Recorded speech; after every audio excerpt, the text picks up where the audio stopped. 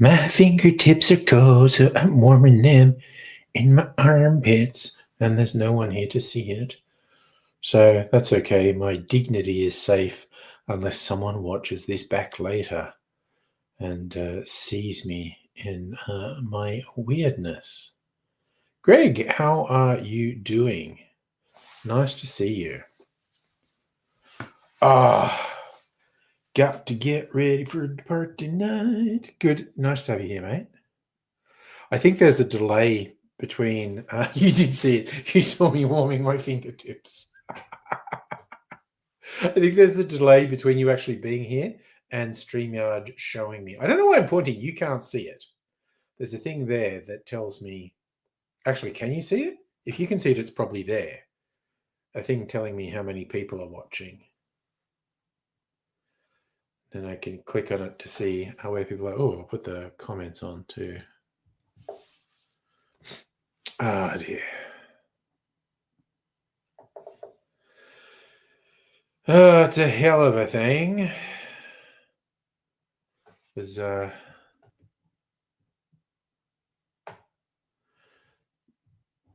really funny. Sometimes I momentarily forget some basic function and go, wait, how do I do that again? And then remember, oh yeah, that's actually quite straightforward and I've done it 1,000 times. So I edit videos the same way all the time. And load files, something be the same way. And then every now and then I'll do it now. There'll be a minor distraction and I'll go, wait, what the fuck? What do I do next? Anthony Lee, hello. Let me see you stripped down to the bone. Been listening to some Depeche Mode. I think I'm going to be chill. I was going to say, I don't think I'm going to make any videos tonight. I am going to taste stuff in the barrels. And so I will actually record when I taste the chocolate Sazerac.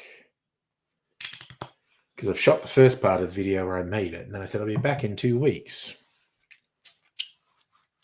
Had the Angry Mix on. Oh, yes. Nice. Of course, be a bit of Depeche Mode in there. Which is a fashion term, apparently. Which the French actually pronounce Depeche Mode. And they get very upset that that band popularized saying Depeche Mode. You know, what the French are like. Well, that was folklore I heard anyway. And I heard that back in the 80s. You know, when urban legends had to be friggin' transmitted word of mouth. And they still were. Rumors, stories, innuendos. It all happened before the internet. People blame the internet for a lot of bullshit that people do. Oh, you only know the Rammstein version. Okay, yeah, well, it's a quite old Depeche Mode song.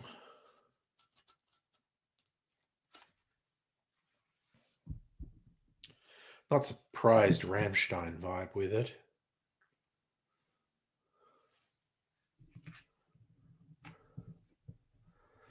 Oh god, that Guy Lindemann is so fucking weird though.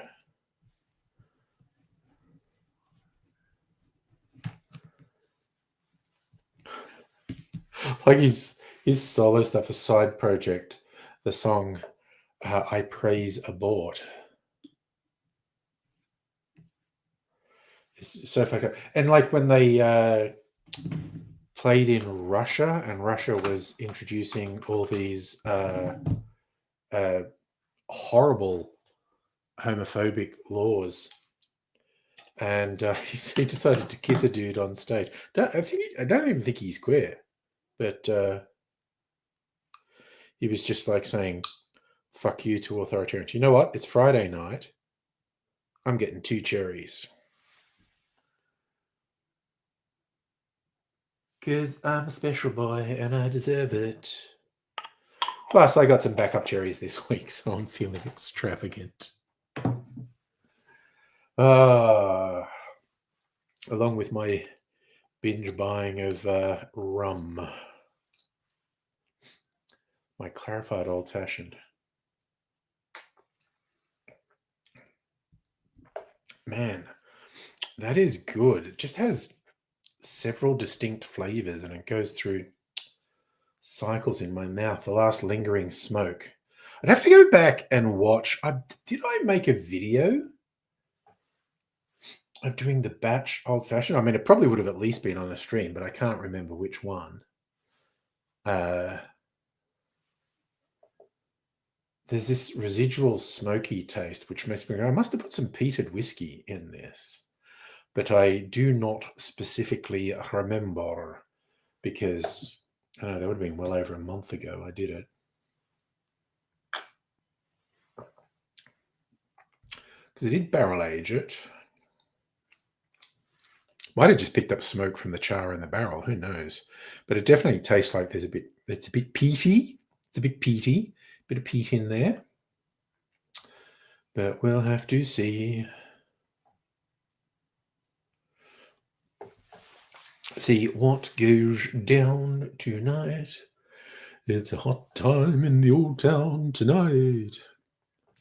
Anyone get that reference?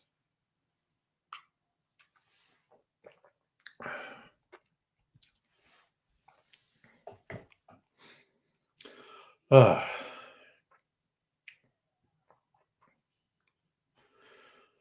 man, I'm sorry, I'm just really enjoying that old fashioned. Although, no drink, I think I'm going to enjoy the chocolate Sazerac even more. I think it's going to be real good. But we shall see. That's coming up. Gonna ease into it.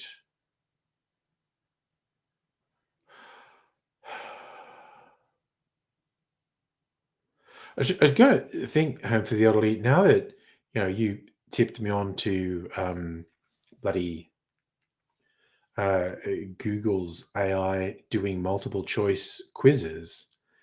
The cocktail one was quite entertaining last night. Should get it to create some more, like movie trivia. When you get okay, I'll give you time to warm up. You're ordering Chinese? Fuck, I haven't had Chinese takeaway in ages. I freaking love Chinese takeaway. God damn it, I'm gonna have to get some sometime soon. Hey, Celtic, how are you doing? Nice, Friday takeaway. I like that. How'd your first drink? It was my first drink. Cheers to you.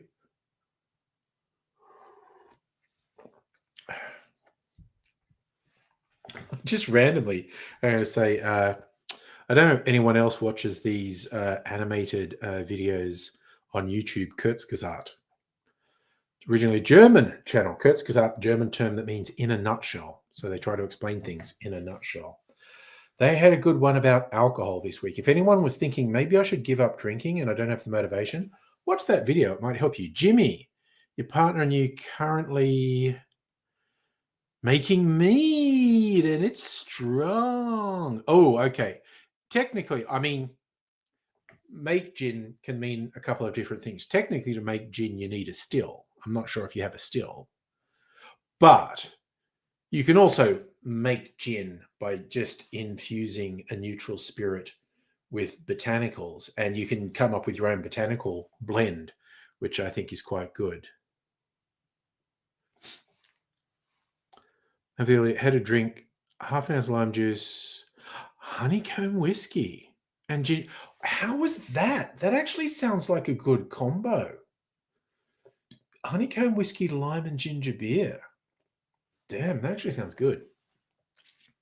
Safa, I actually had meatball pasta bake uh, that I added some extra truffle cheese sauce to. It was like half price at the supermarket.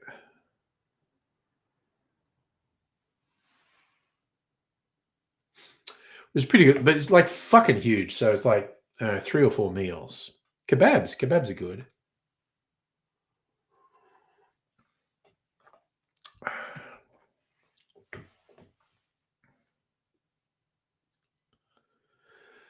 Also, I haven't had kebabs for a while, or a halal snack pack. I love a halal snack pack.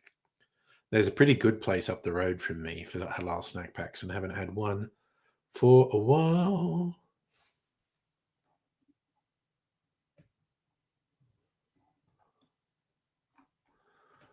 Oh, wait. Sorry, I'm just going to check something. I do this thing occasionally with a top chat, and I don't know if there's any point me doing this. I don't know if this does a thing or not.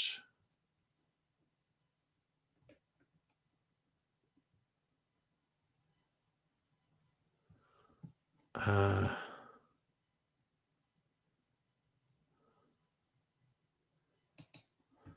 okay. What am I doing here?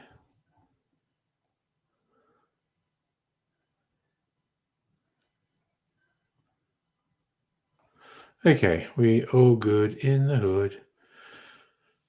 Was it Putin in Alaska with Trump? I mean, the whole Trump thing is so fucking weird. Like the latest dumb shit I heard, and this like there's deeply evil shit the Trump administration's doing on a daily basis, but they're also just doing dumb shit. Like there was a report that his minions are going through the Smithsonian Institute's exhibition to make sure they all agree with Trump's version of history. It's like fucking weird. Ooh, Home for the Elderly. Tiny Teen. Sophie loves Tiny Tina's Wonderland. Um, okay, so I got that's like an add-on to Borderlands 3. I got it ages ago on Humble Bundle, and I finished Borderlands 3. I started Tiny Tina's. Sometimes first-person shooter games, I get motion sickness. Not all the time. I don't know what triggers it. So, like Borderlands 3 didn't give me motion sickness. I started playing Tiny Tina's Wonderland and fucking gave me motion sickness. So weird. I might go back to it because I really like Borderlands game. Like they're hyping Borderlands 4 coming out, I don't know, in the next 6 months. Um, uh, and they're saying there's like over 2 billion guns it's possible to get in the game just because they randomly generate them. So as Trump's stopped talking about MAGA. I don't know. I think he's kind of upset that they won't listen to him about the fucking Epstein files. Celtic. I very rarely have Jack Daniels in anything. I don't know. I'm vaguely aware of what apple flavored Musashi is, but I'm not 100% sure what that is.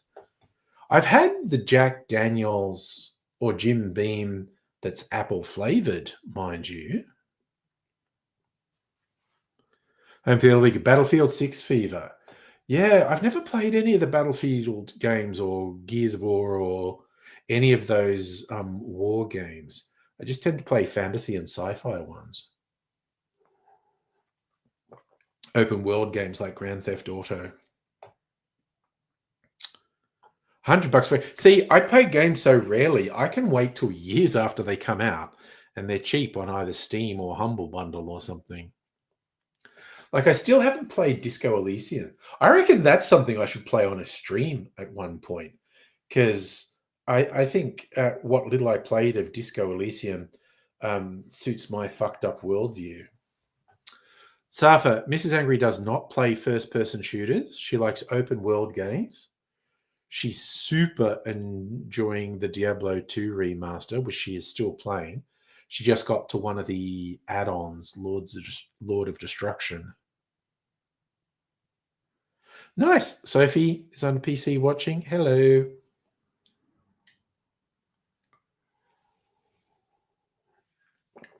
Uh, I've been playing virtually no games. Musashi's an energy drink. There you go. I knew I'd heard of it. It's your new favorite. Caffeine-induced heart attack. Actually, you genuinely have to be careful with how much you have. Unless something crazy is happening, I generally won't have more than one energy drink in a day. I always have one before party night, just to give me a little bit of extra caffeine to see through. And yes, after we did get rain today, windy as fuck till after lunchtime. Like I thought the back fence was going to blow down. Then the wind went away and it rained, not heavily, but consistently. And yeah, now I think it stopped. And so doing Minecraft with your son, nice. Going around helping with projects. Yeah, Minecraft's good like that. Energy drinks have heaps of vitamin B's. Oh, wasn't there some stuff about B6 toxicity in the news recently? Ability Crew 2.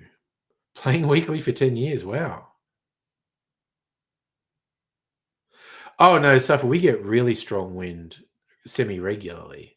It's just our back fence is fucked. I keep expecting it to fall over. Spend an hour just doing weekly challenges. Noise. Well, I reckon this year's Black Friday, Cyber Monday sales, I'm going to look for a deal on a PlayStation 5. I might get a PlayStation 5 in anticipation of getting Grand Theft Auto 6 next year. So if you're saying, unsure how popular these games, everyone's favorite version year, Unreal Tournament. Oh God.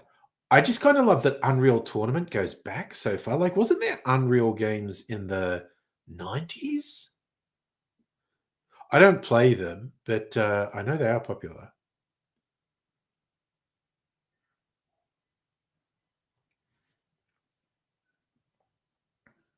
You don't like the Motorfest. I see. I don't know any of these.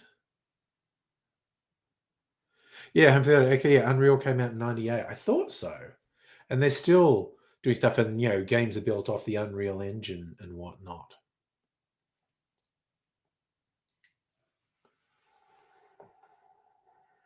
Mm. Uh,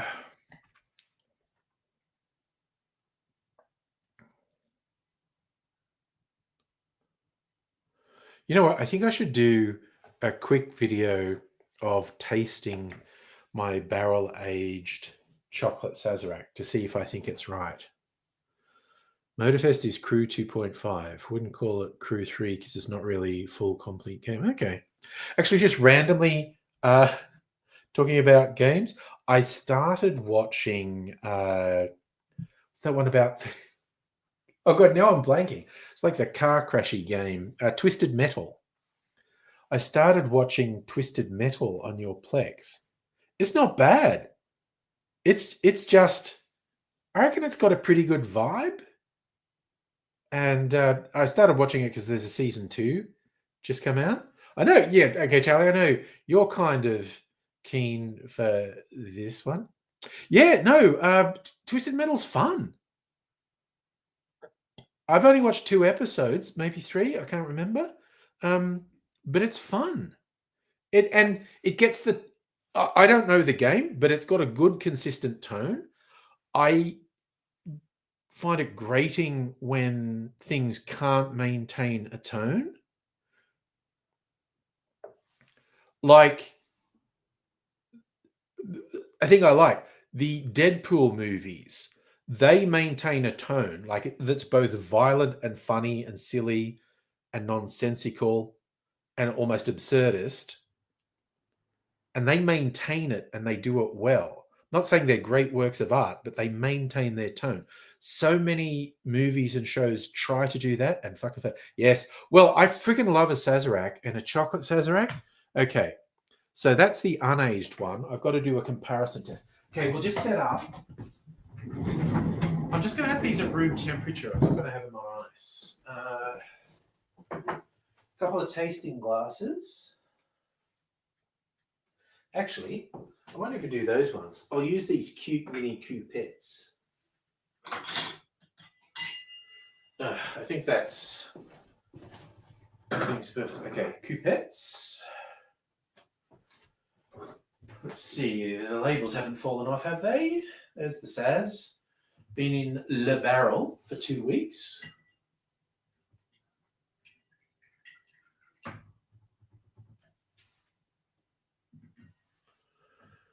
All right.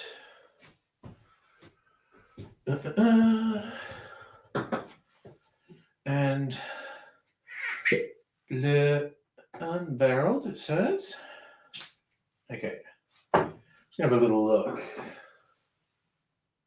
They don't look very different. I'll put a brighter light on, that might throw something on. Okay. Okay, I've got shit all over here that I need to move around. Okay, let's... don't need the GoPro for this. Actually, if I pour myself a big glass, I might, but... Okay, let's get the audio recorder.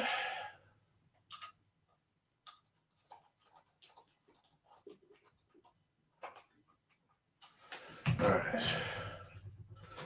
That's good. Get the camera tripod out here. Right. Right, you bloody well right.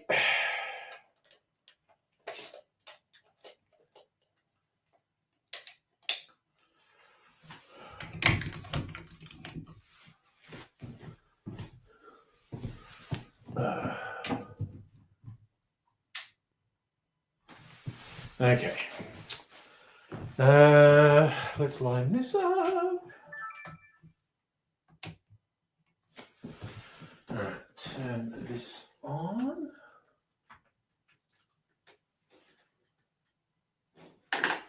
Turn the beat around. Was that Gloria Gaynor? I'm trying to remember freaking disco stars' names. All right, that's ready.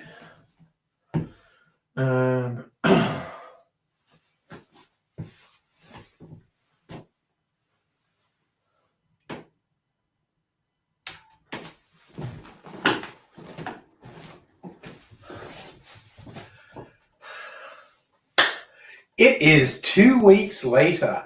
Time for my first taste test of the barrel-aged chocolate Sazerac to see if it tastes better barrel-aged and if it's had enough aging.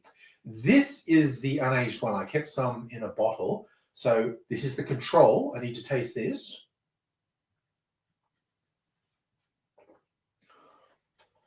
That is just so good. Oh, I really like that. Man, I got the absinthe measure just right on that. Oh, I'm really enjoying that. Now, how different does it taste barrel-aged?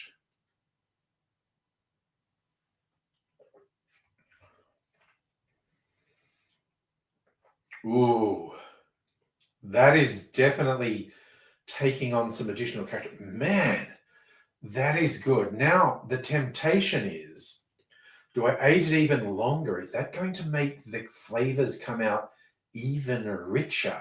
Which is, something to look forward to. But if I leave it in too long and it gets sort of too oaky, it takes on too much of the wood flavor. It's like, I should have taken it out 2 weeks ago. One more taste. Let me have a go.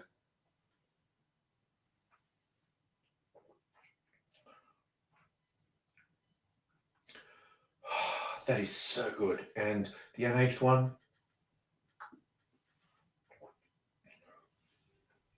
The unaged one is definitely sharper. One thing the barrel aging does, and I found this with a whole range of things I've barrel aged, it rounds the flavors. It doesn't make it less flavorful. It just evens everything out and everything blends together and gets some nice character from the oak. You know what? I think I'm going to decant this. This is good. All right. All right, I'm going to turn that off and I'm going to pour myself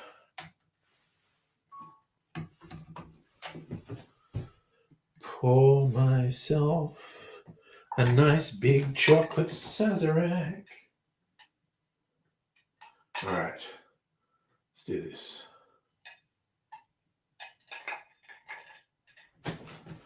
Do. Fuck. Fuck.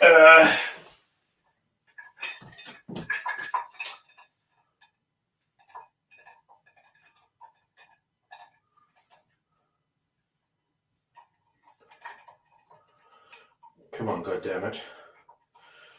I've got to fake this for the camera. I'm going to get my orange garnish out. There we go. We got it. Put that there. I'll put that there. Now I need a bottle. I got bottles in the cupboard here. What bottle will I put it in?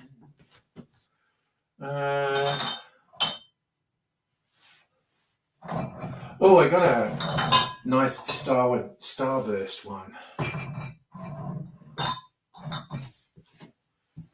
Okay.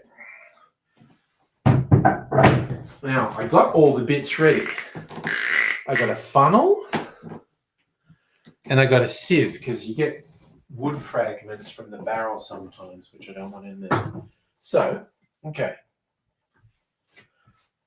Now, it's probably going to be more than this bottle's worth. All right. Do this. Und this. There we go. Not sure if this sound is transmitting. It's like some peeing ASMR. Geez, I could probably make good money on that with certain sections of the internet, quite honestly. I bet you can find that. I bet if you search peeing ASMR, there is actually videos or sound recordings of this type of sound. Because if you can think of some weird fucked up shit, it's on the internet, basically. All right.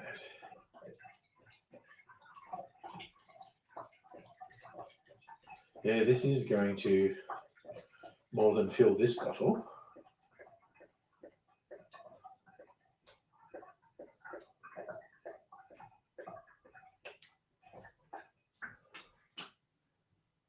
Damn. I only just switched that off in time. Okay. I'll just put that there and I'll get another smaller bottle to get the rest of it.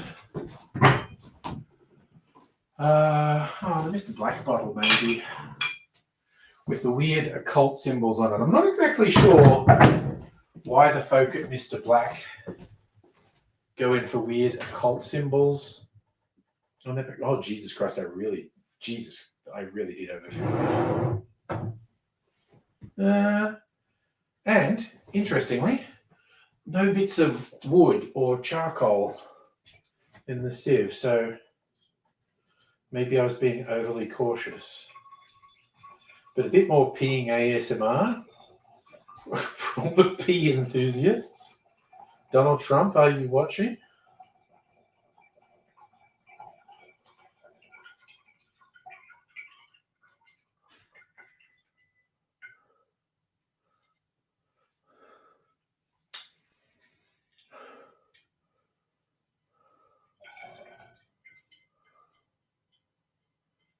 Okay. Just a little bit extra there. Oh. Okay. Maybe pour these two in there. Okay.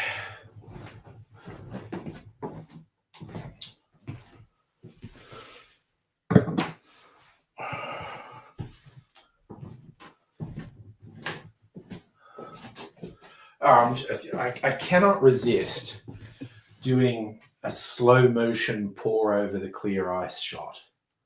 We just got to get that.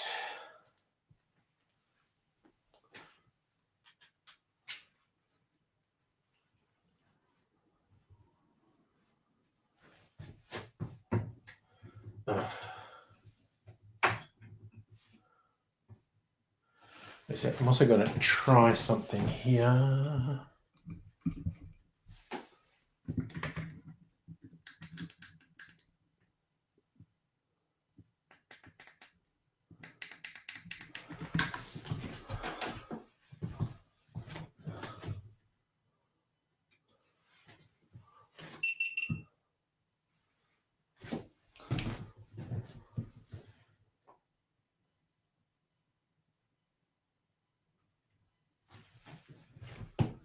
No, you know what? That's not it. I think to make it look its best, it needs this light over here. All right. Let's get this out of the way. All right. Let's fucking go. Let's pour this.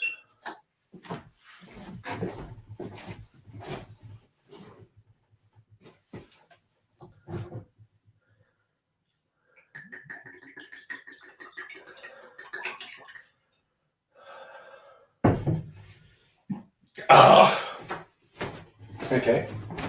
That's simple.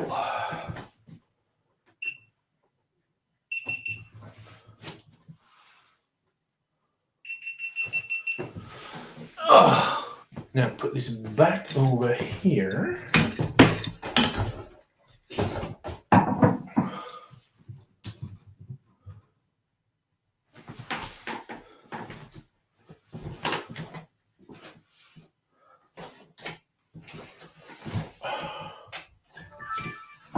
How we going here?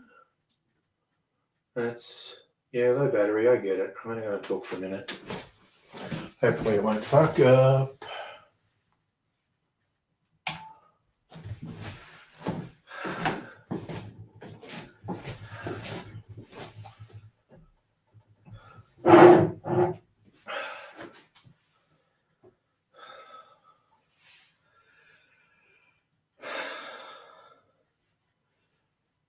Now I've decided it's ready to drink. It's time to pour it over some sexy clear ice. Shit.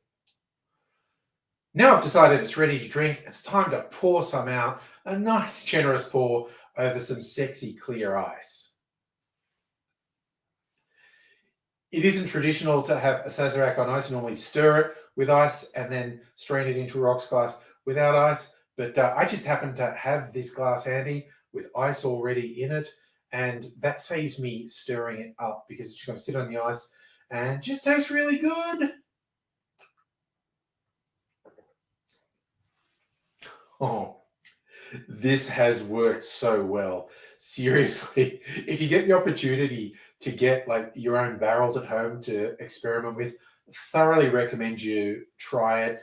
You get some interesting results. You may not like all of them, but experiments are about learning and trying things. This one has just come out amazingly well. Maybe my favorite cocktail of 2025 is the barrel-aged chocolate Sazerac.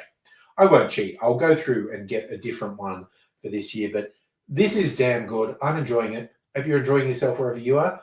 Hope to see you again soon. Until I do see you again, I'll say cheers. All right. That's the chocolate Sazerac Dunzo.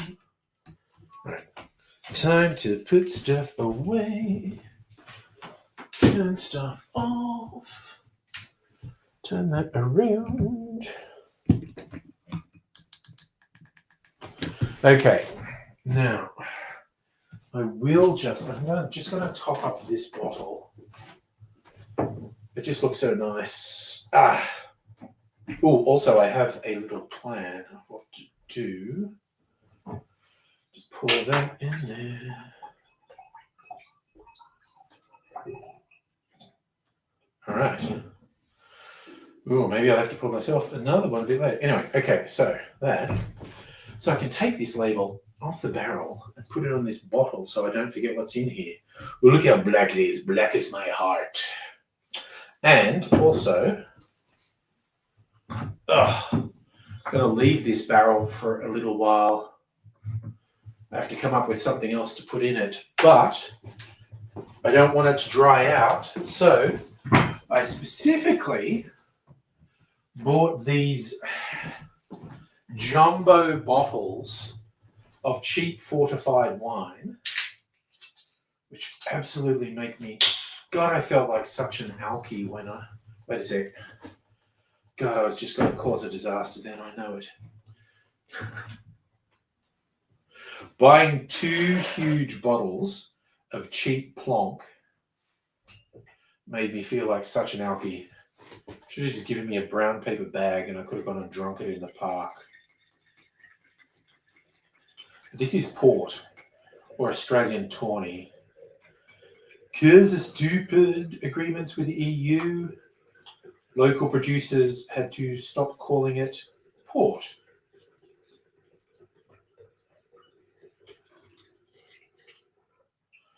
Tastes like, sounds like, I don't know, it's still a bit of...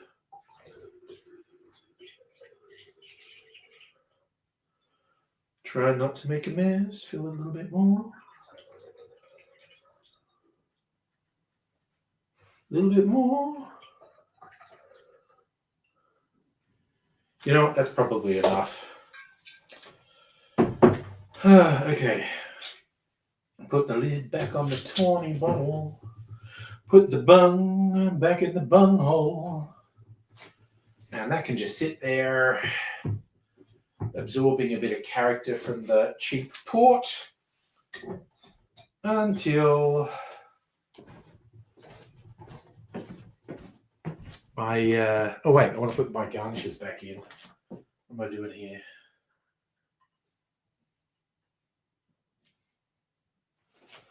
All right. Get some of that tawny port flavor in there too. Hello. Sorry, what's the old person? Is this me wearing pajamas? Is that what we're saying?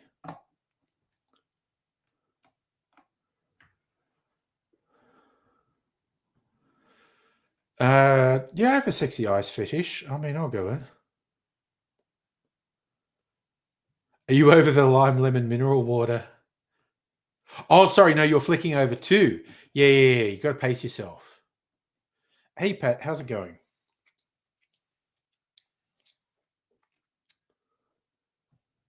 So what do you have that's bougie with real vanilla beans, Dr. Abbott? Ice cream. Well, you know, ice cream's a different fetish. VD update. Move to Wollongong. Yeah, dude, maybe he gets a change of environment. Maybe he changes behavior. I don't know.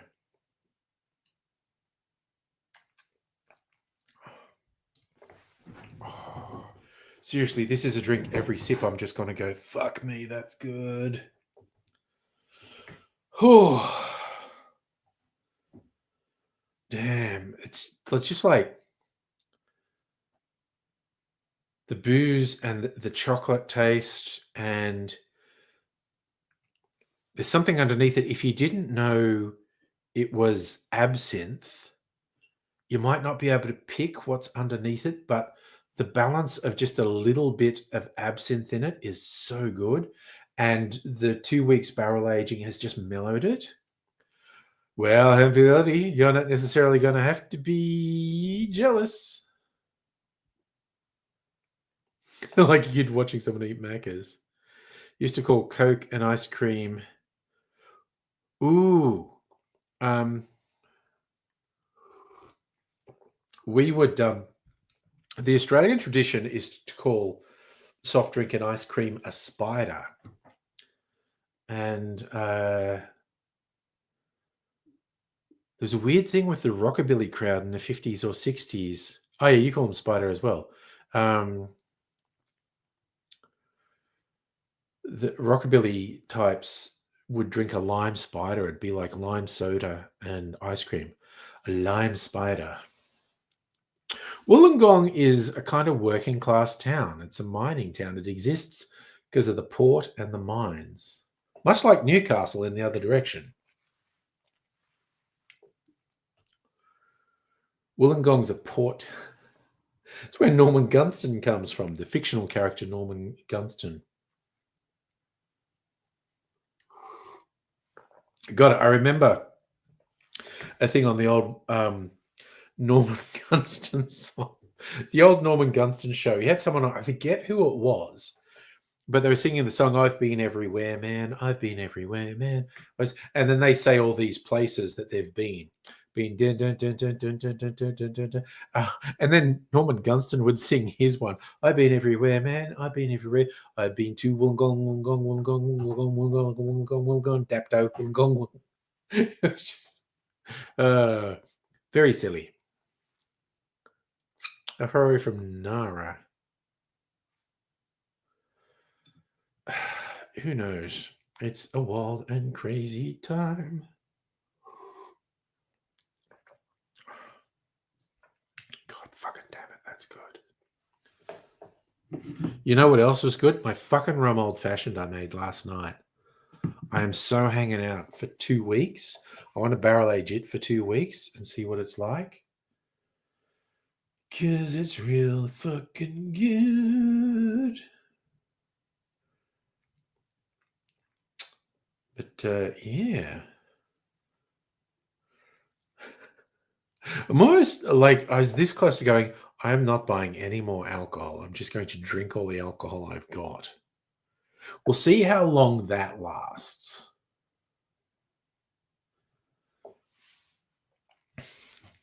Because I'm on a cocktail subscription service. So I'm getting some stuff delivered in the next week or two. And then I got to see what comes in the subsequent months. Maybe I'll limit myself to that. I don't know. Amphilia did a version of the song for Strictly So You played. I've played every game, man. I've played every game. Beat them in my chair, man. Got blisters on my pads, man. I'm a legend. I've played every game. The rhythm you've got there is perfect. Because a lot of people, when they go like, I'm writing my own lyrics to something, they get the rhythm and cadence completely wrong. And you got it exactly right there. Dr. Abigail, pictures of your latest painting. Haven't finished. Oh, of course, I love anyone doing anything creative. I love to see it.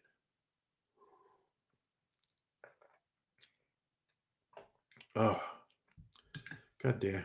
I also got a different can of non-alcoholic drink to have tonight to give myself a bit of variety, which I will probably have next, in fact. Having had 2 cocktails in the first hour, I'm gonna pace myself. Because it's party night, we gotta pace ourselves. What flavor? Oh, Safa. Okay, God, you're getting ahead of yourself. I'll show you. It's this. It's Yuzu sparkling water. It's a different brand. It was on special one time. 0 sugar, natural flavors. So yuzu is an Asian citrus that's kind of between lemon and lime. It's closer to lime than lemon. It's become really popular with Australian gin makers, actually. I've got a yuzu gin over there.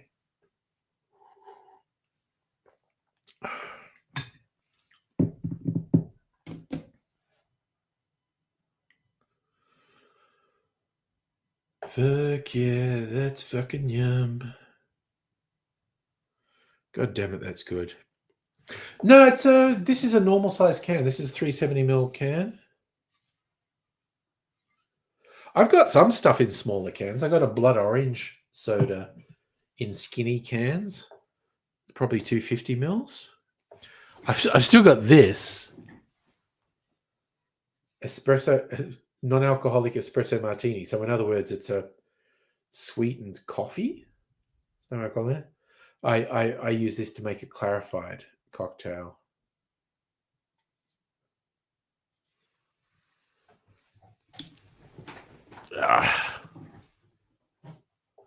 Right, pics on Discord.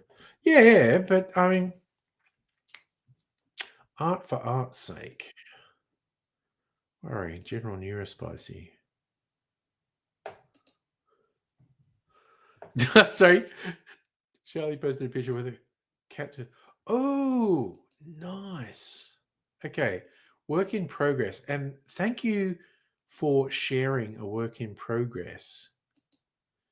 Because when you finish it, we can look at it again and appreciate that we saw the work in progress. Where are we?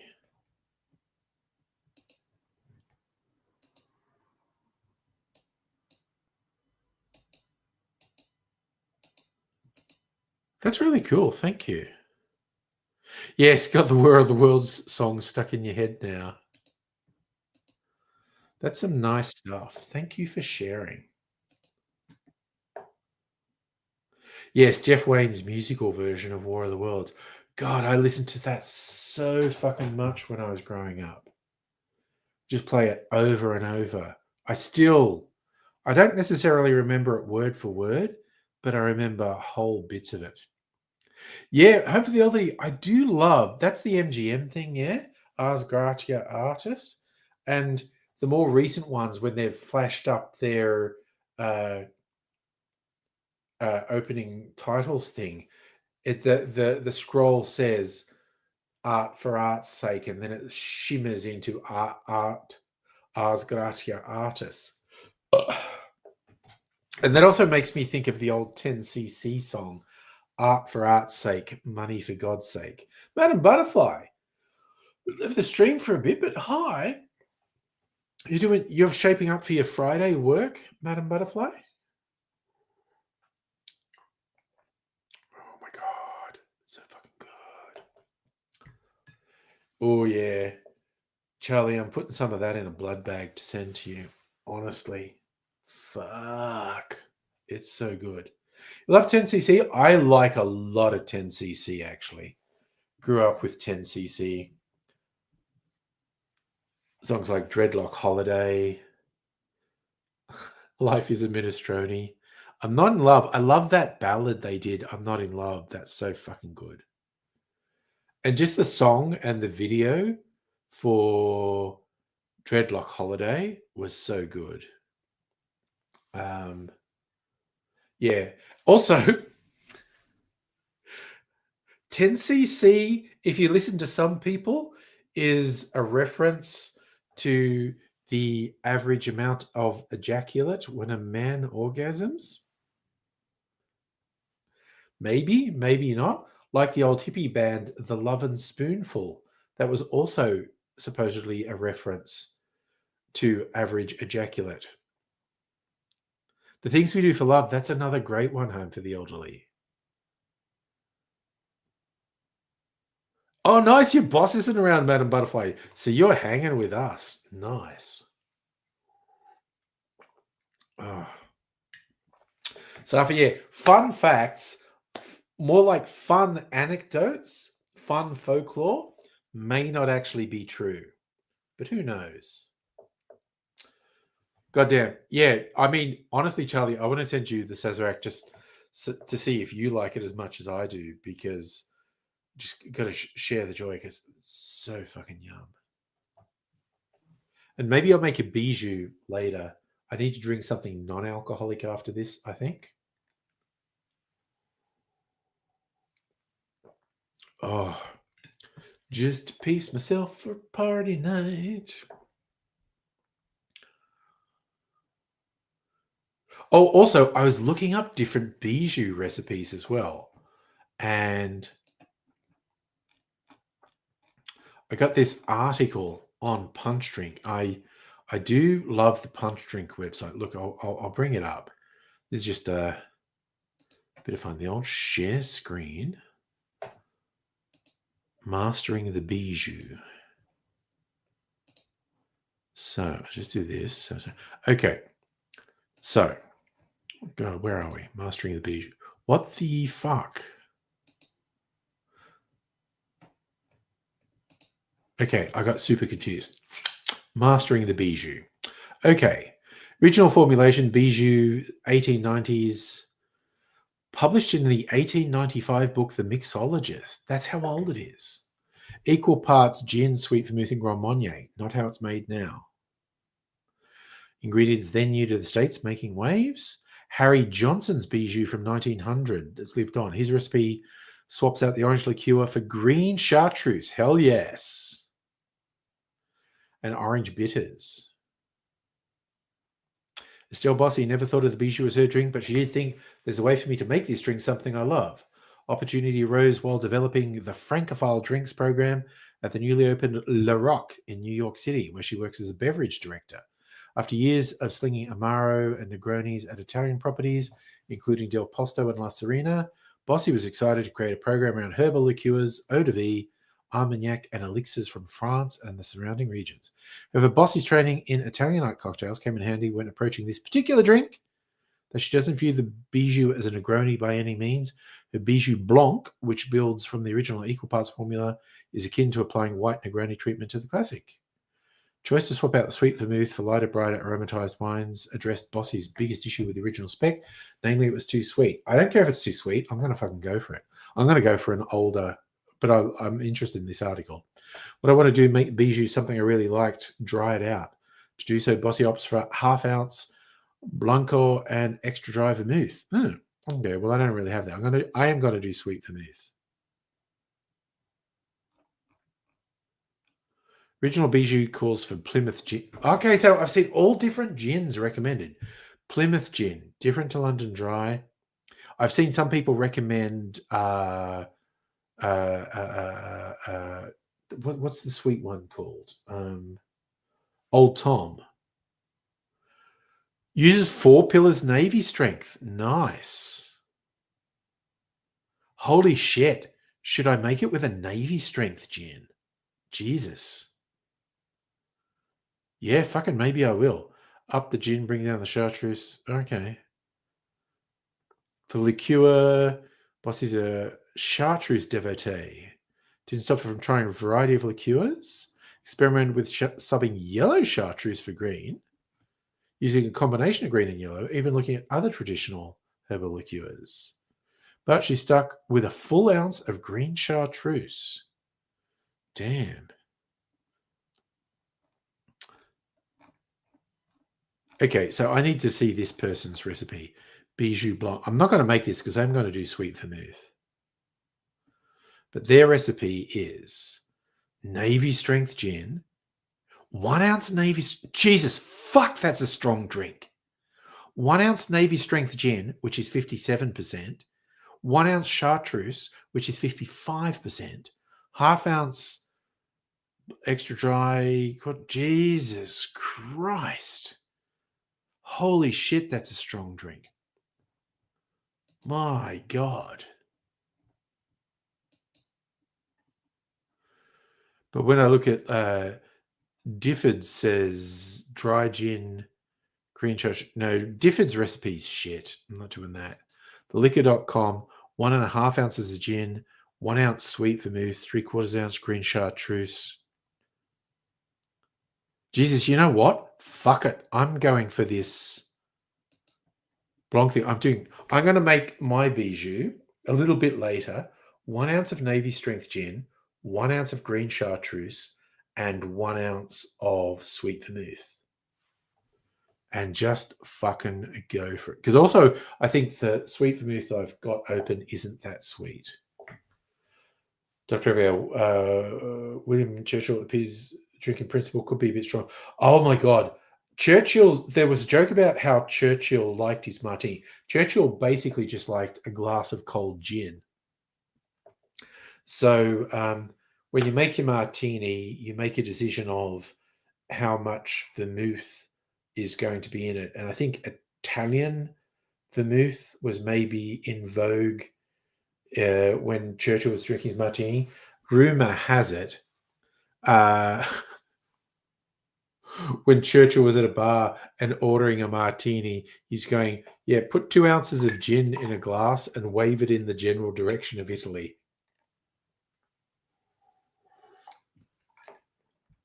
And I have to admit, I love the James Bond martini thing is overplayed, but the one in Kingsman was pretty funny. He did a thing similar to Churchill about like putting the gin in the glass and then just show it to an unopened bottle of vermouth. I fucking love it. I swear to God, also saying all this shit, I probably want to make a fucking martini tonight.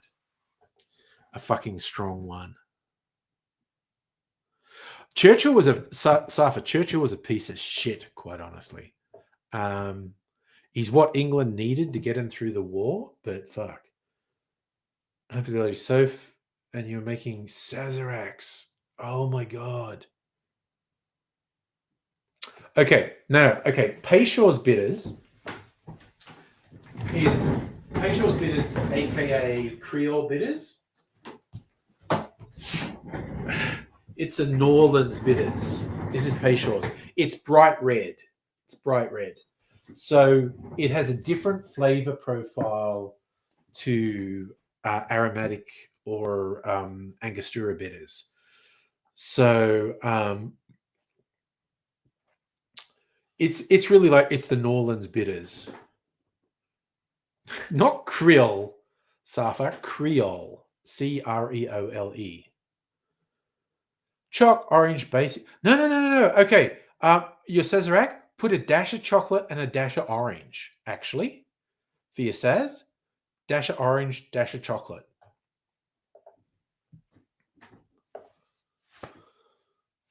Creole is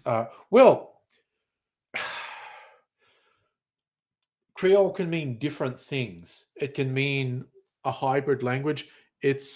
But it's a reference to New Orleans in this case. I love that, Dr. Abigail. Churchill's Navy career was a great example of fail upwards. Churchill was one of the main architects of the disastrous Dardanelles campaign in World War One, which was the Gallipoli landing of the Anzac forces, was an absolute fucking disaster. And it totally torpedoed his career for a while. But admittedly, he's kind of what England needed in World War II, but they got rid of him in peacetime. He's a shit peacetime prime minister.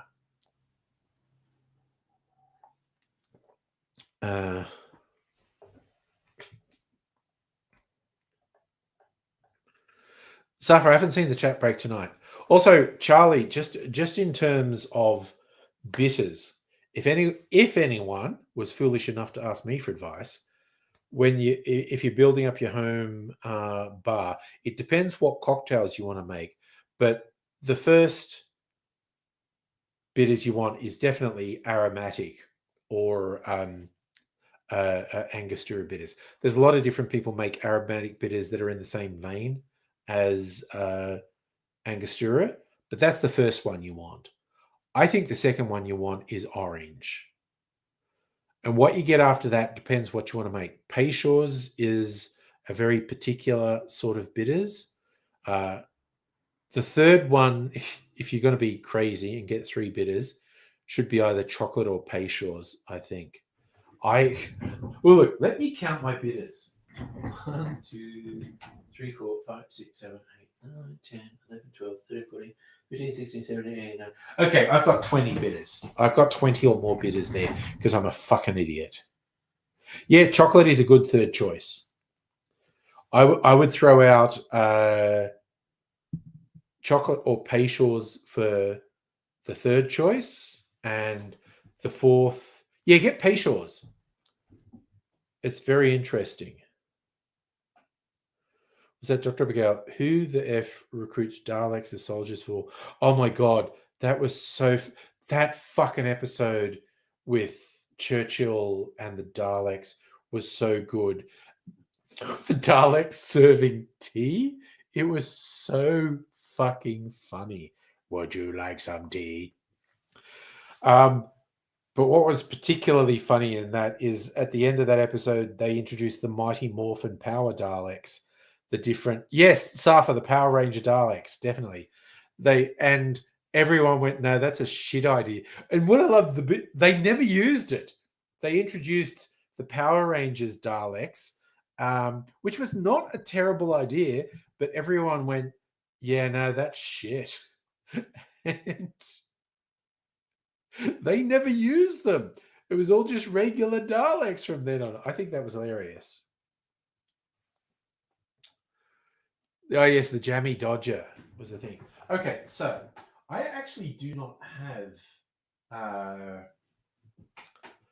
what do we call it? Um Angostura bitters at the moment. Yeah, they look shit. Look, honestly, it wasn't a terrible idea to try and do something different with the Daleks, but everyone said, yeah, no, that's bullshit. So there was that big intro, and then they never used them, which I think was hilarious. So the bitters lab that has hundreds of different bitters, they were telling me, hey, taste them all. Now your tongue gets blown out, your taste buds get blown out in five minutes tasting. So I use the perfume thing with bitters. Put a bit on your skin. So on this one, your traditional aromatic bitters, cinnamon's really strong in it. And your Creole style bitters, Peychaud's, it's a whole different herbal profile. I love this because this is dates back to um, when they were selling bitters as a medicinal tonic. It's beautiful. Oh, I agree, Dr. Abigail. The Dalek Asylum episode was fucking good because there was fan stuff in it. Like the first time I watched it, when the doctor's there and there's all these insane Daleks there, and they started saying where they're from, and because Mrs. Angry is not as deeply immersed in the Doctor Who lore as me, I was just went, oh, these are all from campaigns where they encountered the Doctor and got wiped out. All the Daleks in the asylum um, were actually put in the asylum by the Doctor.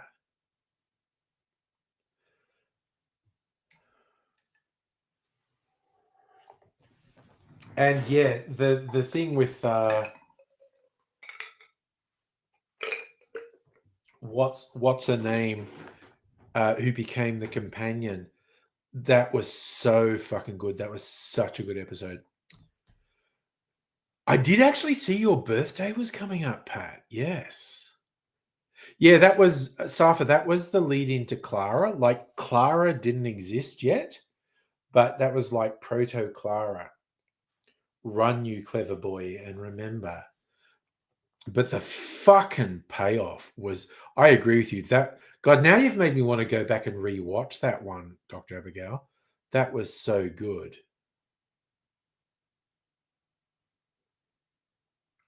Yeah, that was hella good. Oh God, Safi saying 2012. I don't know. Safi, your worker is sick. Have you done something, Pat? Just in case your dad's watching, Pat, I'm having a non-alcoholic drink.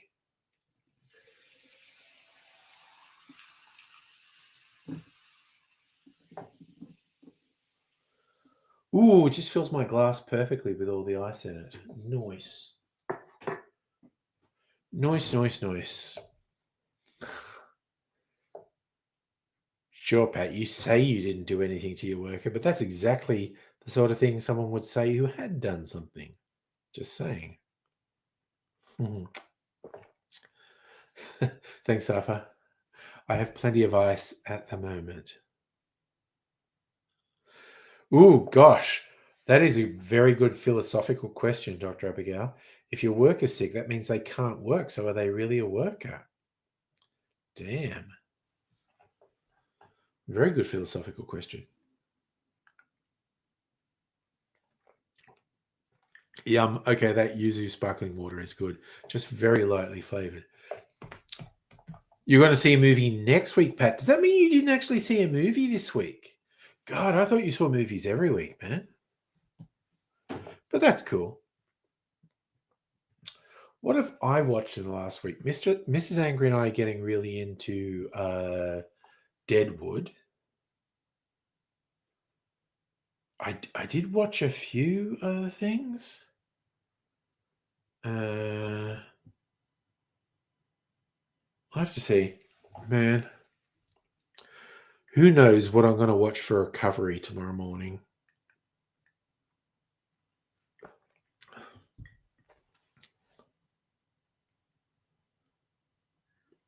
Oh, it's just a cold your worker has, Pat. They're getting better. Hopefully, man. Hopefully they're getting better. Yes, so you hit the nail on the head, Dr. Abigail. I was worried about his worker is cold. Oh, yes. I was talking about watching Lighthouse, wasn't I? I've got to watch Lighthouse. Maybe I'll watch Lighthouse's Recovery tomorrow morning. I need to fucking watch that movie just to see if I like it. Um, I've got to watch Lighthouse sometime this weekend, whether it's Recovery tomorrow morning with my bacon baguette. We shall see.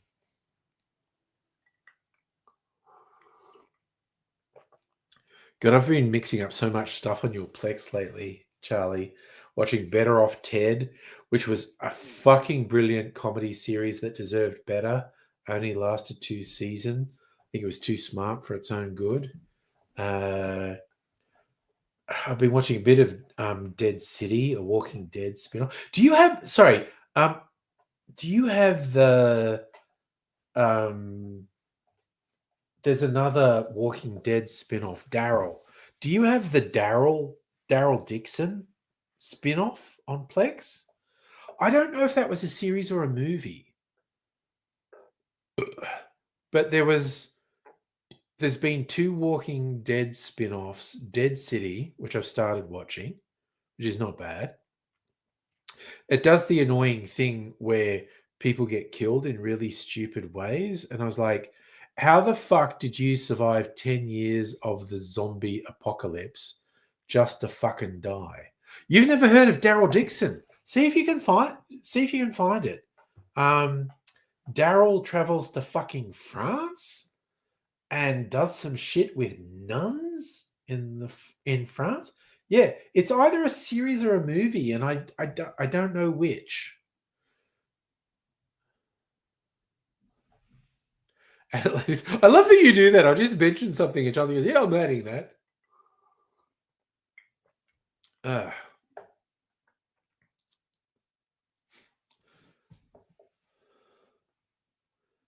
Danny, Walking Dead, Daryl Dixon. Oh, damn. Sorry, Danny Flicks, are you a bot or what? You're on Twitch. That just tripped me the fuck out that you came on The Walking Dead, Daryl Dixon. I'm still not completely sure. Was that a fucking download link? Okay, Danny, thank you. You're not a bot. Oh, you have a Plex too. Okay, but it's a series. So Daryl Dixon is a series. Oh, Humphrey the Lee. I never finished Fear. Okay, I never finished Fear the Walking Dead. It had some good stuff in it. I watched like the first episode of The World Beyond, but I wasn't super into it. No, yeah, no, I get you're not a bot, Danny, but I appreciate you volunteering to be one if it makes me happier.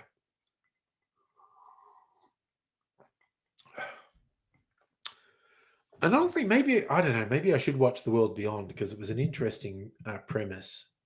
Uh, and maybe I should finish Fear the Walking Dead because I was kind of into that for a while. There were some good characters. There were some good characters and good actors in Fear the Walking Dead. Um, and it was getting sort of really fucking trippy.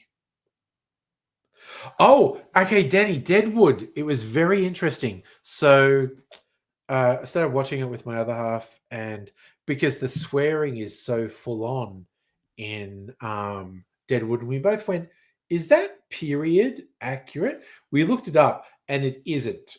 In that period, people wouldn't have sworn like that, but most analysts say the actual swearing from that period would sound silly, even comical to a modern audience.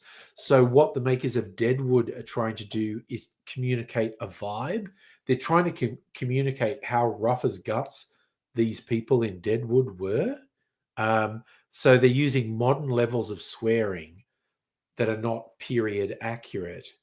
But oh my God, just the the script, the plots, the character interplay, the acting, fucking everything about Deadwood is so good. We're about 8 episodes in now in season one. There's like 3 seasons and a movie, I think. And holy shit, it's so good. Oh, apparently, Dr. Abigail, period accurate swearing was like sacrilegious. Like saying "god damn" was quite extreme. Um, but in Deadwood, they're saying "fucking this, fucking that," calling people cocksuckers and cunts, and apparently that's not accurate. Thank you, Danny. I'm on spot on my thing. Holy shit! Pat's birthday's a Friday. Damn. Okay. 29th. Oh, 2 weeks. 2 weeks to Pat's birthday. Jesus, that's going to be a big party night, isn't it? Oh my God. Safa, Peter Capaldi swearing in the thick of it was so fucking funny. And it's so funny that he did Doctor Who after doing In the Thick of It. Oh. I don't know how big a drinker Pat is, Safa. Oh, Dr. Abigail with the digits. Whoever stole my copy of Microsoft Office, I will find you. You have my word. Holy shit, that actually sounds great. Home for the elite Chinese food and center. You've seriously, I've not had Chinese takeaway in so fucking long. No. Safa, In the Thick of It was way before he was Doctor Who. Personally, my favorite sort of fun fact about Peter Capaldi, his last role before being Doctor Who was in the movie World War Z, where he was working for the World Health Organization. So just before he was Doctor Who, he was a Who doctor. Oh, you're talking about the Fires of Pompeii episode? I think the Fires of Pompeii episode was also way after In the Thick of It.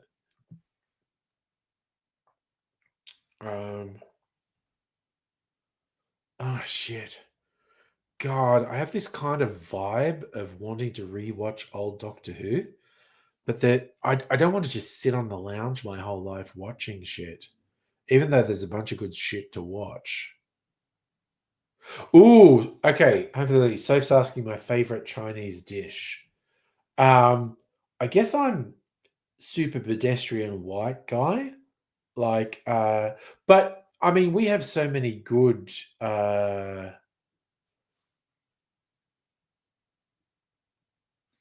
sort of more traditional Asian places where I get stuff from. But I would legit like with Chinese food. I probably get special fried rice and either Chinese style barbecue chicken or lemon chicken.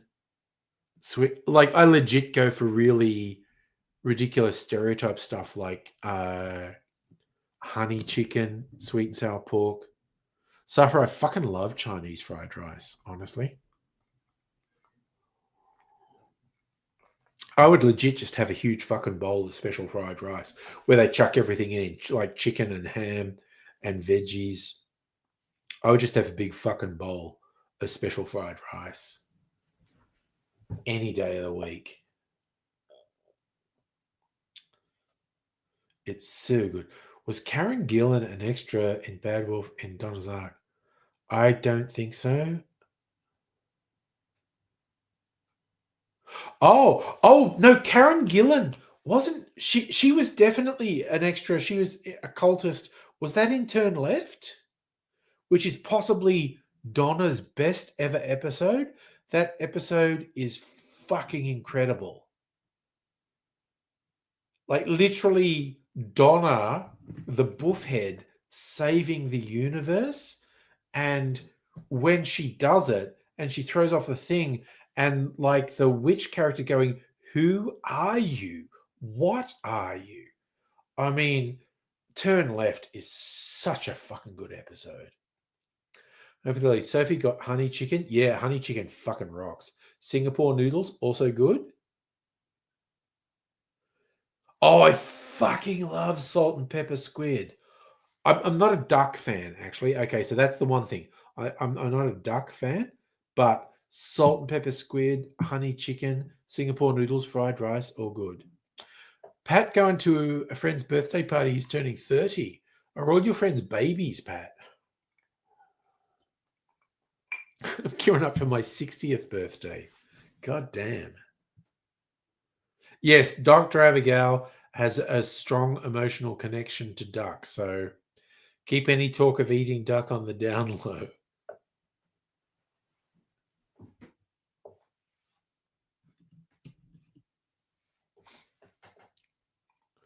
But also it's something that's not appetizing to me. Danny, you like crispy beef. Rainbow beef, they call it in some places. Noise. Noise. That's some good stuff. We're getting food talk now. Oh God, there's a place like a suburb over from me, uh, and they do friggin' uh, I think it's kind of more Korean than Chinese or Japanese. And holy shit, when you order stuff from there, they give you like huge fucking buckets of it. And they do the whole of like chicken and beef and pork and whatnot. And they do some really traditional stuff. And then I do some stuff that I think is for Westerners as well. Um, it's called like Mama Chu's Kitchen or something. Fuck, it's good. But we like when the offspring was still living here, I would semi regularly get stuff from there because it'd be so huge. You get like rice and two or three of these dishes, and it would just be like so much fucking food. I can't even justify going there now that the offspring have left because it's so much fucking food. Um, uh, in fact, now even saying this, I feel like I need to line up another dinner with the offspring. I haven't done it for a little while. If you see, young Mr. Angry was going to be moving. He was in a temporary place when I caught up with him a couple of weeks ago, and he was going to move to a new semi-permanent home. Safa, I mean, seriously, if I got just like rice and one of the dishes from this place, it would be 4 fucking meals. So much. We talk about Korean barbecue. Oh, so there's 2 sorts of Korean barbecue places home for the elderly. One where they cook it in front of you, and another one where they actually give you a hot plate and they bring things up and they pull down this thing that's like a vent that sucks away the smoke, and you cook the stuff at your table. It's fucking wild. Also, tends to be quite expensive, actually. All the Korean barbecue places I know are pretty expensive. But it's kind of fun. You order stuff and you have a hot plate and you cook it at your there's like a hot plate in the middle of your table and you cook it at your table. It's kind of fun. A little bit pricey is all I'm gonna say. But it's a good thing. Young Miss Angry, it was a couple of weeks ago. Oh god, she's living in Yarraville, which is just to the west of the city. There's so many good fucking food places there. Over you have the cook at the table one, $45, all you can eat for an hour. Jesus, that's all right for all you can eat though. Damn. So if your sister's back in Melbourne, all right, yeah. It's a good place to be. That's all I'm saying. I like being here. Okay, Yarraville. I lived in Yarraville like 20 years ago, and it was kind of when I was living there. But Yarraville and the neighbouring place, well, it's like Footscray, Yarraville, Seddon. They've all gone up and become way trendier. Like friggin' Footscray, when I first moved here like 27 years ago, uh, Footscray was a shithole. Now Footscray is really trendy. Then I lived in Yarraville and whatnot. But yeah, Footscray, Yarraville, Seddon are really fucking trendy now. Yarraville's great. I really fucking like Yarraville.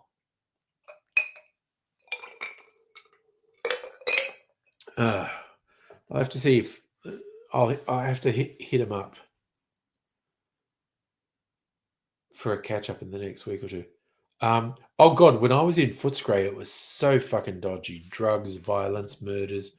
The Footscray markets, you just go to like the market to get stuff, and then half the people there were just trying to sell you heroin. It's friggin' wild. I think it's less like that now, although there's still some palaver and to do there. So if you had a friend who moved from Footscray to Regional Vic, okay, 25 years ago, Footscray was a fucking hellhole. That's when I was living there. They must have wanted a quiet life going from Footscray to Regional Vic 25 years ago. And that's fair. You want a fucking break. Dr. Abigail, you once wrote a song about a tortilla. It's more of a rap. No, yeah, oh yeah. Home for the elderly. Apparently, Footscray's got super gentrified. Rottweiler dude, what's Footscray like at nighttime? I don't know. I never went out at nighttime. Sappho, was drugs more Melbourne or Sydney in the 90s? Dude, the fucking drugs everywhere. Oh, look, Pat, YouTube live, maybe. Look, what I need to do, bro, I probably need to take a toilet break because I just drank a whole can of flavored water. So I think I probably fucking need to have a pee break. I feel like putting a video on while I have a pee break. What do you think? A video? Who has an idea for a video? Let's go on YouTube.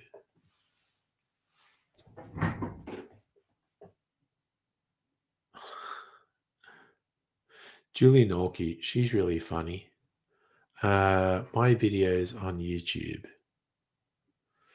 Yeah, no, I desperately need to have a pee break.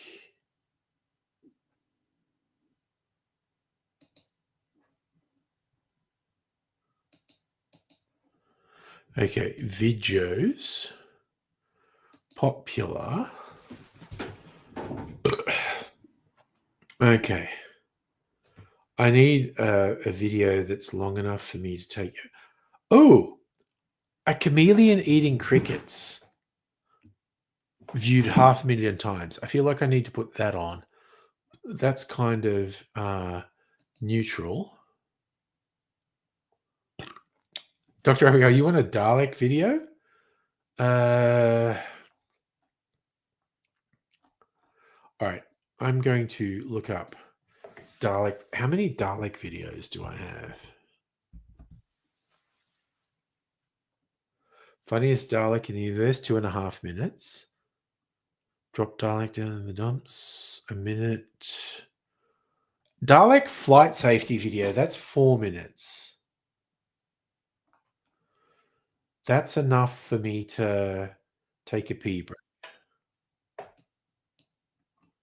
All right, I'm going to do a Dalek flights. I don't even remember if this is any good, but God, the more now I've started thinking of it, I desperately need to have a pee break. All right. Need to do this. And I'm going to have a pee break. Fallen Dreams, hey, I'm having good. I need a pee break. I'll be back in a minute. Welcome aboard Dalek Flight 101, non-stop to the Star Slave Pits. Before the flight, we will show a brief safety video. Please pay attention, even if this is not your first time being enslaved by the master race. This video is for your safety. Pay attention, obey the Daleks.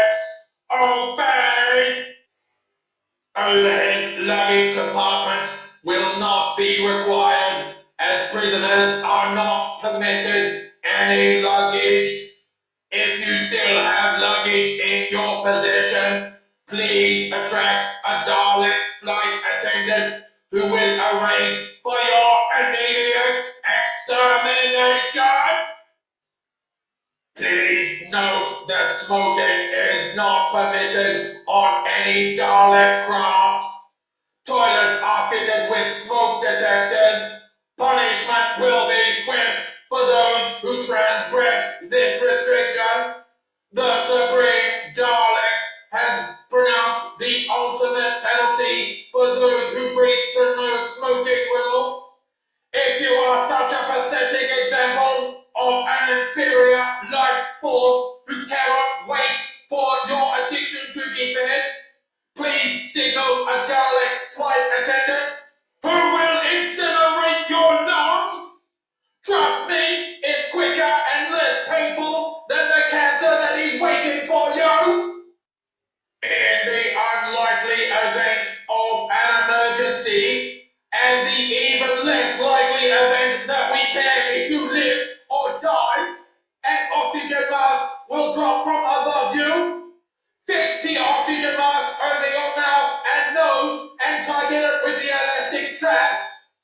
You may be tempted to help a lesser being attach their mask before your own. Do not do this! This is a mistake! This is why Daleks are the supreme being! We do not cover for the weak! The weak are left to struggle on their own! Apply your own oxygen mask! Then you may help the young ones. You should look around to familiarize yourself with the location of the nearest emergency escape hatch. Then you should resign yourself to the fact there is no escape from the Daleks. None. Nobody escapes the power of the Daleks. All electronic devices must be switched off for takeoff. When we are safely in space, you will be allowed to switch on approved electronic devices. Note that some devices are not permitted during flight at any time. Yes, I'm talking about sonic screwdrivers. Not falling for that one again. So enjoy your flight with Dalek Air, or not. It matters not to the supreme beings whether you enjoy your flight. Wait, that's not the engines. What's going on? I should have known this would happen. Why did I take this job? Oh, this is such bullshit. Okay, I kind of like that. Oh, damn. Okay, honestly, thanks, Fallen Dreams. How old was that? That was, shit, that was old. I uploaded that January 2013. Holy shit, I've been on YouTube a long fucking time. 12 and a half years ago. Fuck me. God damn. Thanks, Safa. I'm glad you liked it too. I kind of liked it. I probably have not watched that video in years. I was like, yeah, it's kind of fun. What was the resolution on that?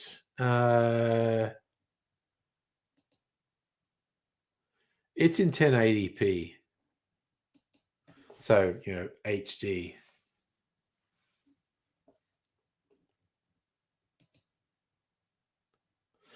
Thank you. I'm glad you found it amusing. I found it amusing, honestly, watching it. But hey, does Pat want to join? So I'm going to put the link for, anyone who wants to join. Where's the link? I have to remember the correct button to push on StreamYard to get the link. But there it is. If anyone wants to join, it's at 9:30. Okay, so oof. I'm being thing. Yeah, Pat's probably going to appear. He wants to appear, so we'll give him the chance. I want to get a thing like because a guy I know, Scotty, made an actual full scale Dalek. Danny, retrospect is an interesting thing. No, posted on Facebook 10, 12 years ago. Isn't it weird to see stuff you did like a decade ago? It's freaking weird. Happy that you're going to join in half an hour. Oh God. Okay. Bloody. This is you wouldn't have seen it, but StreamYard actually changed. It sent me an update. A thing popped up for me going, Wrestling Days has entered the studio. And he has. Look, there he is. Hello. Hey, mate. How you doing? Hello, good. Doing good? Yep. So I know, okay, the scarf, you're a Hawks fan. I pay no attention to the football. How are the Hawks going? Yeah. Are they in the finals? I don't know. I look at them recently. Lots of times. Okay, so you're not paying attention. That's fine. Nah. You're not paying attention to it. I'm not paying. So we'll let it go. It's fine. Yeah, It's all no. good. What have you been up to this week if you didn't go to the movies? Well, I'm home. Yeah, Monday, my worker is sick. She got a cold. Your worker's got a cold. You were telling us that earlier. So Yeah. it's no more serious than a cold. No, now my worker's a bit better now. They're better, getting better. That's good. Yeah. That's good. That's what we like to hear. That they're getting Yeah, better. I saw my worker today. Gonna go out today. Okay, they're feeling better today. Yep. Oh, good stuff. Good stuff. Glad they're feeling better. It's all right because I was just gonna say we don't want Pat punishing people. Oh yeah. You know, That'll work. That'll work. It's getting that's getting a bit scary. If Pat feels someone's failing him, it's just like I'm sorry, master.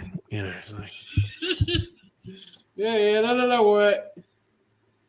oh yeah, okay. Home for the elderly. I saw you had Life of Chuck on Plex, and it's been getting a bit of hype. Like it's just starting in cinemas in Australia, but it's been getting a bit of hype from what I see.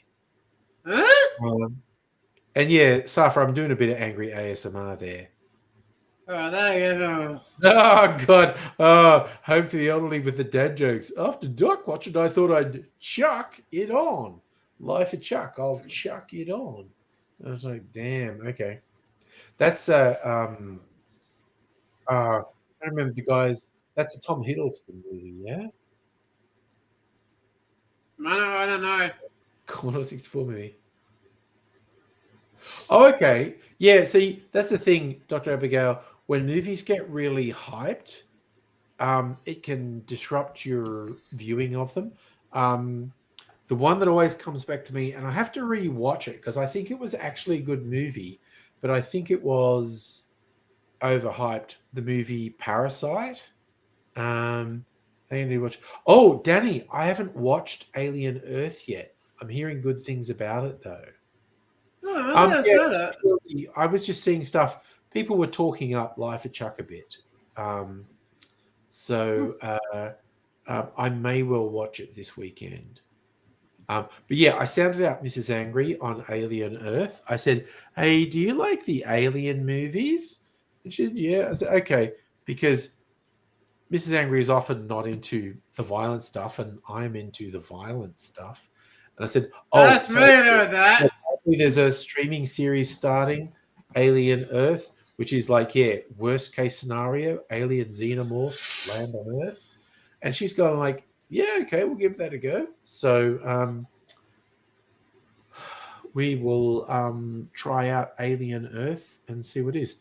I did manage finally to convince Mrs. Angry to watch Deadwood, which is like a 10-year-old series. and she's into it, and because it's just good. The characters are good, the script's good, the setting's good, direction, everything about it is freaking good. Um, and yeah, you get invested and want to know what's going to happen to it. I did see that Safa, the soy sauce fish, is getting banned in South Australia, and it's like on the one level, I'm going, yeah, that's reasonable. It's a very wasteful thing. But on another level, it's like, oh, yeah, it's this bullshit. Whereas, like, individual consumers can save the world by recycling, but we can't because 75% of uh, greenhouse gas emissions are emitted by half a dozen companies. It's just like, is this bullshit that us as consumers can save the world? We fucking can't. No, I don't It's know. these evil companies. Yeah. But oh, I'm feeling it sounds like you haven't heard of it. Yeah, I sort of think. Okay. So ooh. Yeah, I saw that. You saw the thing about the soy sauce fish? No, the drink. Look at You know it. that. I love That's these that's bottles. I love that's these are the cool. old Starwood bottles with all the starbursts painted on the bottle. I think that's very nice. But Mm. so I say because they don't make those bottles anymore, so you can't get those bottles anymore. Ah. So I saved them. But also Oh this yeah. one. Sorry, what do you got, You Pat? you may go see that. Oh, sorry. All right, what are you trying to show me?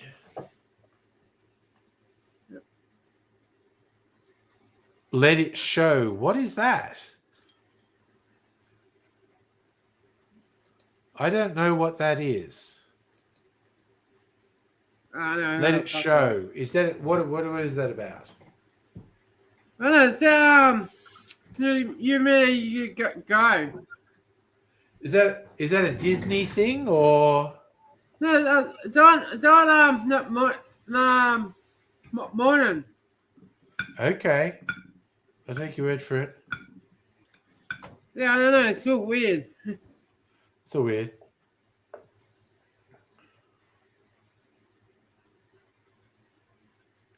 Oh yeah, no, yeah. Hopefully I'm with you completely. The whole thing about plastic straws and recycling cans is all kind of bullshit because it's these huge corporations that are causing all the problem. It's an absolute line of bullshit. I mean, reducing our waste is good, and like Yeah, on that. as an individual, if I reduce my waste, that means nothing. But if millions of people reduce their waste, that means something. But the real thing is these fucking corporations that are the actual source of the problems and the evil in the world.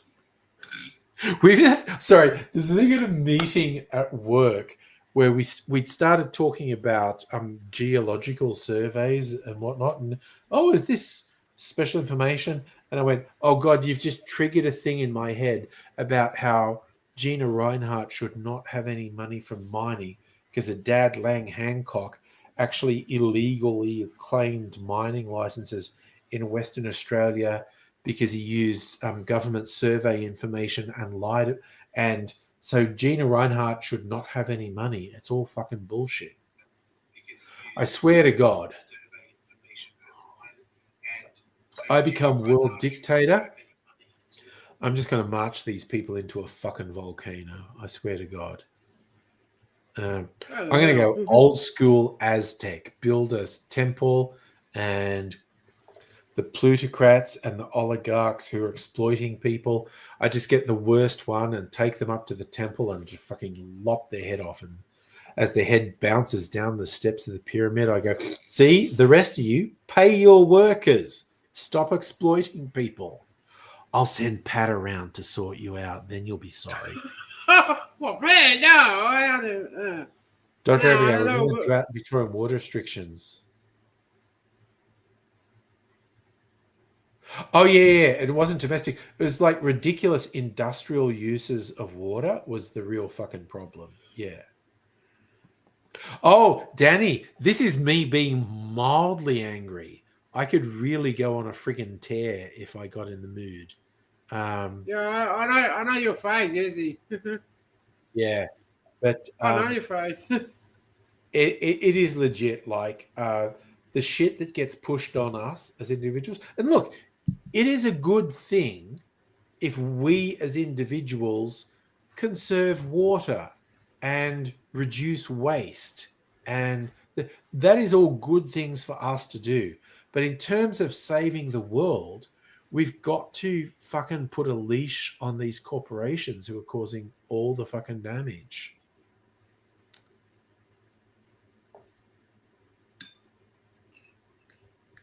I love that. I feel he's saying, Danny's going, oh, yeah, there's the angry bit. You ain't seen nothing yet.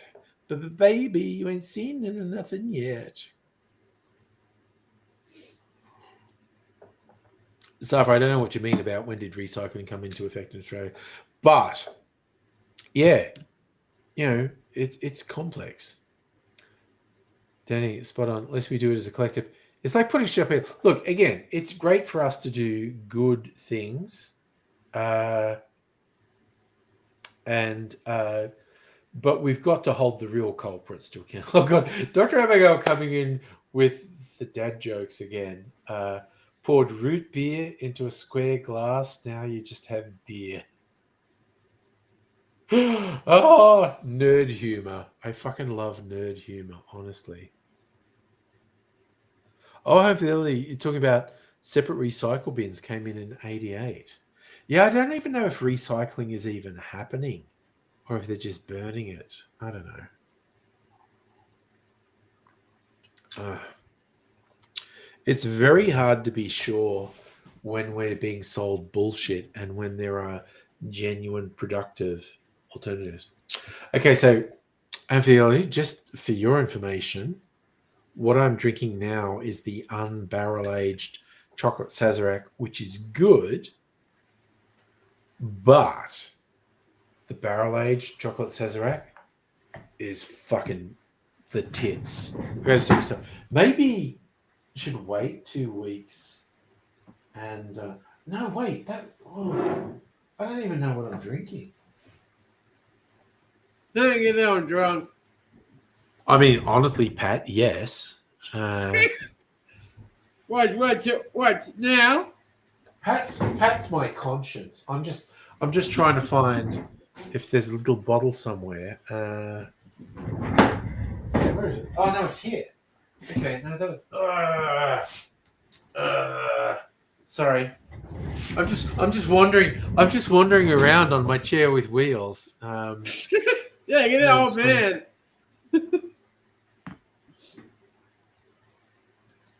So the green bin's a good thing. I mean, yeah, but I'm also not sure exactly what's happening.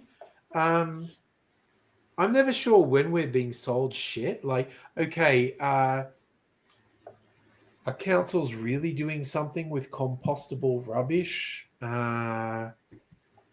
which is potentially a really good thing? And like I remember taking some hard waste to a drop-off site a few weeks ago with young Ms. Angry. It was really funny. It's like metal goes here, electronic stuff goes here, plastic goes. And there's one bit where you just throw stuff into a pit, and there's like a grinder there, and it just reminded me of the Sarlacc in Star Wars. It's just like throwing stuff into the pit where the Sarlacc is. It was pretty funny. I know. Hopefully the elderly, yeah. Pat's been like a bloody millennial. He's on the stream, but he's just playing on his phone. And I was just like, yeah. Yeah, look at my Facebook. Yeah, Pat's doing his Facebook updates. Gotta get it in. That's fine. It's fine. Yeah, very soon. Yeah. But tomorrow, next Saturday, I go see George and Fox that day. Who are you seeing on Saturday? Josh and Fox. Oh, is that your wrestler Wrestling. friend? Yeah. Oh, Pat getting No, into no, the wrestling not to- again. Not tomorrow. That is Saturday. That is Saturday. Okay. So it's Yeah. coming up. Wrestling Yep. coming up. All right. Yep. That's Not nice. tomorrow. That is Saturday. Okay. All right. All right. Got some wrestling coming up. Yep. And the Friday the dance. And It's you're going on. to a dance too. Yep. Damn, Pat's a social butterfly. Going to a dance on Friday, going to wrestling on Saturday. So yeah. Yep. Oh, nice. I swear to God. I got the little message. Home for the elderly's in the studio. Let's change it back to this one. Actually, it didn't. This doesn't look bad. This kind of looks okay. Yeah. Yeah. Like this. The Brady Bunch. It's a while since it's gone wild with the Angry Bunch, but because we can have 9 people on here. No, 4. No. This okay? What looks better, this or this? I think that's cool. I like I option. Yeah. kinda like this one. Yeah. Oh, yeah, cool. Yeah, it's all good in the hood. Check out the DVD I got yesterday. Oh yeah, you were going to tell us about stuff you got. Yeah. You'll like this one. Oh, that is one of my Whoa! top films, Jesus of Montreal. I friggin' Oh, love I that. didn't say that. That's cool. That is such a good. I got it, but the other copy I had subtitles about 3 seconds out of sync. Oh, that sucks. Oh. Yeah. It's a French Canadian. It's a French Canadian film. It's a really good film for Catholics because because it has the 2 stories that intertwine with the overall And why it worked for me is because like I did a theatre degree, so I was into theatre and acting. That is a really good film for theatre people, for people who are into acting, but it's also a really good film for Catholics because they do literally do well, I don't a feel passion play, which is of the those. Easter crucifixion story. And what was funny is because I'd seen it and I loved it, and it was getting a bit of hype in like the early 90s. And I was with some friends who I knew had no religious education in their life. They were raised outside of religion, went to state schools, and went to see it. And as I was watching it, I was realizing they're not going to get the subtext of it. And so I kept leaning over to them going like, that guy's the devil. He's tempting Jesus in the desert. Oh, man. She's Mary Magdalene, the fallen woman. I think I'm going to need. And I was explaining all the allegories to them. There we go. That's better. I had Stuff some like dirt did I sitting see right Catholic there on high my school eyeball, and I could see it in the camera, and I'm like, oh. Is your eye crooked? I saw that. It had some dirt sitting on it right there on the eye. Okay. Yeah, There's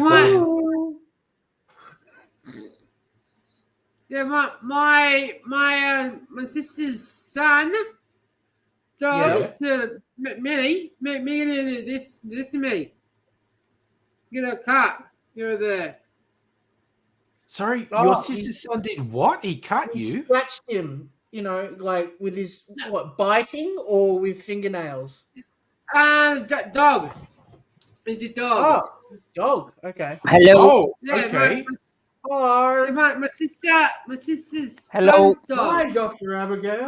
I don't know play. You know that, and then you know that. If I'm following this correctly, Yeah, he Pat's lost sister me. gave birth to a dog that bit him. Yeah. It's, I got excited. he when said Dr. yes. Abigail He joined, said so I yes. totally No. got distracted. Sorry. uh, Cheers, Doc. Cheers. Cheers, Angry. I'm wearing my gaming instructions T-shirt. Whoa, that's cool. Oh. Whoa. Is that no PlayStation controller? Oh, just Yeah. the right places. Yeah. Yeah, I saw this You- T-shirt It in a came on. lesbian porno. I was about to say, are you wearing that to a lesbian bar, telling people to go left, right, up, down? I have worn this to a lesbian bar That's before. so Can weird. I show you the Konami code? Yes, yeah. Oh dear. Oh, cute little puppy dog. Yeah, I couldn't tell. Yeah, it's it. Alright. Okay, I'm being super cautious and It's having. I Oh, know, that's you with the right? doggy. Of all nights to get cautious. That's my sister's son's dog. All right, that's just lemon lime bitters, Yeah. whatever it is, lemon lime drink. Yeah, we're both. Yeah. Yes, that one.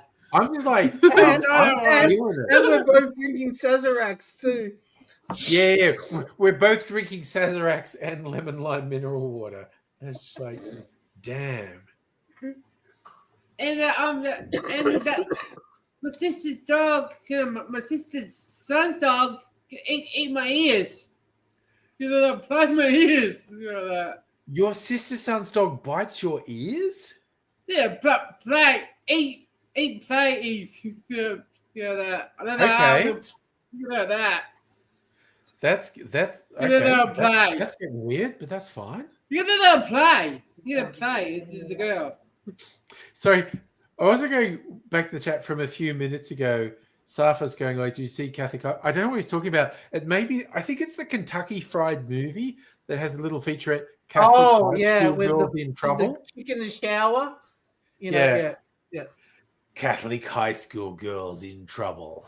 Yeah. It's like, weird fetish softcore porn, but yeah. Mm. So, okay, date night tomorrow night. It's very funny. The venue is trying to be like, it's a cross between, they're trying to do a British pub vibe along with restaurant. We're talking about seating and they have a beer garden, but it's going to be cold and wet tomorrow, so we don't want to be there. I think the tables will be out. But where we're booked tomorrow night is sitting at the bar, which will be cool because last time the bar staff were really cool and were really into doing something creative for us. So if we end up sitting at the bar getting some food, it'll give us the opportunity to talk to the bar staff. The two women who were working at the bar were very cool. And I'm just going to say to them, oh, okay, I like drinks like this. Can you make... And they did this last time. What They did did a they make the last Manhattan time, Ingrid? variation. I think in honor of what we're doing tonight, I'm gonna ask them to make me like a Sazerac or their version of a Sazerac tomorrow. Or Beaujeu? A bit. I've still got to make a look. I'm being Beaujeu, cautious. I'm having more mineral water. I'm going to make a bijou next. I have Yeah. to- Pussy. What the fuck? What? I was just That's me. Damn. That just surprised me. That just caught me off guard. Okay. Now I'm going to have to go out and get my sweet to move. You know that. I'm just going to do equal parts, and this will be a drink that will fuck me up. I'm going to do equal parts Navy strength gin, green chartreuse, and sweet vermouth, and I think I might throw some orange bitters in it. But damn, yeah, Safa. I don't know about everyone else, but definitely East Coast of Australia, shit weather for a couple of days. You're gonna get a little bit wet. I don't think it'll be raining when Mrs. Angry and I go out on date night, but it'll be fucking cold. But I've got my fake sheepskin jacket. Like I just bought it. I went to an outlet mall and it's like the clothes shop had all their winter coats just like way marked down because it was the end of winter. And I'm going, I haven't bought a winter coat in years. I'm getting that. And there's one, I thought it was actually real sheepskin when I got it. It was like sheepskin turned inside out, and so it was lined with wool. And I was like, yeah, this is pretty good. And Mrs. Angry looked at it, no, here's the label. It's fake. It's all synthetic. And it's like, it looks pretty believable, though. It looks like a real sheepskin coat. That's and how it's warm. Like I won't be able to wear it for much longer. As soon as it gets slightly warm, this coat will be way too hot. Like as soon as I put it on, things warm up. Like I might even go and get it now because our heating switched off like an hour or two ago. We have our heating in the house on timer, so it goes on in the morning to warm the house. It's thermostat controlled, so if it's below a certain temperature, the heating goes on in the morning to warm the house up for a couple of hours. Then it switches off, and then in the evening, same deal. If it's dropped below a temperature, uh, it kicks in. Oh, I think that's Mrs. Angry going to bed. Yep. Oh, neat. Okay, Mrs. Angry's December. We're having a bunch of weekends away, so there's going to be over the next couple of months. There's going to be times when I'm not doing Friday night streams because we've both planned to take time off, and we're doing this weekend away. This place that has distilleries we like. Then we're going to Healesville where Four Pillars are, and we fucking love that. We're going out on the Mornington Peninsula that has things we like, and then we're going on the Bellarine, which has things. So we're doing it in September, grand final weekend. We're doing it in November for Melbourne Cup weekend, and in December we're taking it. So over those 3 months, there'll be times when I'm not streaming because I'll just be off having good Fair time. enough. You gotta But I'll share pickies on the Discord and live your stuff life. Yeah. because all these places are freaking. I'll allow it. Is we allowing it? If Doctor allows it, I can't. No, Yeah. So okay, I think Mrs. Angry is probably about All to go those to bed. places that you just mentioned, I noticed there's a similarity between them all. They've all got distilleries. Oh yeah, no, legit. Mrs. Angry just goes along with my bullshit. Like I said, we should do a weekend away at this place that has the distillery. Yeah. Healesville has Four Pillars and a couple of other. There's actually last time or the time before, because we go to Healesville like 2 or 3 times a year, because Four Pillars just fucking kicks ass. I swear to God, I unreservedly recommend this to anyone going to the Four Pillars Distillery in Healesville. They have the best fucking cocktails, and it's just like a fun venue. Do they have to be fucking? There's fucking that happens. I'm just saying. But do the cocktails have to be having sex? With the cocktails, it's metaphorical sex in your mouth. Okay. Yeah, I mean, what else are you going to do in Healesville, But it's like when you say to someone, I'm going to Healesville, they go, oh, are you going to the zoo? Because it's like this famous the zoo sanctuary. Yeah. Oh, wow. I forgot about the that Healesville place. Sanctuary. And it's like, no, we're going to the Four Pillars Distillery. To get pissed. You mean there's other things in Healesville? Yeah. Again, the Four Pillars is just the fucking tits. It's so good. But also earlier this year, or maybe even last year, because we were there in Healesville, and I'm sitting there doing an internet search of distilleries near me, and it put up this one called Stag Lane, which had only just opened to the public. Like they'd been building up their place for a while, and then they opened to the public. They're fucking great. That's a gin distillery, and they're growing fruit and botanicals on site that they use in their gins. And they do nice food as well, but they make fucking killer cocktails, and they're nice people. It's a family business, and they're just nice people. And so it's a combination of nice people, good booze, great cocktails, and nice food. And we're just like, fuck yeah. And it's just a case of, okay, how many drinks have I had? That defines how long I have to stay here, because it's driving distance. It's not walking distance from Healesville. It's driving distance. So it's like, I'll have one cocktail and maybe a taster, and then we have to stay here for an hour for the alcohol to work through my system and then go back. But there's this chocolate place just up the road from them, a chocolatieri, which has it attracts an absolutely absurd number of people. It's absolutely ridiculous. No. And we were kind of like, oh, I might go check that out. And then we see how much people are there. We go, this is bullshit. Let's just go to Stag Lane and have some food and a cocktail because. So back to Hillsville, Four Pillars is quite the expensive distillery, isn't it? What do you mean by expensive? Okay, so I think we were looking at a website the other week, and it was like 700 mils is $200 thereabouts. No. Okay, now I'm going to bring it up. Okay, let's do it. I think they're quite normal prices.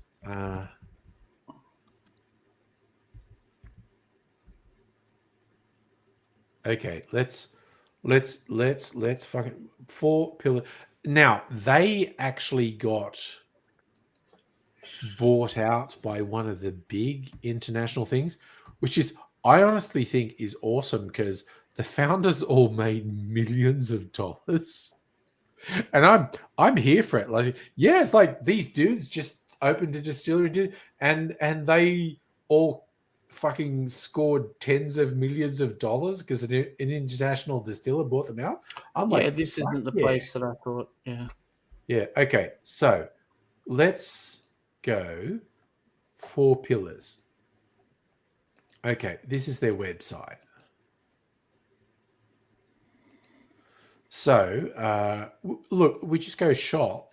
I hate how they all these shops sell these bloody Chinese copper cocktail sets, and they're the same one at every single distillery shop. You know, like What are they? Okay. these So Chinese they have cheap copper cocktail kits. You know, Holy with shit. like a Boston cocktail shaker, but not with a glass. It has a metal, top. You know, and Yeah. stuff like that. So I'm just looking at. They actually have one really expensive one, a whiskey barrel gin, 9 years in Chardonnay barrels and 2 in Four Roses bourbon barrel. Holy shit! That is aged 11 years. Yeah. Holy fuck! No wonder that's expensive. Oh my god, they're doing pre-orders for croissant gin. Croissant gin. Oh wow. We had a taste. You couldn't buy that. That was really God. I might put a pre-order in for that. But you see, their Pinot Noir, $80. Yeah, no, very reasonable prices. Actually, cheaper than Starwood even. Yeah, because it's gin. Gin is cheaper than whiskey. So their gins are perfectly reasonable. I've actually got one of their bottled martinis in the freezer because we went there last time. We went for the Lux tasting experience, which is just really nice. Someone actually takes you through the whole story of their gins, and you taste like 3 or 4 of their gins, and then it's like, oh, and then you get like this discount if you buy something. And I was like, fuck yeah. So we did this tasting, and I was already half cut from the tasting, and then I go into the shop and go, I've got a little thing where I get a discount off. Well, can I get the pre-made martini? And they say yes, and it is very interesting because it's quite sweet for a martini, but it's good. Heine's back in the chat making steak. I love that you're making steak at 10 on a Friday night. That is that's a whole thing. Heine's life is just like, 10 o'clock on a Friday night, I'm making steak. It's a whole thing. That is a whole thing. Celtic says I should make a fun facts series. I mean, yeah, maybe. Safa asking how Heine makes steak. I think Heine's going the whole way. He's going out to kill a cow. He's going to have one-on-one combat with a cow, and the winner gets to eat the loser. That's just a theory I have about how you make steak. You're gonna have 2 or 3 steaks a week from now on, Heine. Is that what you're saying? Yeah, I think that means Heine is out fighting a cow. He's doing one-on-one combat with a cow, and if he Don't have a wins, cow, man. that means he's having steak 2 or 3 times a week. Abigail's in a weird mood tonight, eh? We're all in a weird mood. I love Celtic's destroying. Yeah, angry, do it. Make a fun fact series. Look, I kind of am because I'm angling my cocktail channel back to tips and tricks, not just cocktail recipes, like weird shit like barrel aging stuff, tricks with clear ice, tricks with clarifying cocktails. So yeah. Heine's thrown in om nom nom, my vanquished foe. Yeah, I legit think Heine's out there fighting cows, and it's just like, I have vanquished you. Now I will eat steak. Which, that's legit. If you beat a cow in single combat, you get to have steak. That's just how it works. Oof. I'm thinking of things to drink. I might go and get some eggnog after I finish this mineral water, though, which will take me a little while, because I definitely feel a little inebriated. You know you want to have a boju. Sorry, what was that, Charlie? Have a boju. Yeah, I just gotta drink some more mineral water. Really curious to see what you think of it. I'm just, So, yes, no, I've got to make the bijou. Yes, Bijou. Did I say bijou? I said boju. Whoops. Yeah. Sorry. I know. I've got to go out and get. I've got to go out and get the sweet vermouth. I've got everything else here, so I'm going to make it. And I've Why do also you got need to to get get some the sweet ice. vermouth? I think I want to stir it on ice. So I've got to go out and get sweet vermouth and some ice. Then I'm going to do. He needs ice. Yes, Safi, you need to throw out that I'm going to get ice. I got to get equal That parts. sexy ice. No, this is just normal ice, actually. I got to go out and get sweet vermouth Ice. and then make equal parts Navy strength gin, green chartreuse, sweet vermouth, stir it on ice, and serve it up. Okay. Hope it's yum. After all this build-up, should I do it now? I'm just kind of. I'm a drink behind you still, so I've got nothing to say. All right, I really can't. All right. So I need to just keep pacing myself. Coughing pussy under my breath because I'm behind you. Yeah. No. You've gone soft, man. I know, right? Pace myself. To be fair, so did Ice Cube. Ice Cube. Sorry, I'm just thinking of. I've seen a T-shirt design that's like a big jug of iced tea. So it's like the rapper iced tea in there, and there's all these different ice cubes in it. The Ice Cube's faces in all the ice cubes.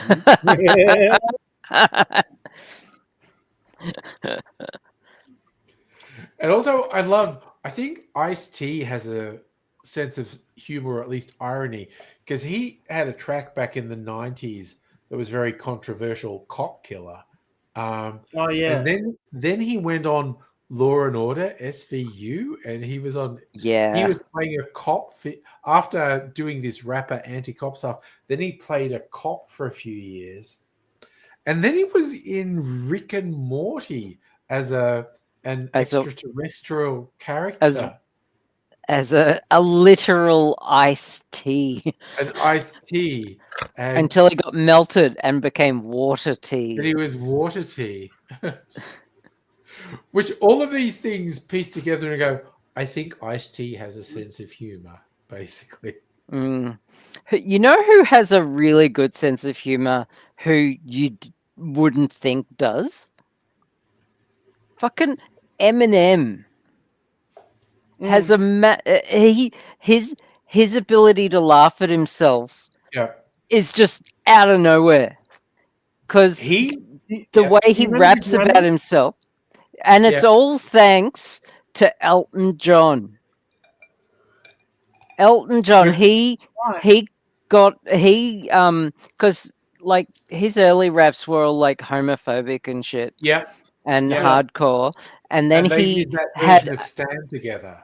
Yes, they did a version, and they did performances, and they got to know each other. And fucking Eminem realized just how fucking wrong he was. Yeah. And grew the fuck up. Yeah. And now he just fucking is a baller. He's always like laughing about himself, and he can actually have a joke about himself. He's just like gained emotional intelligence. Yeah. It's awesome. And he's done stuff over these, like there's stuff at various award shows, and it's like, is he in? That's what I was going to mention. One of those, yeah, like the classic one where the dude was hanging from the roof. Bruno, Sacha Baron Cohen was promoting Bruno with his crotch in his face, and I was going, did they plan that? Is he? Yeah, because why the fuck didn't Eminem just get up and move? Yeah. And but it was the whole thing of, I'm disgusted, and it's like, I think he's playing along with it. I think that was planned. But he totally acted the part. I'm not sure what's happening. Yeah. Yeah. Good night, Celtic.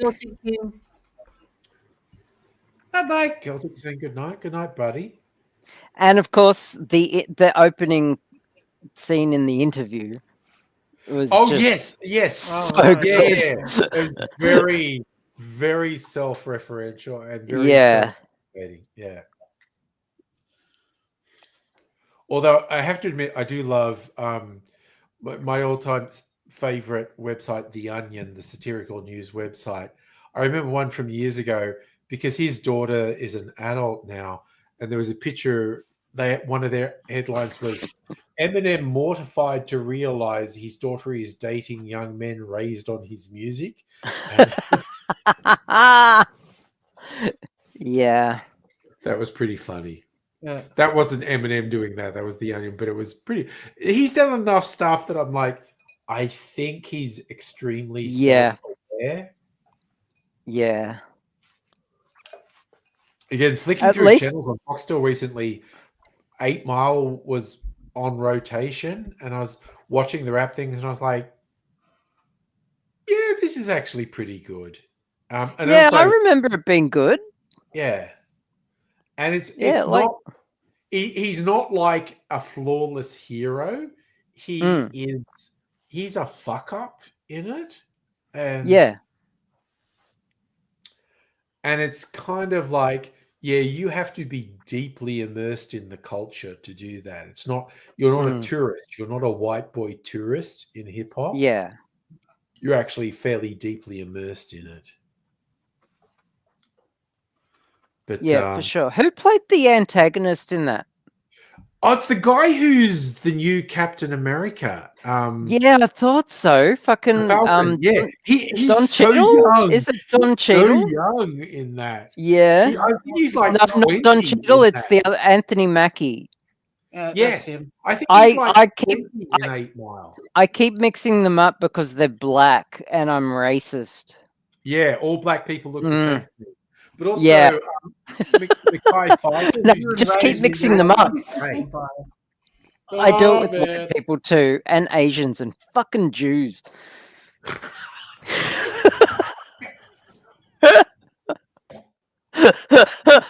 Okay, for anyone who's getting that cold, it's like we are self-effacing white people. Oh yeah, for sure. I've got to go. Fucking Karen white bitch from suburbia. Like, I'll own that. Is that Charlie refusing to have anything to do with it? Yeah, and rightly so. Yeah, absolutely fair. No, I dated a Jewish woman once. Was she hairy? So much hair. Oh my god. Sorry, my fallback defense is Dave Blumenstein, who's my friend. He's going to defend me on all that stuff.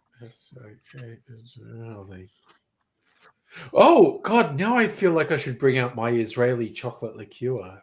It's like, yeah. It's like, Have you got a Palestinian chocolate liqueur as well? Actually,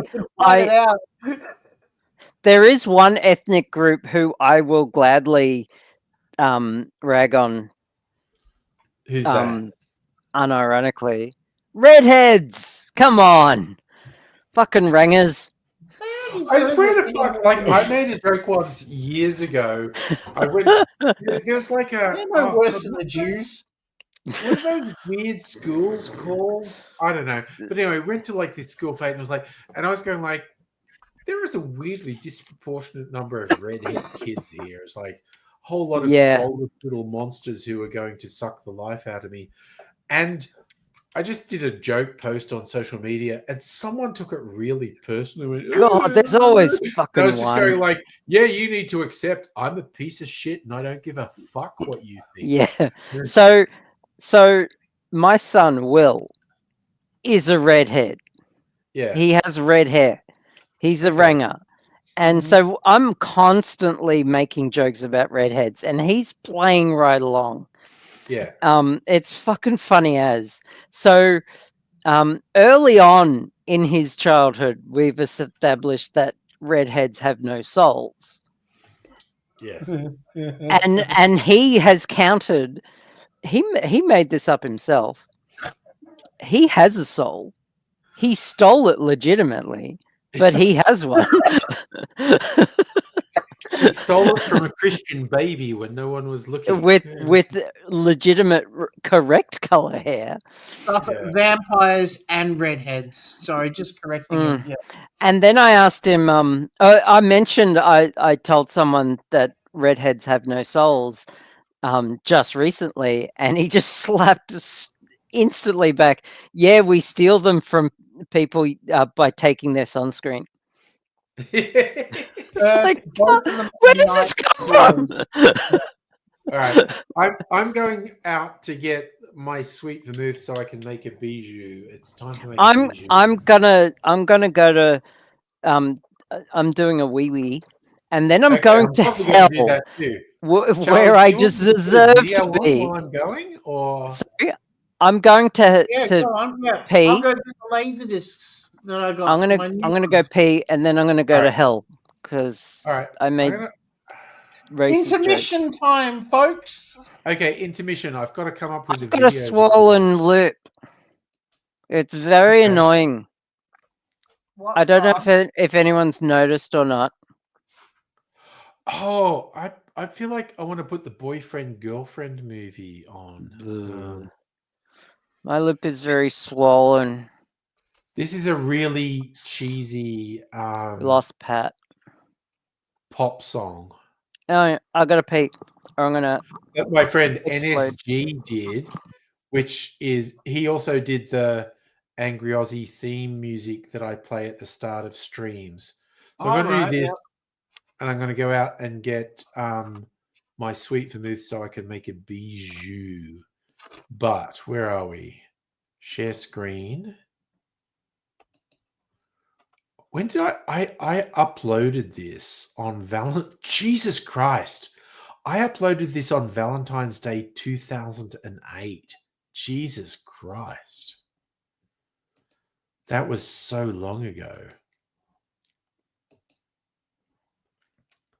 Oh, wait, Earth Wombat's going to join too. There we go. Hey, buddy. All right, I'm going to be gone for a couple of minutes, and I'm going to play this.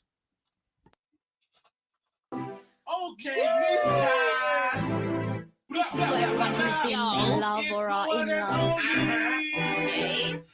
Do you want to be my boyfriend? Yeah, I like to be your boyfriend, because since the beginning we was like best friends. Be my girlfriend. Yes, I like to say I do. Because everything about you is right and it's true. My boyfriend. Yeah, I want to be your boyfriend. I want to give you a cuddle when you're feeling down. Be my girlfriend. Yes, and I won't complain. There's something inside and I can't explain. Yo, girlfriend, baby, boyfriend, baby. girlfriend, Okay now, boyfriend, you don't know. boyfriend, It's MSG. boyfriend, boyfriend.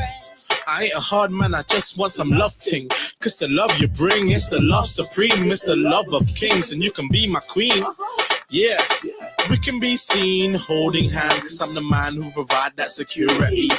Understand you emotionally, so when you're having that EMT, I'll be there with a cup of tea, rubbing your feet while you watch TV.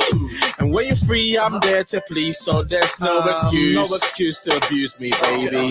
I know I'll be your man, I love you till the end of time. I can't really use that lyrics, it's from another song really, but what the hell, eh? Do you wanna be my boyfriend? Yeah, I like to be your boyfriend, cause since the beginning we was like best friends. Yes, I like to say I do. Cause everything about you is right and it's true.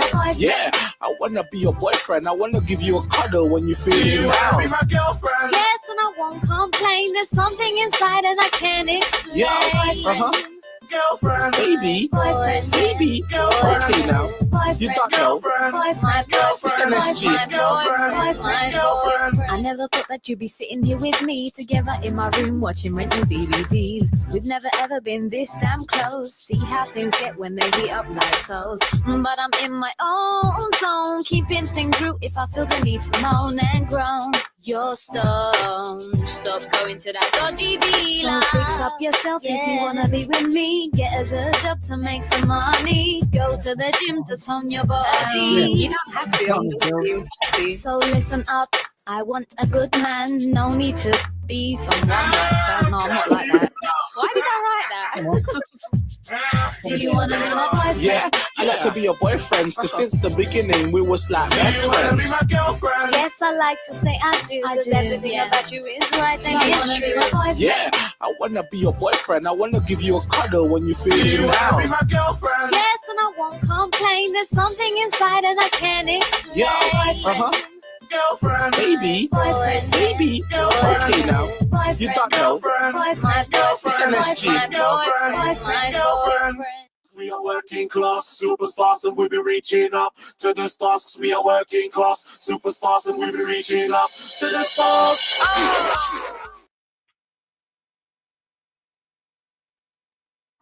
Your microphone is muted, Dirth. It was because I was munching on a biscuit and don't think everyone wants to hear me chewing on a biscuit. Fair enough. There Fair we go. enough.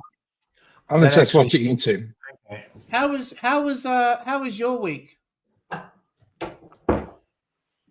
been all right. Yeah. It's not been exciting, but it's not been bad, so it's been okay. Nothing eventful. No. No. No, it's been all right. Just chilling. You and you? I'm actually waiting for the looking forward to the not naked gun, the Spaceballs. that is it Naked Gun coming out with Liam Neeson, whatever his name Next is. gun came out last week. Did it? It's out. Oh, okay. I thought it was still coming out. Good. What's I'll have out? to go see that. It's out. It came out last week. What I'll is? have to go see it. Watch the extended trailer. It will totally turn you off the film. What are we talking about? The Naked Gun remake with Liam Neeson. I am so looking forward to that movie. It came out last week. Oh, cool. Yeah. But Have you got it yet? the original teaser trailer looked amazing, you know, and Yes, it then did. I watched the extended trailer and it just destroyed any hopes I had. Oh, don't tell me that. I'm going to say it, but I don't need to spend any I'm money still on it gonna because give it a go I've got when a it's voucher. available on, you know, but until then, I'll just. It's not like I'm going to dive out to the cinemas to see it. Last I looked, there's actually I have a voucher to use for Hoyt, so use for that. I could use it for one of the Australian movies out there. There was a couple of Australian thrillers out, paranormal, so I might do one of them. Okay, I'm gonna watch the trailer. So I'm gonna... XS cinema, or is it just a straight plain normal cinema? Sorry, Okay, Hoyts. Okay, Hoyts have 8 cinema screens that you can go to.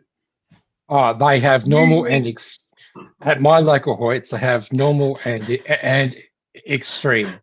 That's what I XS. Yeah, extreme Yeah. screen is what it's called, right? Yeah, they have And that. they have, they have you that. know, these setups inside of it with sound systems that have 7 separate subwoofers in the room under the seats. I remember I watched the movie Fury in an XS and walked out shaking. You know, like Okay. it is a mind blowing experience. So hopefully What that I ticket will what I let would you. like to see. Yeah. No, it does because it's just. Yeah, when I claim it, will be $20 or $30, and you just really buy whatever you take from it. But otherwise, I don't know what you're laughing at. I Otherwise, know. the What are you cinema, losing at, Dr. Abigail? the cinema which I do want to try out is events in George Street, Sydney, where they have 4DX. different. Yeah, that. Yeah, 4DX That. looks amazing, doesn't it? Yeah. I do want to try that, but it has to be a movie really worth it to pay that amount of money. Yeah. Or it has to suit that kind of setup. For instance, That's what I mean. movies It has to be like the right movie for it. Twisters would have been the perfect movie Yeah. to go see. Twist. Some of those shark movies would be good for it. Sorry. I need to know, what the fuck are you losing it over, Dr. Abigail? Reading something. Oh, Dr. Hannah, Super Baby's doing it a bit tough. Got infections and doing some more operations. Well, we've got to keep sending the positive vibes to Super Baby then. Super Baby's going to fight the good fight against all these things.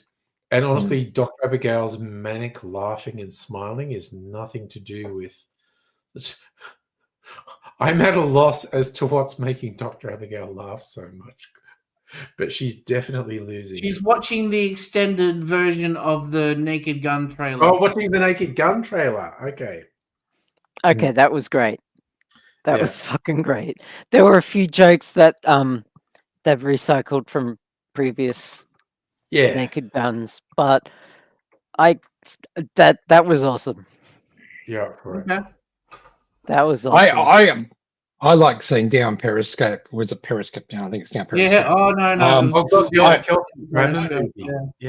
I saw that the cinema, and the person who I was with, I'm embarrassed because there was one scene where I just couldn't laugh any harder. It was like a build-up, and my arm just started hitting the arm of the chair. I didn't mean to. It was just like a release of energy. Yep. And I embarrassed the person with me because of that. It was the scene where the cook farts in the submarine. Yeah. And they're all trying to be quiet while the stench is going through the sub. Yeah. That's the bit Wells. Kind of historically congruent. I saw the original Dumb and Dumber in a cinema while on acid, and I literally fell out of my seat in the scene where Jeff Daniels has been fed industrial strength laxative and is shitting uncontrollably in a toilet. I just lost it and I was falling apart, and I actually fell out of my seat and was lying on the floor just laughing hysterically. Yep. That was genuinely funny. I don't know the movie. I do remember watching. I was at home.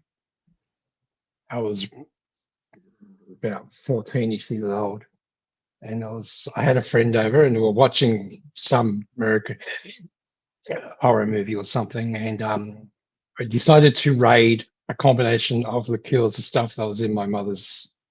So she had a whole range of them, and drank a bit of it. Let's just say. And when the monster or something flew out, next you know, I was on the floor because I pushed the whole armchair back, you know. Yeah. Also, Earthworm, I think you and I are of a similar vintage. So when you start saying about raiding the parents' liqueur stuff, I know the sort of stuff you're talking about. She had a whole So range of stuff, including the different the Gallianos and the big long bottles. Yep. You had all those. Yeah, I The actually, white, the yellow, the blue. Was there a blue one? there were a few flavors. I But actually mostly black. I have a bottle of 70s Galliano in the cupboard there, the tall. It's literally from the 1970s. Also, Charlie, this is a bijou, equal parts Navy strength gin, green chartreuse, and sweet vermouth. It's actually pretty good. I think they would balance each other out quite well, actually. They make a good structure. Yeah. This is actually pretty good for a cocktail that dates back to the 1890s. It's like this is actually pretty good. So I went to hell Fair for all enough. those jokes, and Yeah. Satan gave me a new suit. Ah. Has no one noticed I changed? Yeah, I did. I just didn't you say changed anything. between you went off for a while. Yeah. Yeah. So I got this 3-piece blue velvet suit. Damn. Double-breasted, I see.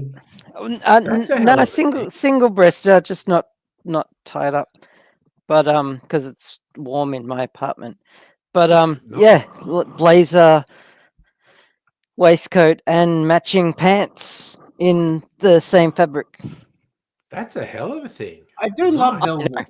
Classy. It's so 70s, you know? Yeah. That is very classy, yeah. I know. So I've got like a 40s inspired dress, and I've graduated to the 70s. Nice. Well, Baby. you can transmute between the decades. Yeah. I know. It's very cool. So I've made a full transition from computer programmer and computer scientist all the way to jazz musician and painter. It seems. No, that bijou is actually pretty good. And yes, I was alive in the 70s. You were alive. I'm glad, because I was worried that after all that building it up, that it was going to be shit, you know? No, the bijou is actually pretty good. And there are so many mutations of it. I think I could potentially make a good video dealing with mutations of the bijou. Have you got some laser discs there, Charlie? I do. I want to. These are all new ones that I haven't even watched myself, you know? Ooh, I'm super keen to see what's in the collection here. So I haven't seen a seen laser them, disc for a long I don't time. even know if they're good or bad or corrupt, you know, so just let's explore. Okay, the first one's called the the original Stepford Wives. Is that the 70 Stepford Wives? Yeah, I mean, it's got what's her face on the cover. What's her name? Catherine Ross. Yeah, it's not. It's not. There was the Nicole Kidman remake. That's it. It's not Nicole Kidman. Yeah. It's the the 70s one. Here's a bit of Hollywood folklore. William Goldman, who wrote like my favorite movie, The Princess Bride, he was involved in the movies there in the 70s. His book, Adventures in the Screen Trade, has a story about the Stepford Wives. And it's basically, it's like, okay, it's a really good concept that these rich guys replace their wives with robots, essentially. And the whole thing was they should be super hot, unbelievable, because you're giving up an actual human for something to just fuck. It has to be super hot. The movie got let down because one of the producers is going like, I think you should cast my wife in the lead role. And she was a good actress. She was an attractive woman, but she was like 40 as opposed to 20. And if you want to sell the story, all the Stepford wives should look like 20-year-olds. And Counterpoint. in the 70s Stepford I wives movie, disagree. I think they're with wearing old these people, flowing diaphanous things, and William Goldman's saying they should be wearing swimsuits and they should all be 20 years old. But there was this whole thing with the producer saying, you should cast my wife, and the director going, yes, that's a great idea. And so he thinks the movie never quite worked because they never sold the thing of these rich guys trading their wife out for 20-year-old looking robots. But anyway, sorry, I also want to know what your counterpoint. Yeah, Counterpoint. and so they had that look. What was your counterpoint, Doctor? Counterpoint. Some men might be into that. Yeah, and yes, men aren't a universal glob of what they want, but William Goldman made a good point. The movie got let down by this casting, and it was kind of like, because William Goldman's mind was these guys should be pieces of shit, and they should be dumping their wives, who are real women, for robots which are like the bodies of 20-year-olds.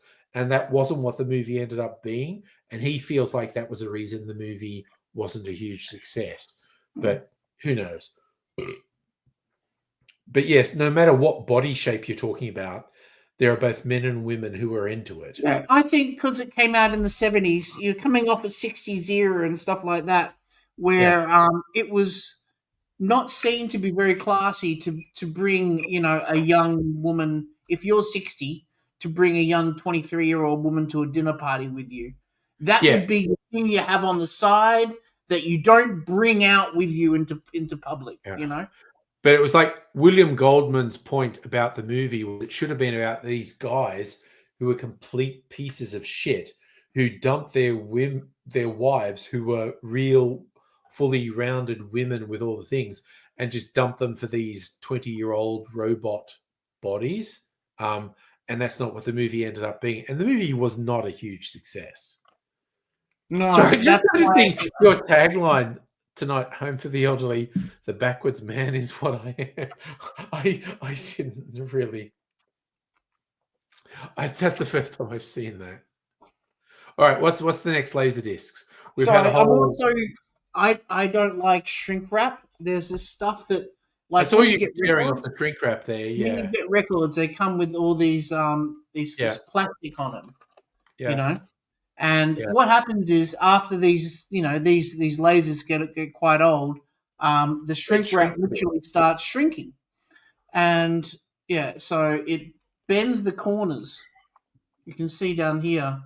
Yeah. So you should take it off. I always thought that if you left it on, it would keep its meat worth. But see, what I do is I take it off and then I put my own bag on that's not a shrink wrap bag. Okay. Some of my old comics are in sleeves that I bought to preserve them. Yeah. You take them out of the shrink wrap, you put them in your own personal sleeves. Yeah. Exactly. Which reminds me, I have to transfer my old stamps from a long time ago into the stamp album I got, because they're in the old ones where the stamps decay in them. Yeah.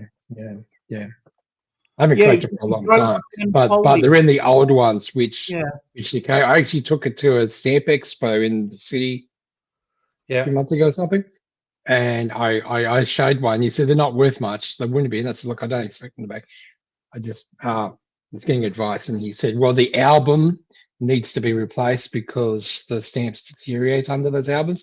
And as you flick through them, he showed me what it does, especially the rusting effect of stamps. So I'm glad I went, because I knew what to replace them with after that. So the album. Fun fact: way back in the 70s, when I was in Dubbo, there was actually a stamp collecting company that was based in Dubbo that was actually compiling stamps from around the world and sending them out to stamp collectors. I've forgotten what they were called now, but they were really big in Yeah. stamp collecting in the 70s, and they were based in Dubbo, which is wild. I Madame came Butterfly, across. yeah, nice. Slightly I'm higher. glad though. Sorry.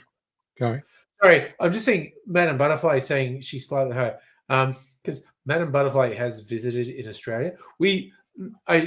For anyone who doesn't know, we literally got to hang out. She actually came to Australia, and I skipped out of work so we could hang out and do sightseeing around Melbourne. I don't want to encourage you to try and bring. You definitely should not try to bring drugs into Australia because you'll get busted. And No, we got plenty here. We'll just hook you up when you yeah, get here. drugs. Yeah. Heidi, I to don't know, answer I your think we're the question, same age. I think I'm younger than you. I'm born in the Yeah, 70s. I think you might be. I'm born in the 70s. Yeah, I see? just look older. Okay. Oh shit, Definitely. you're a lot younger than me. Yeah, way Okay. younger. I just look older because I've had a range of health issues, and it just aged me really quickly. So when I no, by the time I was in my late 30s, I looked 50 years old. You know, like it's incredible. Is that a topic for laughter? I don't know. When Yeah, you right. get my age, as soon as you start talking I don't about take this shit your seriously. age- Don't worry about it. Cancer really aged me. By the time I get 50, which I'm just over 50 now, and you get people look at, like, especially if I'm seeing the community or something, and they ask, and you talk about your age, and you say the age, and they look at me and go, what? And I say, it's on the file, and they look at it, and they look at me because I know I look like around 70 sometimes, because I don't think you look that old. sometimes I do. It depends on how the health and the day's going. Yeah. But yeah, it's especially one part leading up to the operation I had. God, I look so sick. And So, You're So, kidding, yeah. Heidi. I thought you were younger than me even. Okay. who what? Heidi says Heidi in I'm the older chat. than you were. I'm born 71, so whatever. I'm 66. So there you go. 5 years. There you go. So you look good for a 66-year-old. Heidi asked the question, how much those sleeves cost? I buy a pack of 100 for $35. Oh, there you go. Yeah, but I buy them by the 1,000. So I feel like we got to one Laserdisc, Charlie. And Yeah, but we we're got chatting. really It's good. all good. We're in no rush. It is. What's Still next? early. What's next? Yeah, what's next? We have plenty of Sazeracs to go. Okay, so next we got Terror in Paradise. What's that, Oh god, marriage? that sounds like a 70s exploitation movie. 80s. Yeah, 80s. That's 80s. exploitation. Oh, direct home video stuff. Yes. It's what they call a sell-through title. Nice. Made for cable television. But then they yes. re-released it onto a videotape or a laserdisc, and it usually sits at the bottom shelf at a video shop that no one. The video revolution led to a whole bunch of wacky shit. Sophie says it's got a mummy on the back. That's what I noticed. Oh yeah, someone all taped up. Yeah, I get it. Yeah. I'm more noticing the chick in the bikini getting thrown around, but to each their own. It was always 70s and 80s movies. It's just like, can they fit some gratuitous nudity into this movie? Yeah. Can they put Wings Hausen in it too? Wings Hauser? Yeah. What's this one? This one's called Raw Nerve. I feel like I've heard of that. What is this one? Okay, it has Glenn Ford, Sandra Bergman, Randall Tex Cobb, Ted Pryor, Tracy Lords, and Jan Michael Vincent. I'll go up closer. Tracy Lords. Okay, so Tracy Lords is a very interesting person. She did a bunch of hardcore porn. Yeah, when she was underage. She decided she wanted to go into legit movies, and she just went, by the way, every porn film I did except one, I was under 18, which means they're all child porn, which means you have to withdraw them from circulation or you are guilty of a very serious crime. And she actually did some interesting movies. She did some with John Waters. But again, someone who decided to reclaim her life, where she literally went public and went, by the way, all that porn I did, I was underage. So if you circulate it, you were guilty of circulating child porn. And that meant it all Bold disappeared. move, Cotton. Hope it pays off.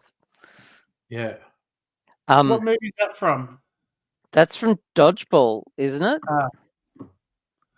So when I was living in Brisbane, I met Also- someone through someone else. He made porn. Yeah. Ainty did that too. He made this fella made porn. He wasn't in it. He profited of it from his business interest in it. Yeah, learned some things of what he said about like not every. He gave an example how not everything you see is real. Yeah. It was fascinating. I bet. That was before the Howard government changed the law to squish the industry up because they weren't really paying the people properly, if paying at all. The people who they filmed, so they were being ripped off. They were profiting with the money for themselves. Okay. So like Also, Jean-Michael Vincent just reminds me of that Rick and Morty episode. yes. Yeah. Jan Michael Vincent's calling all Jan Michael Vincent's. Yeah. That was clearly born from. I vaguely remember videos from the 80s with Jan Michael Vincent's in them, and it was also, Yeah. okay. This is a story from when I was at uni in late 80s, early 90s, and that's when hardcore porn was technically illegal in Australia, but the ACT and the Northern Territory could sell it. And there was this one guy who had some hardcore porn videos, and I was never there in one of the dorms where he'd go like, we're gonna have a porn night, and he's playing his VHS porn, and there was one that was actually, involved animals. I don't know any way else to do it. I just am so glad I wasn't there the night it was shown. But how it was described to me by the people who saw it, they went, every scene we're like, this is the worst thing I have ever seen. And then the next scene was worse than the last. Oh God. They were all just going, oh fuck, this is the worst thing I've ever seen. This is fucked. And then the next scene would be worse than the last scene. I didn't see anything like that, but when I would come home from high school and my brother living at home, sometimes would be, or I'd be out somewhere, not school, and I'd come home, my brother would be in the lounge room watching some 80s porn.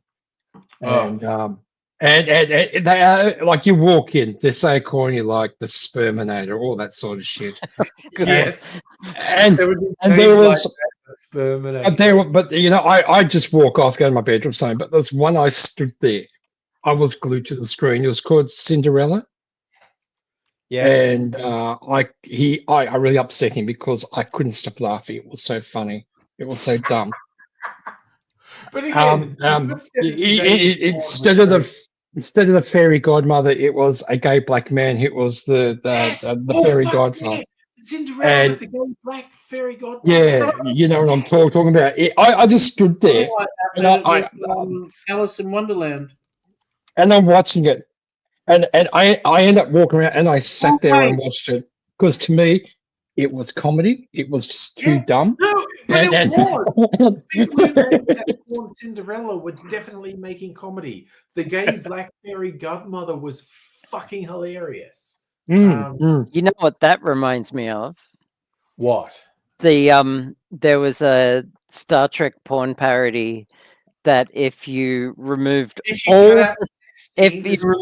the sex scenes, it's a really good episode of Star Trek. Yeah. And they actually hired by people who love Star Trek. They hired a dude who does cosplay as Jean-Luc Picard because he's a dead ringer for for Patrick Stewart. Yeah. And not to do sex scenes, but just to act. Yeah. To act as like a really bad act. He's not an actor; he's a cosplayer. But just to be a really bad actor as Captain Picard. Yeah. And it works because no one is acting well. And he just fits in there. Pun intentional. Yeah. And I get it. but he has no sex scenes. He just is Captain Picard, and it just works. And there is a supercut on YouTube somewhere of that porn parody with none of the sex scenes. It's great. Yeah. Well, all I can say now is Star Trek with plumber scenes now. So yeah. Okay. Well, speaking of Star Trek, what's next? Next Laserdisc. Better be Star Trek. This has one of the actors from Star Trek in it. It's called Mummy. Mummy. That sounds. And if you look up closer, Marshall Barrett. That's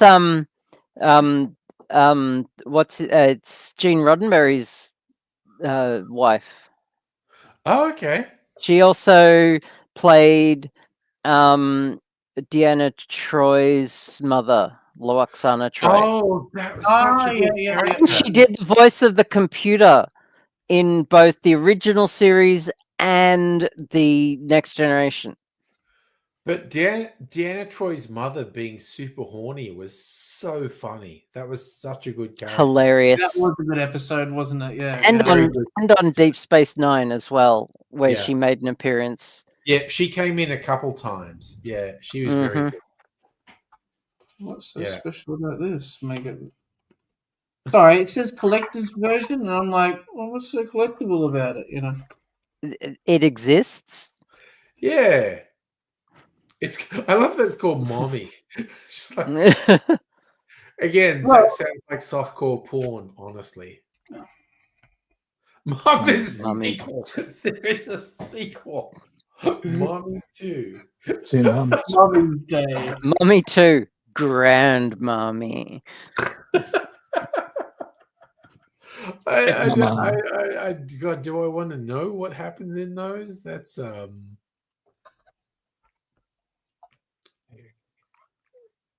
oof. Not much to really say, is there? Really? No, no. Oof. Remember the first time I actually came across a store selling those Laserdisc, and it'd be the early 90s. I came across it. It was in Sydney. Yep. And they had Laserdisc and said, "Oh, how much are you?" He said $1,000, and I said, "No, not the player, the disc, the disc." And he said, "Yeah, $1,000." Yeah. And I turned around and I walked out, and none.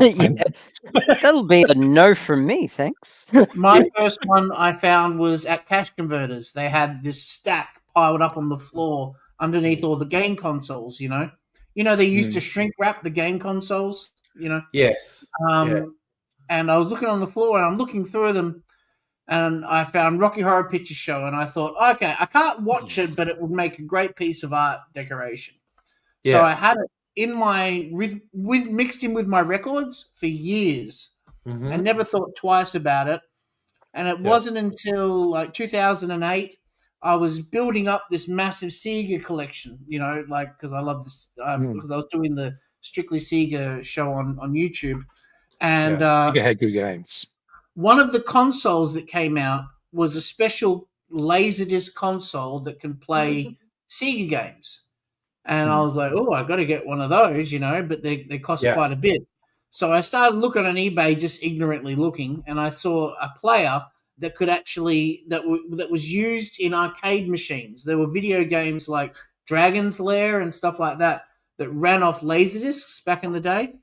Yeah. And so I decided to pick up one of those players and just instantly fell in love with I put on Rock Horror Picture Show, and there's a track on it. You can change the audio, and one of the tracks has all the bits that the crowd yell back at the movie, which is just like when I went to go watch it at Westgarth.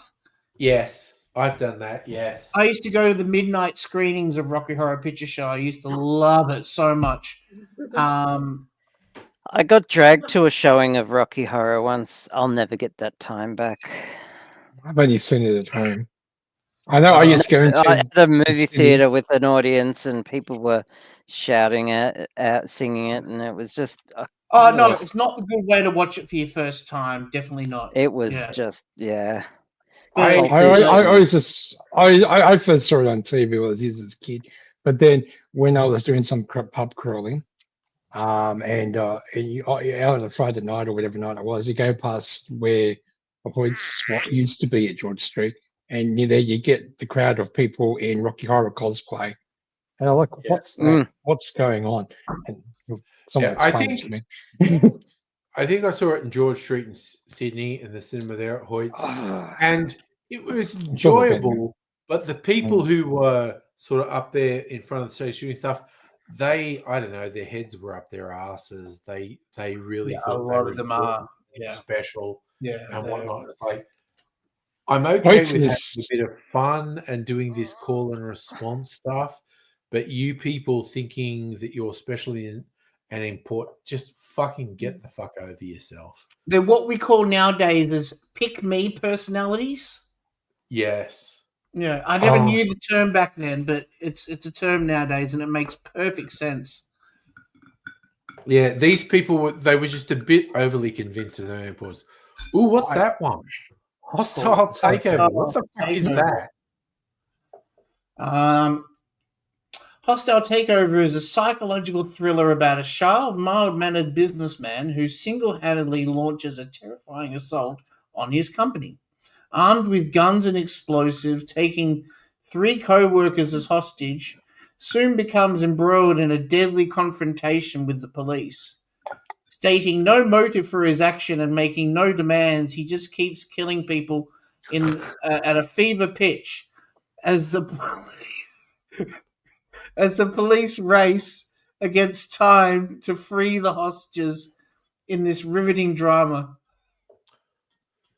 That sounds like Pat the movie. He's not here anymore, so I can just say that. Yeah. Wow, that is just some cocaine fueled weirdness as far as Got the Vegas shooter in it. Yeah. Yeah. Okay, next up. I'm scared stiff. Do I know this, or am I just imagining I know this? David and Sounds Kate like a porn title. are match made in hell. He's her psychiatrist. She's a rock star recovering from a nervous breakdown. When David buys an old Charleston mansion and asks Kate and her small son to move in with him, the relationship becomes a curse more horrifying than her twisted hallucinations. Bones in the Attic, the diary of a slave trading madman, and a series of bizarre deaths find David and Kate in each other's throats. Their arguments become more violent, blood-curdling visions of monsters and murders. But are they real, or only a recurrence of Kate's special problems? And who is she supposed to trust if not her own beloved doctor? 1986, color, 85 minutes. Jesus Christ, you've got some fucking weird ones this week, Charlie. Yeah, but that's what's good. I like to mix it up a bit. Oh yeah, no, I am not averse to weird, fucked up 80s straight to video. When you've watched as many movies as I have, you need this shit sometimes because it's like people with porn addiction have to like watch really weird porn. You know, I got my collection's anal and I'm bored of it. You know, yeah. It's weird how you went straight there. He did though. He absolutely did. Every lie is buried in truth, you know. Okay. This is called The Curse. Starring Will Wheaton, John Snyder. Seriously, is Will Wheaton in that? God damn. Cool. I love how he never did, like he was in Stand By Me, which was amazing. He was in the early series of Star Trek: The Next Generation, and then he never made anything in film or TV that's particularly good. But he Do now you want has to know why? he has an absolutely kick-ass career as a voice actor and narrator for audiobooks. Like, he is extremely good at doing audiobooks, and he's done some really good voice acting for animations and whatnot.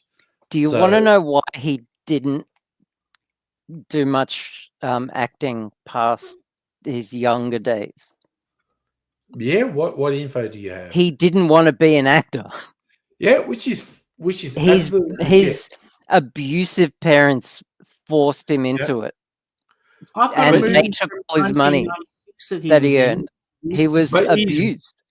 He's really good as a voice actor in Yeah. animations, and he's really good. He's really good as an reading actor too. Audiobooks, he's so fucking good. I've listened to half a dozen or more audiobooks he's done. He's very good. Yeah, Will Wheaton's in a great film called Mr. Stitch with Rutger Hauer. Rutger Hauer. Yeah, Rutger Hauer. Yeah, sorry. I can't Have you pronounce seen his name. Rent a Friend? It's so I Dutch. feel like I should be more drunk than you, but I'm pronouncing things better. Yeah, but I can't pronounce his name even if I was perfectly straight. Okay, I'm a bit of a Rutger Hauer groupie. I'll freely admit. Have you Maybe seen some names are meant to be. Rent a Friend, the movie with Will Wheaton as the antagonist? What's it called? Dr. Abigail? I think it's called Rent a Friend. I don't know that. No, it's modern. It's like from a couple of years ago. Oh no, probably not. No. The premise is a lonely guy. It's set in like the 80s, and this lonely guy sees this videotape that's called Rent a Friend. Okay. And it's basically a friend on a videotape that you can just play and that talks to you and you can talk back, and it's like having your own personal friend. Okay. And it's Will Wheaton on the tape, and it turns out to be sentient, and it's kind of pseudo horror. Okay. It was really intriguing. You made me think, because I watch a million movie and TV show trailers on YouTube. There's one I saw recently. It's just come out. There's a forthcoming movie with Brendan Fraser, and he plays a white guy who's doing ads and stuff in Japan, and he gets hired for this project because they want a generic white guy. And it's basically you play a surrogate family member to people. Oh, rental family. Okay. Rental family. It looks really good. I reckon I looked at the trailer and I went, I'm definitely going to cry if I watch this movie. The posters are magnificent. Yeah. It's like he's playing a role for people who've got something missing in their lives. And I was watching the trailer going, I am definitely going to cry if I watch this movie. Brendan's a good actor. Brendan's great. He is a really good actor. I didn't know Brendan Fraser. I don't really pay attention to celebrities, but I watched that whale movie to see what all the fuss was about. I still haven't watched that, actually. That was fantastic. I watched it twice. I could easily watch it the third time. The acting, not just of Brendan, but all of them. Yeah. Friggin' amazing. Yeah. Yeah. But this one, which is coming out soon, Rental Family, where he's like, all these people wanted a generic white guy to fill a gap in their life in Japan. And I was like, A, this looks quite good. B, I am pretty sure I'm going to cry for most of this movie if I watch it. Okay, I'm going to watch the trailer. I'll be a sec. Yeah, check it out because it looks really interesting. You know who's acting impressed me? A movie I watched last night.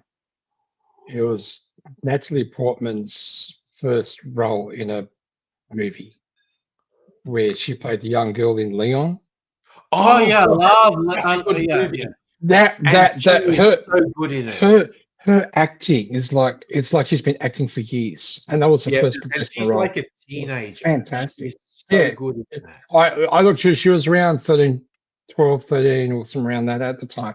It was fantastic, and she played that particular role so much that when Leon was like, uncomfortable, I thought, I'm feeling the creep with you. Very uncomfortable. Yep. When Very makes uncomfortable. Leon feel uncomfortable was quite good. It made me feel uncomfortable. It's like, shit, Yeah. just go away, child. There's also a fun folklore joke in that, like Gary Oldman being the bad guy. There's that one bit where where it's all going out of control, and he tells them, like, bring everyone in, and one of his minions say, who should we go? And he goes, everyone. Yeah. You see these interviews where Gary Oldman goes, I wasn't meant to do it like that. I did it like that as a joke. I just I watched that this so week over too. the top. And Luc Besson went, that's awesome. We're using that.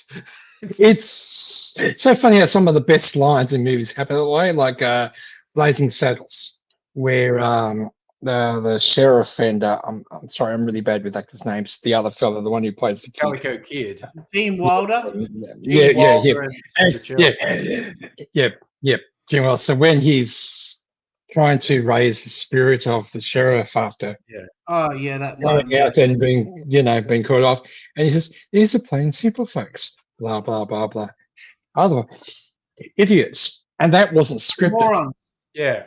There were And more the black guy morons, and that was not scripted at all. You see And it him made him laugh. smile Yeah. and start laughing. Yeah. Mm-hmm. But, you know, Okay. morons. Okay, That's it, I just morons. watched that trailer. I haven't seen the movie yet. I'm already crying.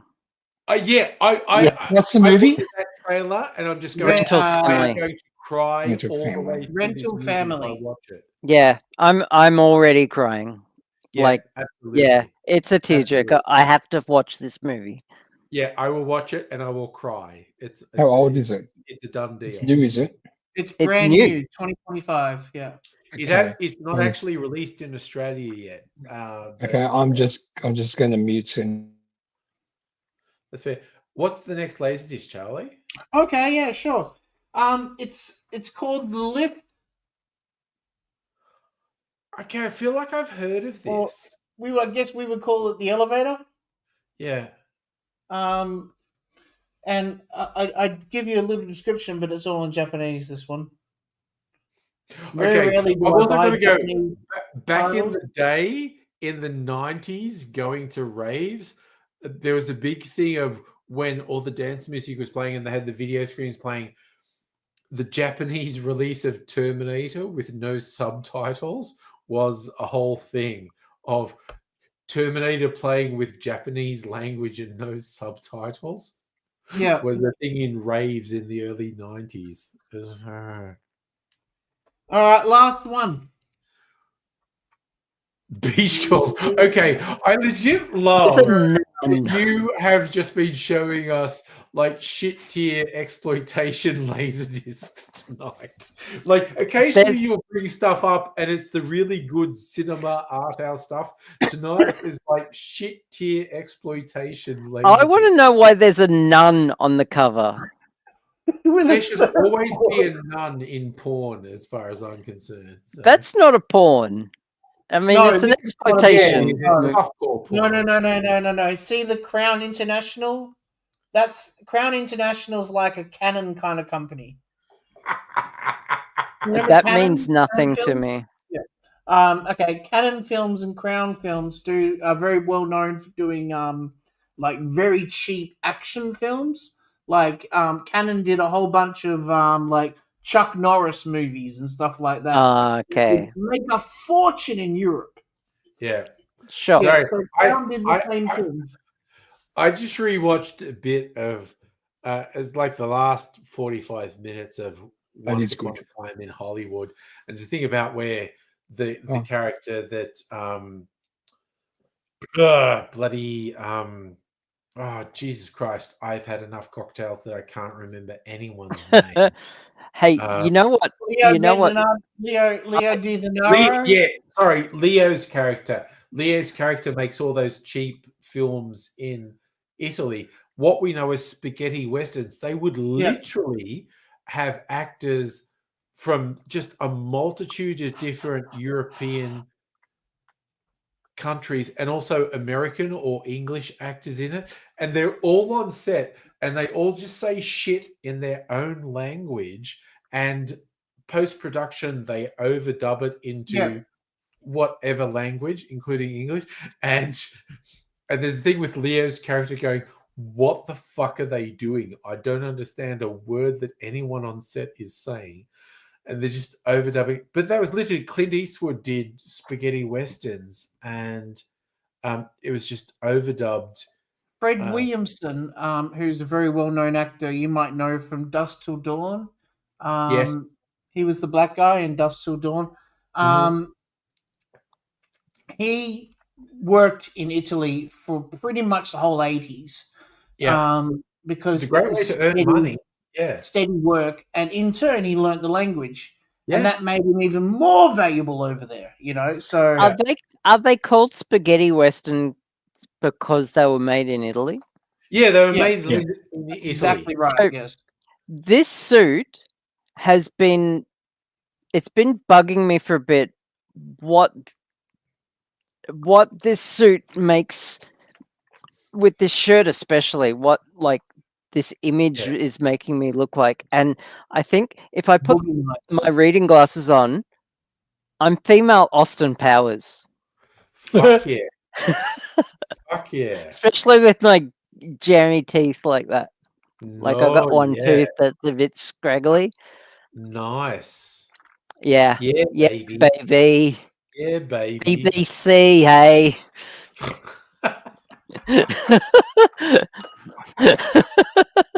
So half an hour to an hour for the morning leak every day. So yeah. Fuck yeah. Fuck yeah. I don't know what his other catchphrases were. Yeah, baby. Danger's my middle name. My favorite. I only saw the first two. My favorite. The first one was the only one worth it. The third one went downhill a lot. Oh, the third one. I never saw the third. I didn't know there was a third until the third one is so bad. Sometime this year. Gold member. Oh. Yeah, there's some funny stuff in Goldmember, but it's pretty painful. Even the second one's pretty bad. I'd rather watch The Cat in the Hat. That had a lot of funny jokes in it. I swear to fuck, like people got angry at Cat in the Hat because it had some nasty humor in it, but the bit where the cat has a garden hoe and he slaps it around and says, "I'm sorry, baby," like he's a pimp with a hoe. That was the one bit that made me laugh. I was in fucking hysterics. And so many people were so angry that they did that in a quote unquote kids film. But that's how they used to make it. He chops off his tail with a butcher's cleaver. He chops off his tail with a butcher's cleaver and he goes, "Ah!" and it goes, boop, and it cuts to this. Son of a yeah. But that's how they used to make all children's entertainment at the day, because the children could watch something and the parents with them would have extra humor, putting which the children would never pick up, and that's how they made them all. Like especially things like Bugs Bunny. You watch it now; it's very different. So, the classic Bugs Bunny and Daffy Duck and Elmer Fudd, that shit's all fucked up. In a way, in a good way. I love it. If I walk down the street in this suit, I'm gonna have the Austin Powers that incidental music just on loop in my head. It's kind of like if you wear that suit down the street, whenever anyone says anything to you, you should be compelled to answer, "Yeah, baby." Dun, dun, dun. Which way is it?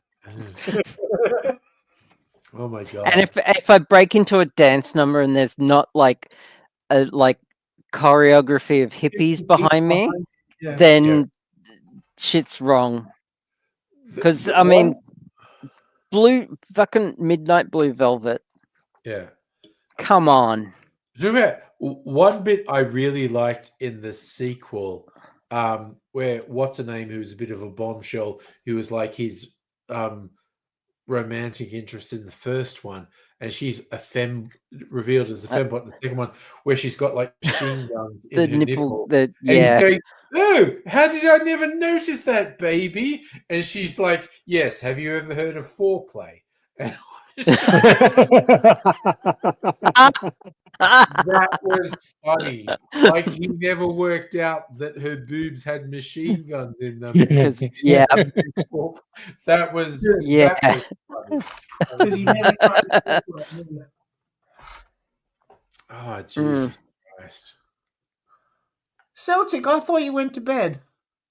Wants to see Abigail dance. Wiggle, wiggle. Well, if you're in bed, I'm definitely not going to. I'm not going to be someone's spank bank material. Someone's cam girl. Yeah. Yeah. Bring up the pole. Cool. I'll dance for you, Celtic. Yeah, yeah.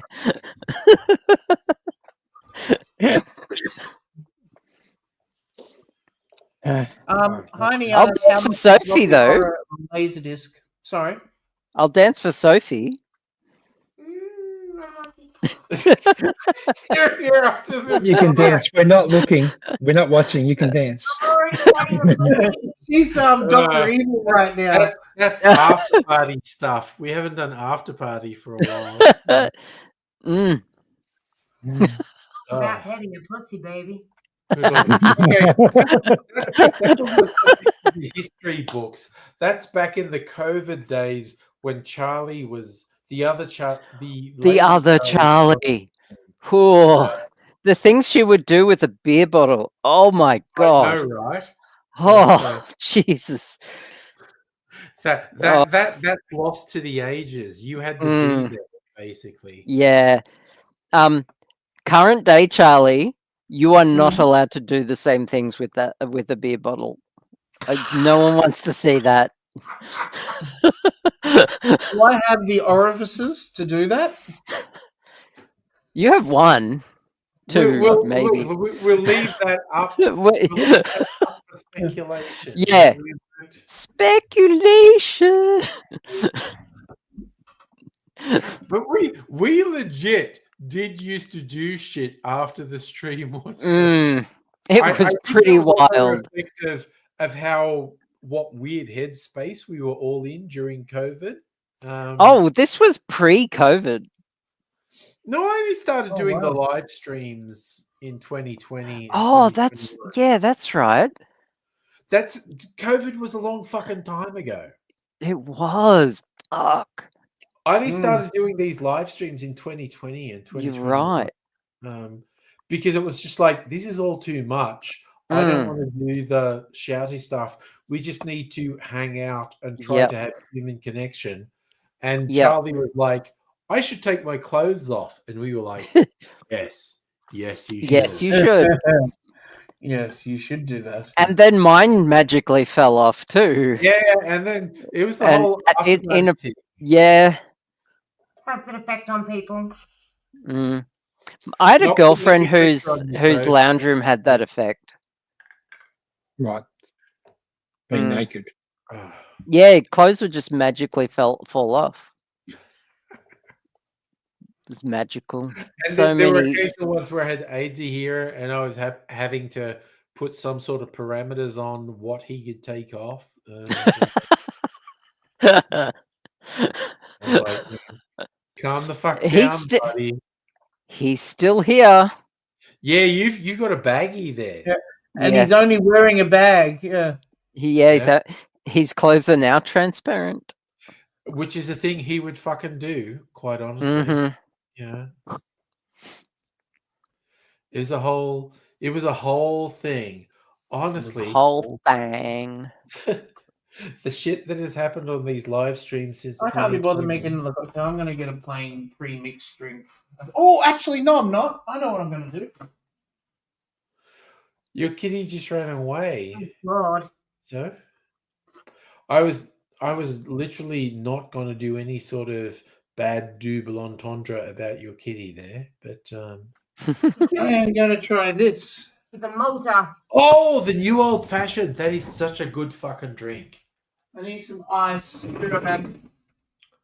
I swear, like a few months ago, I went to a Starwood event at a particular venue when they were launching a new thing, and David Vitale, the head of Starwood, was there, and it was good. And we're talking, we're tasting things, and then they handed around an old fashioned. I thought someone had mixed it up, and I tasted it. Like, this is really good. And someone went, Actually, "That's what you were having there. That's just the bottled new old fashioned," and it's like, holy shit. And that's just an old fashioned made with twofold and their house bitters and sugar syrup. And it was like, Jesus Christ, for just a bottled old fashioned you can buy off the shelf, that is really good. Modern technology, eh?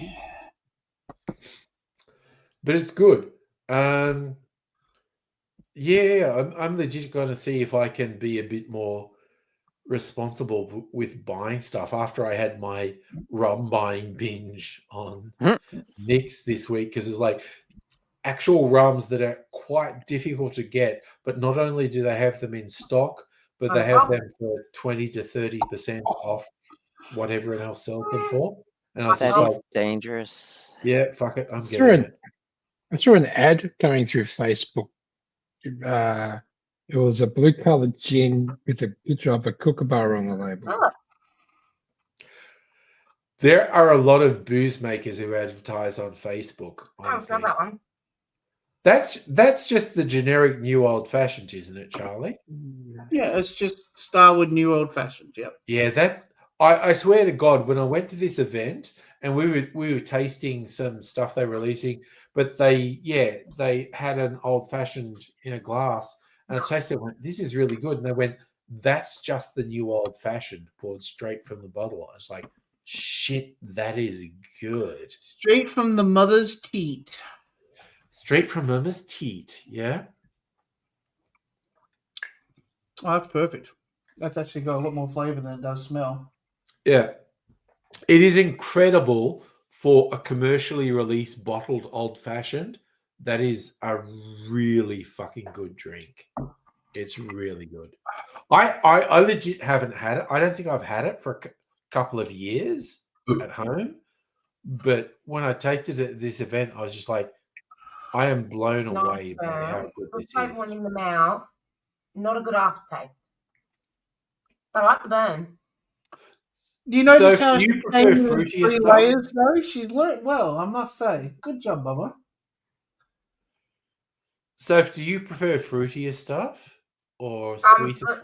Fruit and sweet. She's a big sweet tooth when it comes to cocktails. Which again, so am I. I love it.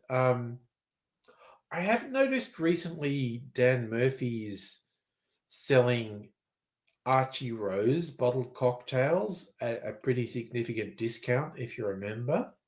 I've not had any of the Archie Rose, but actually, oh God, I saw a thing on Facebook. They've got a pop-up in Melbourne Central. Oh, I'm going there when I go into the office next Monday. Yeah, because it's near work. Yeah. I'm going to go in and see are they offering any special things at their pop-up in Melbourne Central, because that's only a couple of blocks from where I work. I was super excited. A couple of blocks from where I live. Yeah, Can it's you only a take a couple of photo? I'd love to see what a pop-up Archie I'll Rose. take some photos and put it on the Discord. Yeah, I'll go in on either Monday or Tuesday next week. But yeah, is the Pope a Catholic? Oh my God! Of course, Angry's a member of. I saw the best thing today, and I didn't take pictures. I should have taken pictures. It was someone got this especially from Italy. Yeah. As a joke, as a gag gift. Yeah. It was a little pocket-sized calendar of 2026 calendar featuring pictures of Pope Francis. Who's dead? Yes.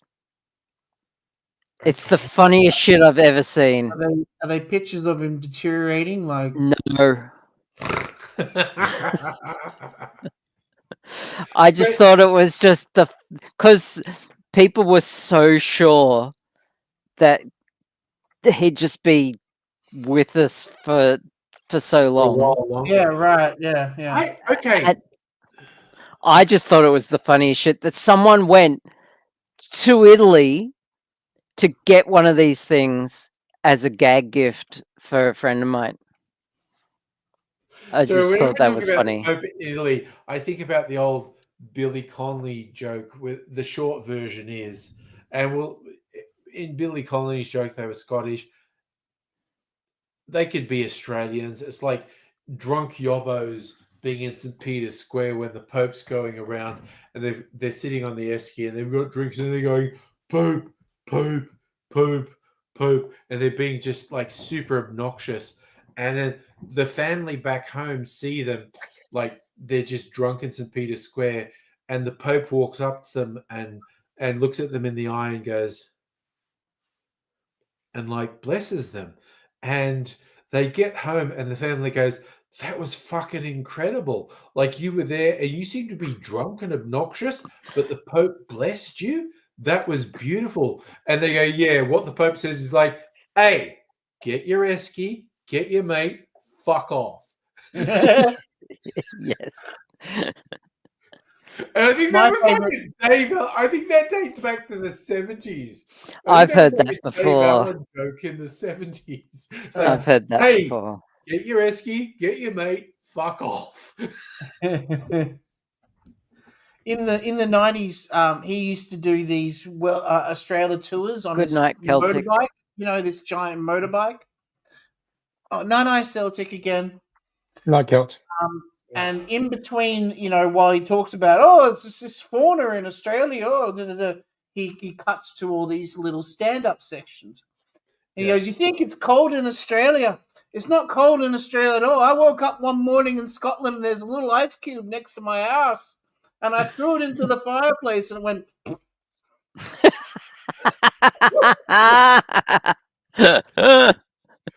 Sorry, I just randomly thought of a Dave Allen thing because I grew up like 70s, 80s. The ABC would repeat the Dave Allen show just ad infinitum, saw all the things. And he talked about how he liked Australia. He visited Australia and he bought a thing in the country.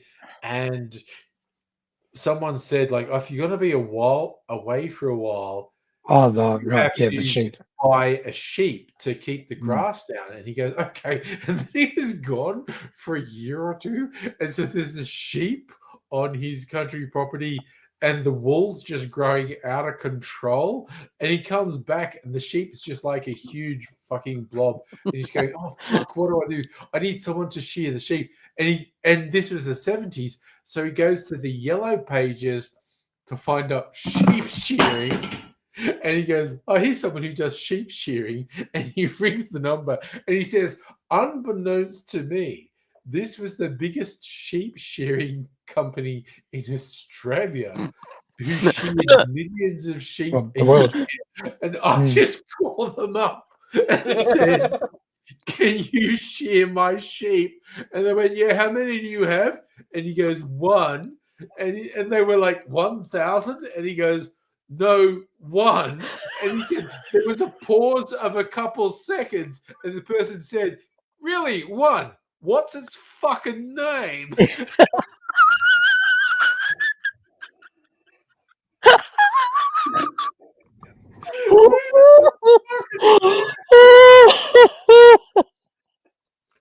was just... I just love the idea of these people going, really? You want us to shear one sheep? What's its fucking name? Oh, beautiful. My brother has a hobby farm near Ararat, and at most he'll have like 24 sheep on it. Yeah. And he doesn't even name them then. You don't name sheep. Well, you give him a number. One of them, Sorry, I'm flashing Let's back call them all like Lambert. from the 70s with Dave Allen not knowing what he was saying and talking to someone on the phone, and they just go, "Really? What sheep? What's his fucking name?" Yeah. No, that's great. Oh fuck! And again, yeah, calling a company that shears hundreds of thousands of sheep a year and asking them to shear one sheep. It's definitely funny. Oh god, it's so good. But God, he was so good. Like I watched the Dave Allen show so many times growing up, and it was a mix of sketch comedy and him just sitting in a chair telling stories, and also because he was Irish and he was raised in Catholic schools, but he was a fucking atheist. He was definitely an atheist, and he would tell stories about like how fucked up the nuns were in his schools and whatnot, and the weird fucked up shit they would say to him, and he was just very subtly like, you go through this for long enough and you start to realize, I don't think this is real. I don't think this stuff these people have been telling me since I was a kid, I don't think it's actually real. I'm looking for. I found being at a Christian Brothers Sophie's been or high distracted school. looking at Earth We had Wombat's picture that he posted up on Discord for the last 10 minutes. Oh, what did I miss? I I haven't don't seen have my glasses on. That took me a long time. So she tried solving it like Because I've got, yeah, the things were moving everywhere, so it took me so long to decipher. And then I finally giggled because I finally put it together. What have you been posting on the Discord? Oh my god. Euro dumping. Anagrams. To get that. Someone looking at anagrams. Jesus Christ. And the neurospicy dumping thread section. Yeah, no. You gotta say good Out stuff trying in to get my neurospicy glasses off dumping. from moving, so I just stared at it until I got it. It's great. I love it. Oh my god. I was going to say, like, from being at all Catholic schools, nuns and Christian Brothers, I found that once we're in the high school, I think a number of us were like, this is stupid. You know, I personally stopped listening in second grade, to be honest, but yeah, I woke up very, very early. I stopped listening, but in high school, you stop. I think it was in year 8 when you see the boys really starting to to openly disagree, like the religious class against it, or Easter, and just before the break. And the religious teacher was the form master, who was a brother. And he's like, "Hey, brother, what's a cheap way to spend Easter?" And he says, "What?" And he gets up and he puts his hands out in the crucifixion, you know. So it's also the classic, like, what did you do over the Easter long weekend? Like, I don't know, I just hung around. It was like, there was a meme I made several years ago, and I put up, you got all the people on the cross, and you got the guards there pointing up, like doing something. They got their arm up, and it says something about not forgetting your safe word. Oh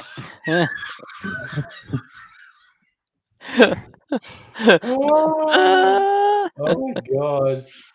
Yeah, it's kind of funny. I made a bunch of stuff, and people would say, "Geez, you make some blasphemous stuff." But I'm also like, people say that because I was raised Catholic. I was an altar boy. I was definitely a believer. I can find it. And people like, oh, what was it? Was there a thing that made you be an atheist? Because by most definitions, I'm an atheist. But it's kind of like, there's no switch. There's no particular moment where I went, that happened, that made me realize the stuff I'd been indoctrinated with was probably bullshit. There's no moment. There's nothing I can pin it to and say that was when I stopped being a believer. It's just somewhere between being a teenager and an adult, I looked at stuff and went, "That's probably not true. That is probably not true." But there's nothing I can like link it to and go, "Oh, at that exact moment, that's when I said the stuff that I'd been indoctrinated with up to that point was bullshit." I don't know. At some point, I transitioned from being a believer to going, "Yeah, that's probably kind of bullshit." But it is what it is. I found a Deepak Chopra book, and Richard Bach. Those two authors really got kind of. Okay, Richard Bach.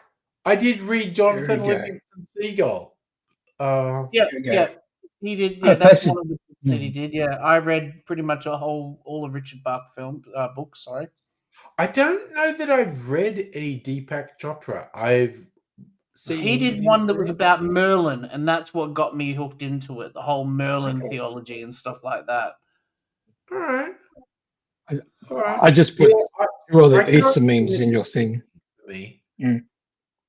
Oh, there's more memes in the Discord. Oh, I just posted two of my blasphemous stuff. Thank you for posting blasphemy. That's all I'm going to say. Do you remember the safe word? Do you remember the safe word? Yes. And then a Monty Python reference. I'm in. Oh, God, this piece of halibut was good enough for Jehovah. Also, if you look at it's very interesting because it doesn't seem real now, but there was a very strong reaction against the life of Brian. Where very mainstream people definitely thought the movie should be banned. And we're just going, what the fuck is wrong with you? We are not. Having said that, Dogma came out in 1999, 16 years later after, because what was 1979, so 20 years later, and the Catholic Church tried to ban that one as well. And there's a giant shit monster in it, like it's not like something that you can really take seriously as a but because it's got theology in it, they really can't handle it. Which movie? I don't know that there was Dogma. any serious mainstream resistance to Dogma, which is a Kevin Smith film. It's a Kevin Smith movie. There was genuine mainstream resistance to Life of Brian being released. There are some good videos on YouTube.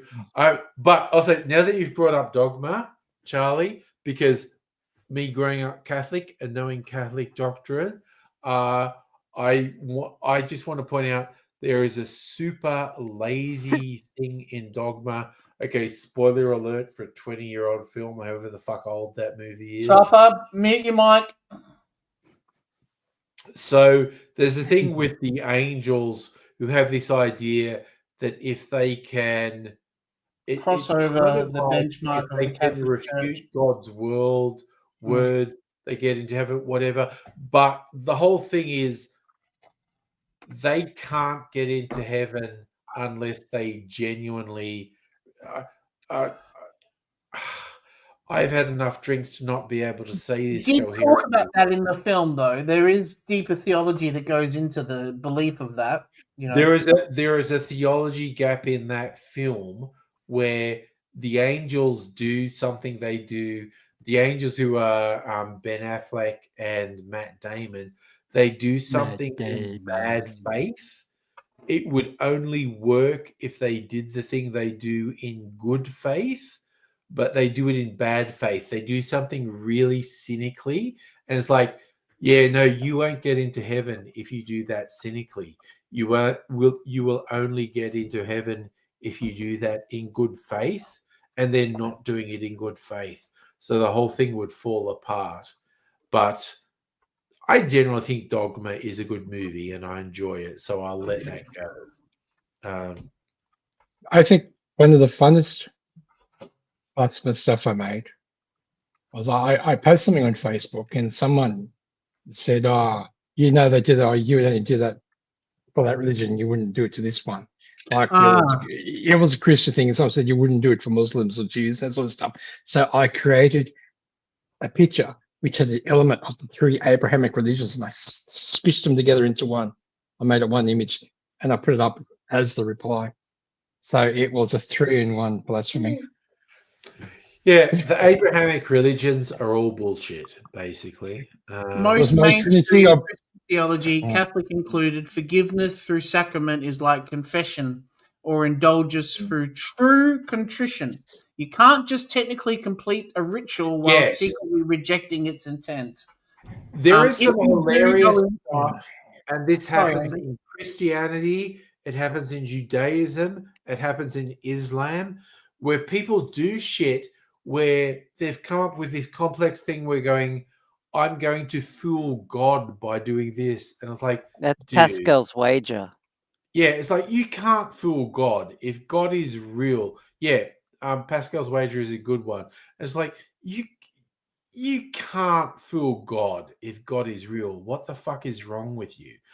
Pascal's wager is a Christian version, but there's a Judaic version and there's an Islamic version, and it's just like, no, you can't fucking fool God. If God is real, you can't fucking fool God. What the fuck are you talking about? And it's dumb as fuck. Anyway, I'm hey Safa, I'm going to get some ice. Yeah. Well, steady on now. He probably I had know. his thing muted because it's it's an old movie. We're allowed to Ooh. talk about it. It's okay. I'm going to spoiler alert a 20-year-old fucking movie. I found another blasphemous one I made. This one I like. I do need more. I feel like I need, if we're going to keep talking, I need to drink something else non-alcoholic. 26 years old Dogma came out. Jesus, that's a long time ago. And there's All right. one more Sorry, blasphemous stuff. Yes, I look forward to you coming back and I'll be drinking back more in a with me. minute or two. The submissive. The love of the submissive is like no other. Submission is the utmost trust. There is no dom without the trust of the submissive. Not as good as your last one, but it's okay. Yeah. Yeah, like it wasn't the best, but I was That one looks stirring. like AI made I it. was stirring certain elements online, so it's very pointed at others. I was actually trying to find the one I created, which Ray was yesterday was so funny. sorry. Ray's he's one of the people regulars. Oh on yeah. up here. There's There's a march coming up on the 31st. It's a right wing kind of march. That one. Back Australia from immigrants. Mm. And he's like, but they're serving hot dogs, He's like, he just wants to go for the hot dogs, Are they? I posted somewhere on Facebook about that. I put something about it must be I wrote BYOB for bring your own bat, and someone said, "Oh, it's inciting violence," and I said, "Since when has baseball been violent?" The thing is they're hoping it will be violent. Oh yeah, that's what they look for. Violent. Oh, drive this way, James. I can smell the worst vegan cooking over there.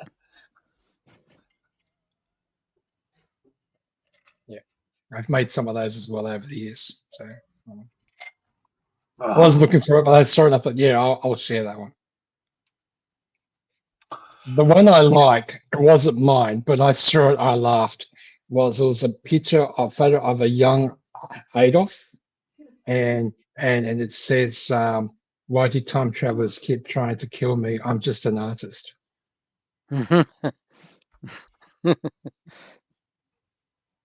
I thought, I love that. That is so good.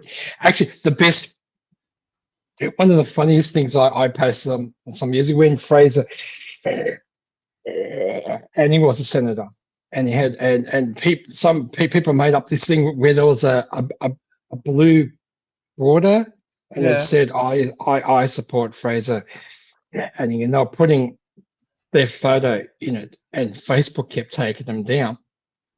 I put Adolf's face on one, and I posted it, and it was the only one Facebook didn't take down. Oh, That was hilarious, and I got really upset because I could see them like, how come I wasn't taken down? But that's left up.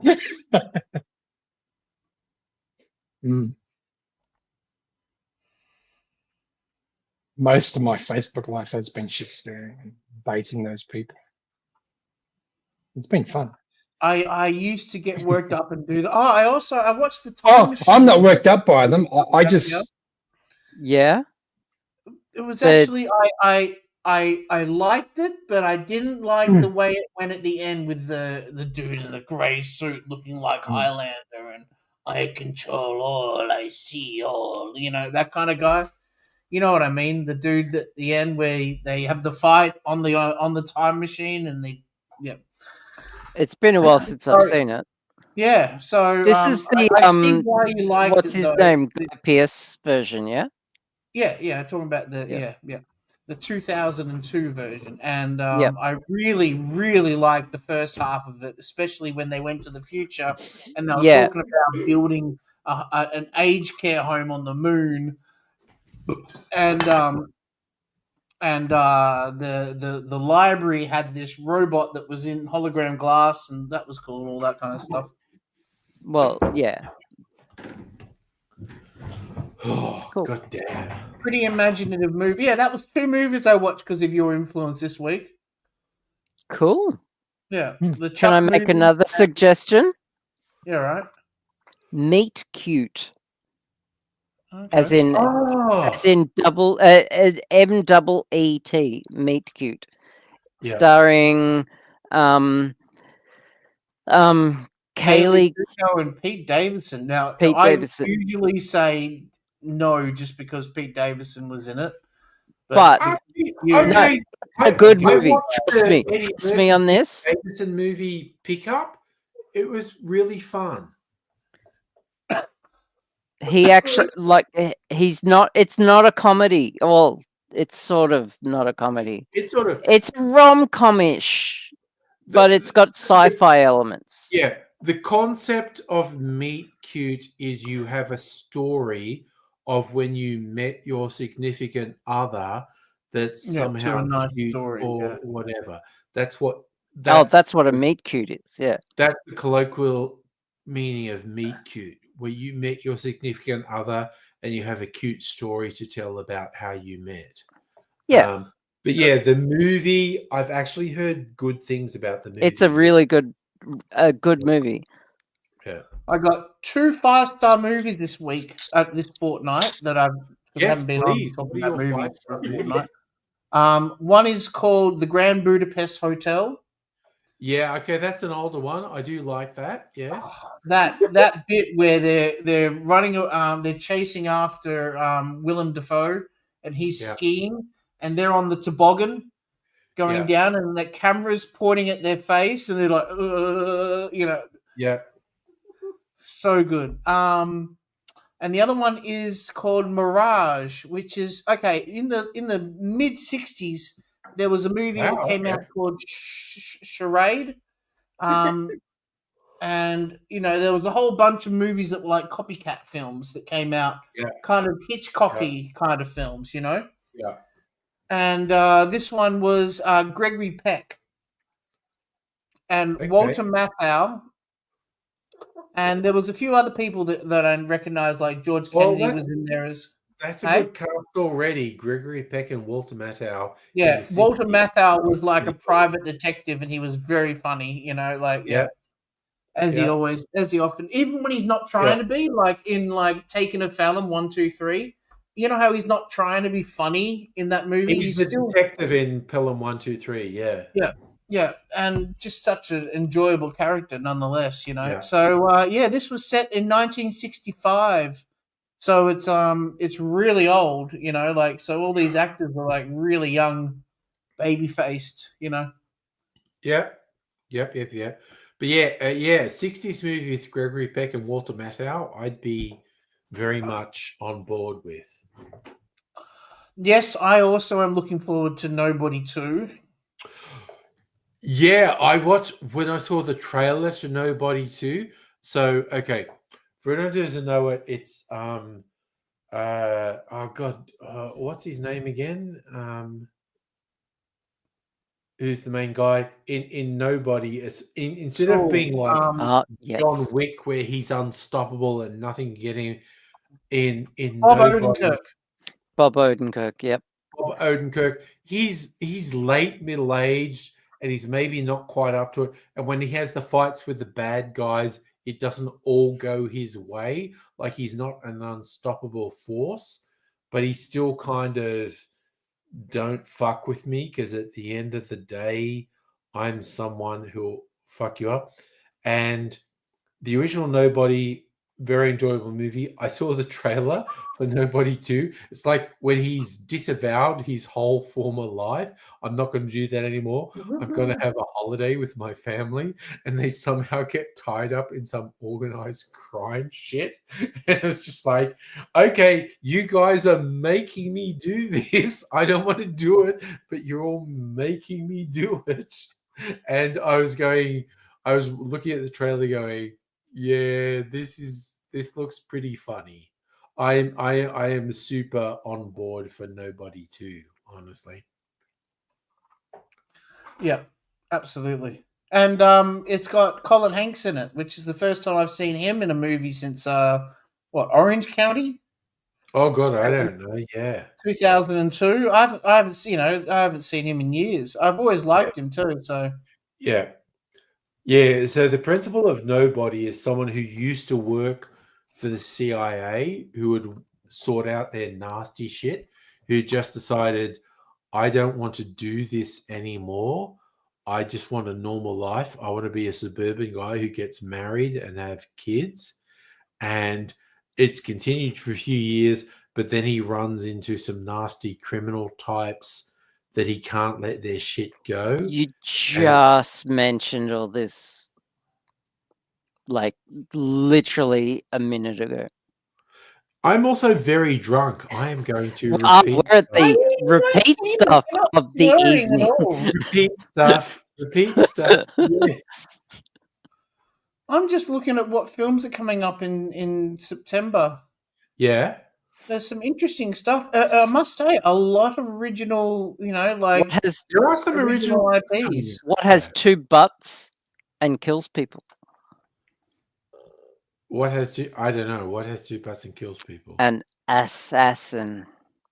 Assassin. Nice. Assassin. An yeah. assassin. Hello, Nintendo Lunchbox, by the way. Or Pat. I don't know. No one can confirm nor deny if Pat has two butts. Yeah. I think Pat has spare butts. I don't know. So the Spinal Tap movie, I think, would be the one I'm looking forward to the most in September. Actually, I having watched the trailers for the Spinal Tap movie, Yeah, it sucked it out. I Did am it? kind of keen to see what they do with it. Yeah. Oh, good. Yeah. The one joke that made me laugh my ass off in that trailer was they were filling in the role because the drummer. because what's her name? The woman that slept with Trump. Stormy. Oh yeah, Stormy Daniels. Booked in a thing because they cancelled a night with Stormy Daniels. Yeah. Yeah, that's how they got back on the road again because they were filling in quickly because the night with Stormy Daniels got cancelled. I like the bits in the trailer where they're talking about some modern musicians trying to get them to be the drummer, and Spinal Tap are forced to confess how many of their drummers, spontaneously combusted and whatnot. Right? Yeah. And the modern musicians going, I don't think I want to die. Yeah, I've got a bit of time for the new Spinal Tap movie, whatever it turns out to be, because they're all like 60, 70. All the Spinal Tap guys are so fucking old now, and I have. I'm just glad they're all three are still with us to be able to do this project again. Legit, yes. The Chris fact that Guest they're all in a movie again? Are you kidding? That's going to be awesome. Yeah, I am quite keen to see what happens in the next Spinal Tap movie. I don't think I've seen a Chris Guest movie since Waiting for Guffman. Was it Waiting for Guffman? I don't know when the last time that group of people did a movie was. You know what I'm talking about, though, right? There was that Yeah, I last know what one you're they talking about. did. It might be like 10 years ago, the last time they made a movie. Yeah, at least more than 10 years ago. Yeah, 2006 or 7 was the last. All their mockumentary For your movies. consideration, I think it was actually CHRISGUE. Over 3-4 decades, they made all those mockumentary movies, and Well, they didn't do that many. They did only 5 mockumentary movies, unless you count Spinal Tap 1 and 2 and the Spinal Tap, Mighty Wind, A Mighty Wind, Best in Show, Waiting for Guffman, For Your Consideration. For you, it's like once every 5 years they did a movie. Yep, and everyone was a fucking banger. Again, they were so good. They were very good movies. Yeah, I'm not seeing anything in Christopher Guest since quite a while ago. I'll be honest with you. Earthwormy disappeared, but you're back, buddy. There you are. He's too busy rooting Jamie Lee Curtis. Yes. Oh my god. Yeah, having watched the Criterion Closet. Oh yeah, but you knew that already, didn't you? Where she was literally just like, I saw Spinal Taps and thought Christopher Guest was hot as fuck, so I sent word out I wanted him. Yeah. And honestly, I think if Jamie Lee Curtis sends out word that she wants you, she's gonna get you. Somebody accused me of looking like Nicole Kidman the other day. All right. Yeah. I don't know where that came from. I look in the mirror. Nicole Kidman they want. Do they want to Eyes Wide Shut you, or do they want to BMX Bandit me? Yes. See? Yeah, I don't know. Wow. It means very different things in very different... I look in the mirror and I see female overweight Denethor. So, yeah. Oh, right. So, I've been watching Deadwood with Mrs. Angry, and one character, and again, it's just so many good characters, and it's so entertaining. But the doctor, I was going, that guy was in Lord of the Rings. He was Wormtongue. Yeah. Oh, Wormtongue. And because Deadwood was after Lord of the Rings. So, should I add Superman for the server tomorrow morning, Angry? Yes, yes, you should. I swear to fuck, it's if you had Superman, it's good. I'm fucking watching it this weekend. It's really good. All right, it'll be on tomorrow morning. The new one. All right, I just thought, no, Angry would like that. Yeah, it's good. It's good. Yeah, I enjoyed it. Yeah. So Chris Guest did another one of those kind of entourage kind of movies. You know what I mean? Like, it's called Mascots. I don't think I know that one. Yeah, neither did I. I didn't even know it came out. Like, and the cast looks amazing too. We got Zach Woods from The Office. You've got the dude from the IT Crowd. You know, the Scottish dude. Yeah. You got John Michael Higgins again. You know, which is he was in all the other ones as well. But Chris Guest is really good at lining people up. Yeah, really looks like a really solid cast. Parker Posey's back again. Yeah. Yeah, no, I'm going to get that one as well. That's what happened. I just came in looking for that, and I'm like, oh, Superman. Okay. I'll grab that too. Mm. But again, he's also in one of my all-time favorites, The Princess Bride. He's the six-fingered man. Yes. And him is that one of your favorite movies? Sorry, what was that, Rebecca? The Princess Bride. Is that one of your favorite movies? Yes, it is one of his favorites. I didn't know that because you've never said that before, ever. No. if I go with my Hang on, all-time I want to favorite, hold Dr. Abigail to this before you say anything angry. What are the other ones on the list? I don't know. He always mentions there's Princess another one Bride. I always about- say the same ones. Yeah, he always Princess talks about Bride, another one, especially from England. I With don't Nell and remember. I, Yep, with Nail and I, I don't. Princess Bride, The Godfather. Godfather. Yep. And then he's just added this one to the list as well. And he's also got Mad Max Fury Road on there. Mad as Max well. Oh, yeah, Fury that's Road. Fury Road. Yeah, Best film of the 21st century, Mad Max it wasn't. Fury Road. It was okay.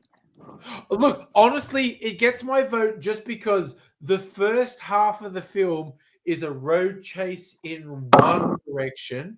The second half of the film is a road chase going back the other way. And the fact that and- you make a film out of that is fucking amazing. and the fact that Mad Max isn't even the star of the movie. no, and- Fury Right, Road right. is the movie. The movie could be made without him even in it, Yeah, and it would be the same movie. Yeah. it is extremely well And done. it wouldn't. putting It that. I like actually that. wouldn't take away from the movie at all. No, it's just a fucking good movie. It was It's- like I there was mean, it's not a bad movie. It's a great movie. It's there are two things George Miller does in all the Mad Max movies. One is have characters with disabilities in central roles. Two is have a little joke where music is playing and you think it's the soundtrack to the movie, but it's actually a character in the movie is playing the music. so it's diegetic music instead of non-diegetic music. Yeah, and in the original Mad Max, it's Max's wife playing saxophone. There's this one shot where it comes into the beach house and you think it's just the soundtrack with the saxophone playing, but it goes in and Max's wife is playing saxophone right through to Fury Road with the guitar guy on the truck that has all the speakers on. That is just so good. I have touched that vehicle.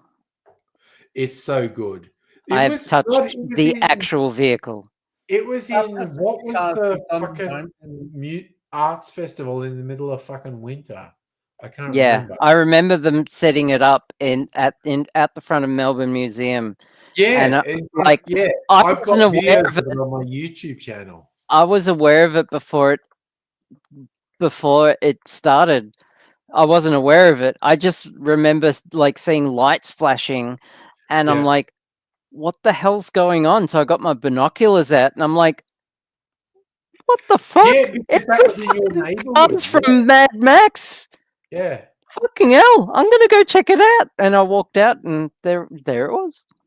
And you could get right up to them. YouTube channel that. And yes, Nintendo Lunchbox. Can't we get Beyond Thunderdome? A reboot of Beyond Thunderdome would be awesome. Which was the song that Tina Turner did. And again, it was a really good but that thing was to the have worst Tina part of Turner the be film. the hand of this. Everyone brings up Tina Turner, forgetting that Tina Turner sucked the living life out of that film. Now, I love Tina Turner. Yeah. But she was the worst part of that film. It was so good. To be honest, a little bit for kids as well, but Okay. That's that's a take. That's a take, definitely. It's a steaming hot take. Every now and then, not always. Oh, look, I am always going to fucking back someone who does a steaming hot take. So I don't have to agree with you. If you take a really blistering hot take, I'm like, fuck yeah, do it. So besides the song, what about Tina Turner did you like in Beyond Thunderdome? Did you She's just not a say great Beyond actor. Thunderdome? I'll throw it out there. She's not a great actor. I did say Beyond Thunderdome, yes. Yeah. Fucking Master Blaster. Master Blaster was awesome, but that's also the key thing. Every Mad Max movie has a pivotal character with a disability. in the original Mad Max, it's the funny lady who's got a Down syndrome son. In Mad Max 2, it's the people who are trying to get past the biker things. There's the guy who's a paraplegic and whatnot. In Beyond Thunderdome, it's Master Blaster. In Fury Road, it's Furiosa. it's the sons of fucking Furiosa is an amputee. She's an amputee, yes, but also it's the sons. He means he actually hires actual people that have disabilities rather than. Yeah, okay. Yeah. No, that's fair. It's the sons of the fucking bad guy, and it's the one guy who's a very severe physical disability, but even his weird testosterone son who's out there is like, yeah, I think he's missing some I think he's missing some chromosomes. I think Yeah. And in the Furiosa movie, it's the little guy who sits in the back of the war wagon. Which fucking brings in stuff to the Mad Max open world video game. Which right? Yeah. The Furiosa sequel, I went, oh shit, you have made the Mad Max open world video game canon. That is fucking wild. Pretty decent video game, that one, actually. I haven't played it. I've played it. No, what's good is it's nice and short. You kind of you're in and out of it in 3 I days. thought it was an open world game. It is an open world game. It's so how can it be short? Simple open world game. Okay, you know how there's 2 categories of open world game? There's open world with a million different activities to do and stuff like that, right? And then there's games like Mafia 2 that was open world, but there's like, once it's all done, the whole place just feels like a fucking desert, you know? Another one was that hacking video game that came out. You know that one where you could hack all over the city? What was it called? I remember playing that. I'm sure I've actually got that for the PlayStation. I am it was PlayStation. Blanks because I'm PlayStation. I'm PC Master Race for life, yo. My son had that game. Well, Watch Dogs. I haven't played. You're talking about Watch Dogs, aren't you? Yeah, I haven't played Mafia. You missed it. Yeah, that was good. Good game. There was a second one, I think. Did they release a second one? I haven't played the second one. There was more than one Watch Dogs game, yeah. Yeah, because I remember my son. Another movie, Angry, that I think you might like is called Eddington. Oh shit! Have you got that on the? Yeah, I've got that as well. Yeah. Yeah, that's like a COVID craziness movie. Yeah.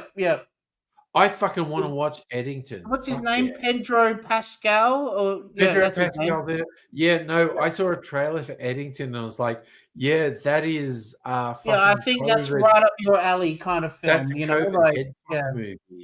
Clever but fucking violent, you know? Like yeah. That looks like a really weird mindfuck movie. Yeah. What is okay, did you know that milk is the fastest liquid on Earth? What? No, it's pasteurized before you can even see it.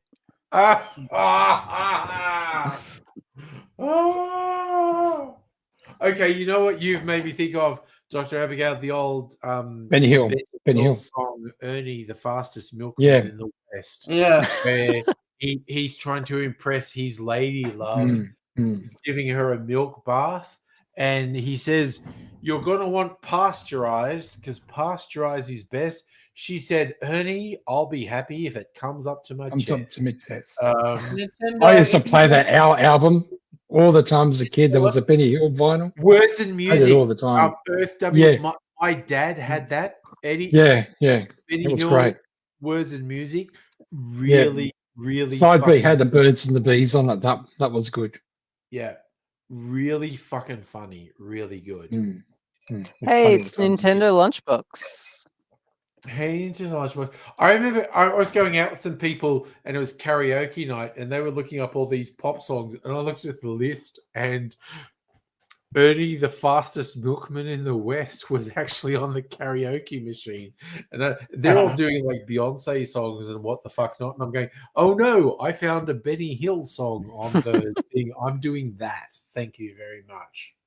Actually, I've got a funny jukebox story. I'm gonna go check on Sophie. I'll be right back. Okay. It goes to the late 90s in Brisbane. You go to Hungry Jack's in the Queen Street Mall, and it's so busy, and everyone's like choosing their free songs. And I put in the Turning Japanese song, and then it took a while before it got there. But what is funny is that there was this small group of Asian people. I think the way they were dressed and carried themselves, they looked Japanese.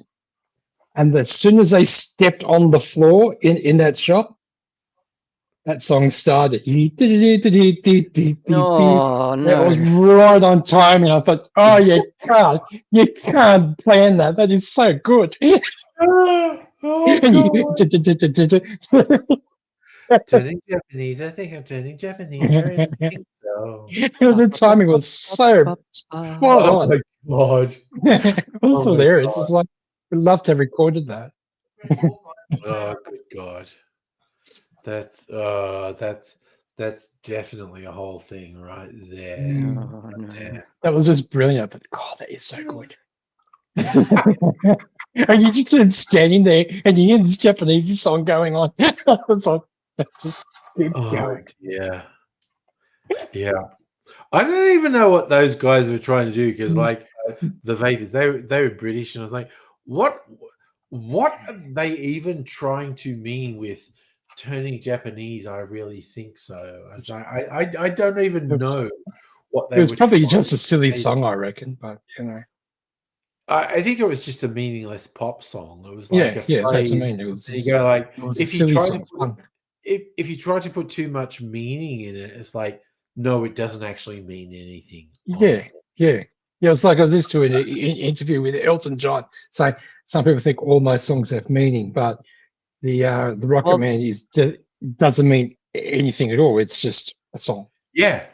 The Beatles You know. got so sick of people trying to get meaning out of their songs that Yeah. they wrote I Am the Walrus just to fuck with people. Yeah. Just to fuck with people. Like, they wrote the most nonsensical song they could think of just to fuck with Yeah. people. Also, Box by Nintendo Kenny Lunchbox Walker going, is about masturbation as well. Nintendo Lunchbox. Sorry. Well, that's a okay, theory. the It's a theory. ethereal voice of Charlie just came in. Oh, you're back. Turning Japanese was the thing where we were going like, is it talking about constipation? Like trying to shit so hard that you squint your eyes? I don't know. Yeah. That was a whole thing. Okay, so how are we going? So it's like I just poured myself a drink. Oh, okay. Well, It's- honestly, if you've just poured yourself a drink, I feel like If you've got the energy, I'm happy. I've got the time. Okay, let's do it. I just had a non-alcoholic drink, so Yeah, same here. logically, I should be able to have an alcoholic drink now. Your logic is flawless. I know. I love how flawless my alcohol-based logic is. This is my clarified old-fashioned. Oh, that was actually more effort than I thought. Strictly Sega. Hang on, I'll come back into the thing. Yeah, okay. It's strictly Sega.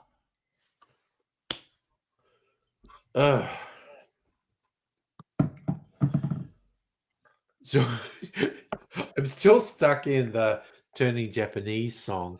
I just remember the little bit there. No wine, no drugs, no women, no fun, no sin, no one, no wonder it's dark.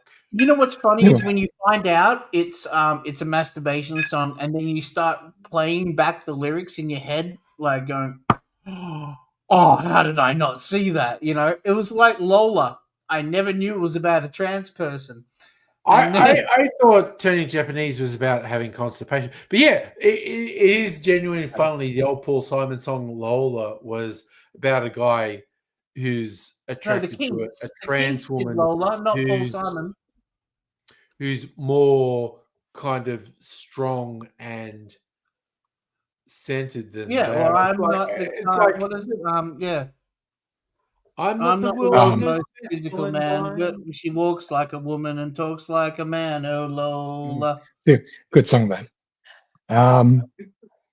Actually, the change Japanese reminds me of a place I used to work in the 90s. And I was in my 20s, and this fella's in 20s. He was Chinese. And one day he comes up to me, well, one night, and he says, "Do you think you could tell the difference between the Chinese and the Japanese person by looking at them? You know, how?" And I thought, oh, this bastard's baiting me. So I looked at him and I just started, my father is, and he laughed and said, no, not that. I knew I could do that because he had a sense of humor, and he knew it's like, Okay. I'm just going to throw out a guy I used to work with who lived and worked in Indonesia for a few years, and he's talking about like picking up someone sexy at a bar, and he was like in the taxi on the way home, like she just decides she's gonna like suck his dick. And his thing was like, I thought something was wrong. She seemed to have strong jaw muscles. I'm going, really?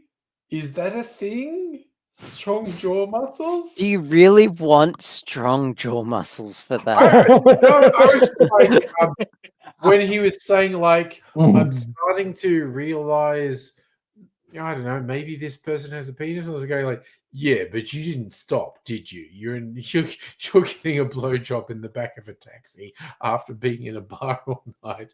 It's just like sometimes I don't know. Guys try to tell you stories, and you're like, just don't qualify anything, man. You just had a good time. That's all that happened. You just had a good time.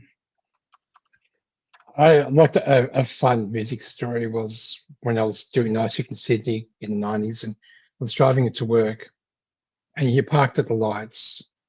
You got the window down, and that Tism song, the homeboy. The reason he's a homeboy, is because he's a dickhead.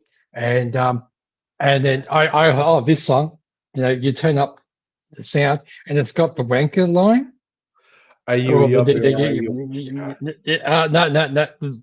homeboy song about dickheads. That's or something. It's got that main line. And as it's in there, and I felt I was being looked at, so I looked over my right, and there's this car with homeboys in it, and they're trying to give me that look, and I just burst out laughing because it looks so dumb. But again, good timing. Yeah, good timing. Insecure boys are a whole thing. Oh, I did have a good thing that I had some fun driving to work at night. I was at lights once. We on Parramatta Road heading towards the city, and you on the corner was a big building with a clock. I think it used to be an Arnott's building or something. And so you're sitting at the lights, and there's this car. They come up beside me on the left, and they were wanting a drag, and I wasn't going to do it. But then I realized that they didn't realize that right behind them was a cop car. What? The police were right behind them. Like that movie. So when I looked at them, so I looked at, rev, and like, oh yeah, rev. And I could see the cops' faces going, oh shit. And then as soon as the lights went green, they sped off, and I sat there. And as the cops went past, the cops gave me the filthiest look. And they drove off, and I sat there, and I waited for a whole cycle of lights to go through. There was no traffic. And when I came up, the boys were on the side of the road sitting, and the cops were pulling their car apart to search me. And I was like, hello. Oh, Trollolololol. Hey, you're gonna have some fun times. Mm, Oh my God. But then it was when the cop car, when they passed me, they drove past slowly first, looking at me like, I hate you. Because I realized. And once he went to no stay there, and I was there looking at them as they go past, that I knew they were there. And I waited. Oh God. Oh God. Oh. Damn. And so I said, you're lucky. They didn't pull you out and said, for what? yeah, Sitting out. exactly. Oh, it's all how it works out. My God. That's so funny. I don't know how the rest of you are all doing, but I think I've managed to have enough alcohol. I love whenever Charlie walks away, I see how colourful his pants are. And, Yeah. and because I'm not messing about. I'm wearing my Janny pants. I'm wearing the same pants that this suit is made out of, which you can't you've see. got the coordinated suit, Dr. Abigail. Yeah. So I'm just wearing ruggers. Shorts, these movies ruggers. are ones that I've decided not to get. If you see anything in this list, can you show me that you might know if it's worth keeping? All right, so what do you got? Sorry, Because just I've throwing- purely just gone by covers. Okay, so this is Piranha 2, the flying piranhas. Oh yeah, I do actually genuinely remember the Flying Piranhas movie. Yeah. I like how Japanese covers are so much more gruesome than I've got to hang on. I better hide that picture there. I look. I didn't see the No, picture. no, It's I all, don't want to Didn't get see the YouTube picture. You better show me You're not allowed to again. say that on YouTube. it's all light glare. It's all right. It's all light glare. We can't blurry. see it. Yeah. Now go it's really fine. close. I think we're Oh. fine. Oh, is that all? Oh, okay. Bikini or something. No, Yeah. Yes, full bare boobies. chest. Boobies. What's that one? Nightwish. Nightwish. No, that's not ringing any bells. I don't know that one. See, I've turned down most of these because they're Japanese pressings. Mm-hmm. This one I've thought about getting. I've been on the cusp of getting it, and I thought, no. Something evil? No, you don't need premium. You can find how to add people in Discovery or Google it. Sorry, I'm replying to Nintendo Lunchbox. That's fair. 976 Evil is actually directed by the guy who plays Freddy in the. Robert Englund. Yes, good memory. Yeah, no, that actually sounds familiar. 976 Evil. Yes. Yeah, it's a phone number that you ring and you can get whatever you want. And Yeah. That's the way I made a butterfly. That's the way. you know what? I'm keeping that one. Okay, thank you. That's one I'm keeping. Next is called The Devil's Daughter. Honestly, that to me just says she's probably a hottie who's up for some interesting stuff. 1990 color. Nice. Yeah, And butterfly. doesn't appeal to me. And then I've got all these already. The Friday the 13th films. Oh, part 2. There you go. Yep. What one's this? What number's the final chapter? Except, was that not the final chapter? I feel like Number 4 was nowhere near the final chapter. I think I've got up to 7 on Blu-ray. What was the one that was in space? 7. 6. Sorry. I really And then there's like Freddy the versus one that was Jason. in space, actually. How did Jason get up to space? He did. He just got to space. He just How? did. Yeah, just like how did Leprechaun get to space? Like I thought. I mean, magic, Dodoy, Leprechaun. What's that one, Charlie? Haunted. Oh, I've seen that. I feel like I've definitely seen that. That's I Aidan generally Quinn. don't I know remember Aidan who Quinn. it is, He's but from I think I've seen it. the Elementary show with and Kate Beckinsale. I feel like, yeah, that's a good cast. I've definitely seen that one. You know what? I think that's one for Plex, maybe. Maybe. I feel like Okay, I've next definitely up, seen it though. I've already got this. This is like I think Jacqueline 1973. 70 was that 70s horror? Yes, it's that's Is that Christopher Cushing. Lee? Yeah, no, Cushing. Peter dude Cushing. from Star Wars. Yeah. He Peter was Cushing Doctor did a Who. bunch of stuff in the 60s and 70s. He did 2 Doctor Who movies. Oh, okay. In the 60s. I haven't got any Doctor In Who the movies. I 60s. used to have Doctor Who movies, but they're so popular, I just end up selling them. No, Cushing 'Cause they did go the for so much Daleks money, and the you know? Daleks Invasion Earth. Yep. Which had the guy. all the Doctor Who movies are all the dude with the curly hair, you know, from the 80s. Yeah. The But the Haunting Cushing of movies in the 60s had the guy who ended up being in the modern Doctor Who. I can't remember his name, but anyway. Keep going. Ali Sheedy, The Haunting of Seacliff Inn.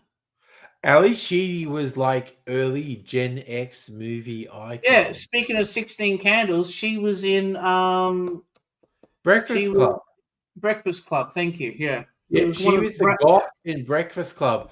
I broadly enjoy the movie The Breakfast Club, but the really shit bit of The Breakfast Club is the idea that the goth girl who is the only interesting character should hook up with the jock. That was bullshit. Yeah, shit ending. Yeah, I agree.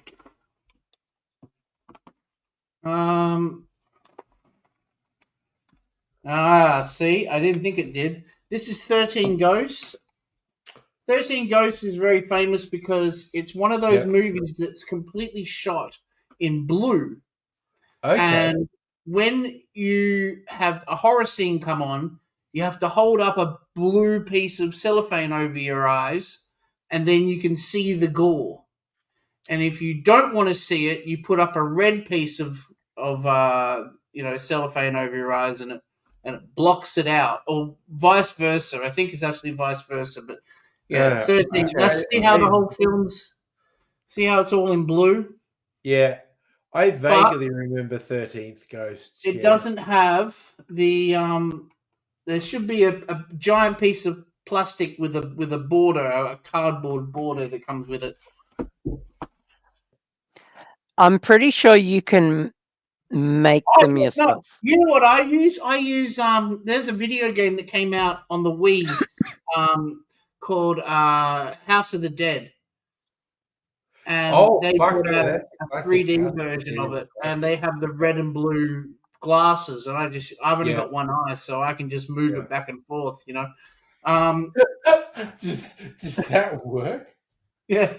No, not to see 3D, but to see 13 Ghosts. Just to see everything. Yeah. Yeah, just to watch 13 Ghosts. Is that Darkman 3? For Jesus Christ. I didn't know there was a Darkman 3. For fuck's sake. Didn't know it was a Darkman 1.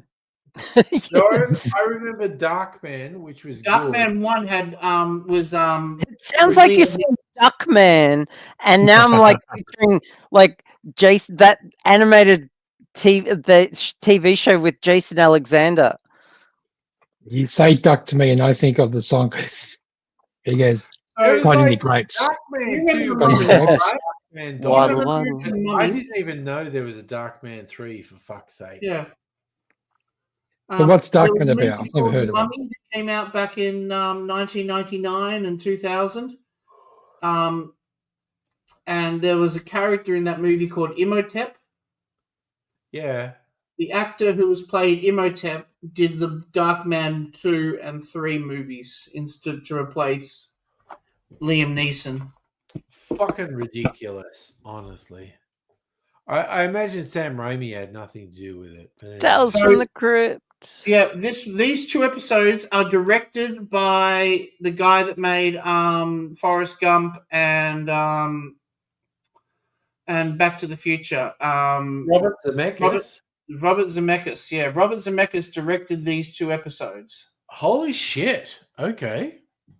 So I'm on the fence of keeping it because I also know it's worth a lot of money. So I'd rather probably just sell it for the shop. I reckon it would be. Early Robert Zemeckis stuff seems like it would be worth money. Yeah. And if you've got Tales from the Crypt, you've also got to have Tales from the Hood. Is that the black version of Tales from the Crypt? It's exactly what it is. It's exactly what it is. It's the black version of Tales Black from the horror. Nice. I love at the front. It says just chill. Just reflect. That is very chill. Yes. I love modern black horror like Jordan Peele. I love all black horror. I love it from the 70s, from Blackula up through the 80s. And then there's a great one I've watched called The Blackening. And but modern black horror, the last 5 or 10 years, what cracked me up is the biggest evil was white people. That's real. A lot of black exploitation films have white people as the bad guy, though. Yeah. Jordan Peele has really channeled everything from blaxploitation from the 70s onwards, and Jordan Peele's just gone, you know what is the greatest evil for black people? White people. It's just I'm really real. curious what Jordan Peele's going to do now he's been given the blank check. Like, okay, when you have a really successful film like Sinners that you made on a pretty semi-low budget, the studios come back at you and go, right, here you go, son. You look at movie. Sinners is Jordan Peele as producer and Ryan Coogler as director. That was such a good fucking movie. And Jordan Peele was successful as a writer and director, now as a producer. Ryan Coogler is a successful writer and director. What comes out in the next few years, who knows? Coogler's who I was talking about. I'm sorry. I said I got them mixed up. Sorry. Yep, I'm Guy Smiley, Nintendo Lunchbox. Well done, you found me.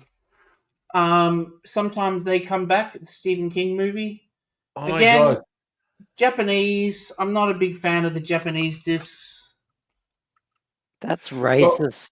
Okay, what was legit a big thing in the 90s at rave parties was Hollywood movies with Japanese subtitles with the sound turned down. You said you're listening to rave music and you're off your head on acid, and the screens are showing the Terminator with Japanese overdubs on it, and it's just like it was probably the only copy they could get.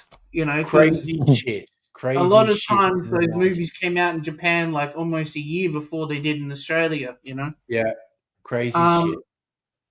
You've seen that one. That's a classic. I've got this already. Is that Brain Scan? Yep, that's Brain Scan. Everyone loves Brain Scan. Oh, crazy. A lot of I've never seen it. That music video, Come to Daddy? You ever seen that music video, Come to Daddy? Where he's the Apex Twin. The tall kind of twisted thing is screaming at this grandmother, and his jaw is extended. Yep. I feel like the short version. Have you ever seen the fucked up shit where fucked up shit happens? I know exactly what he's talking about. That fucked up shit.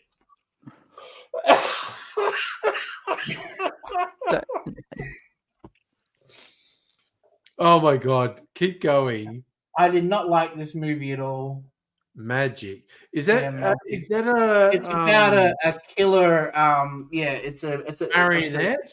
It's a what do they call it? Yeah, they call them marionettes. Okay, we'll call it a marionette.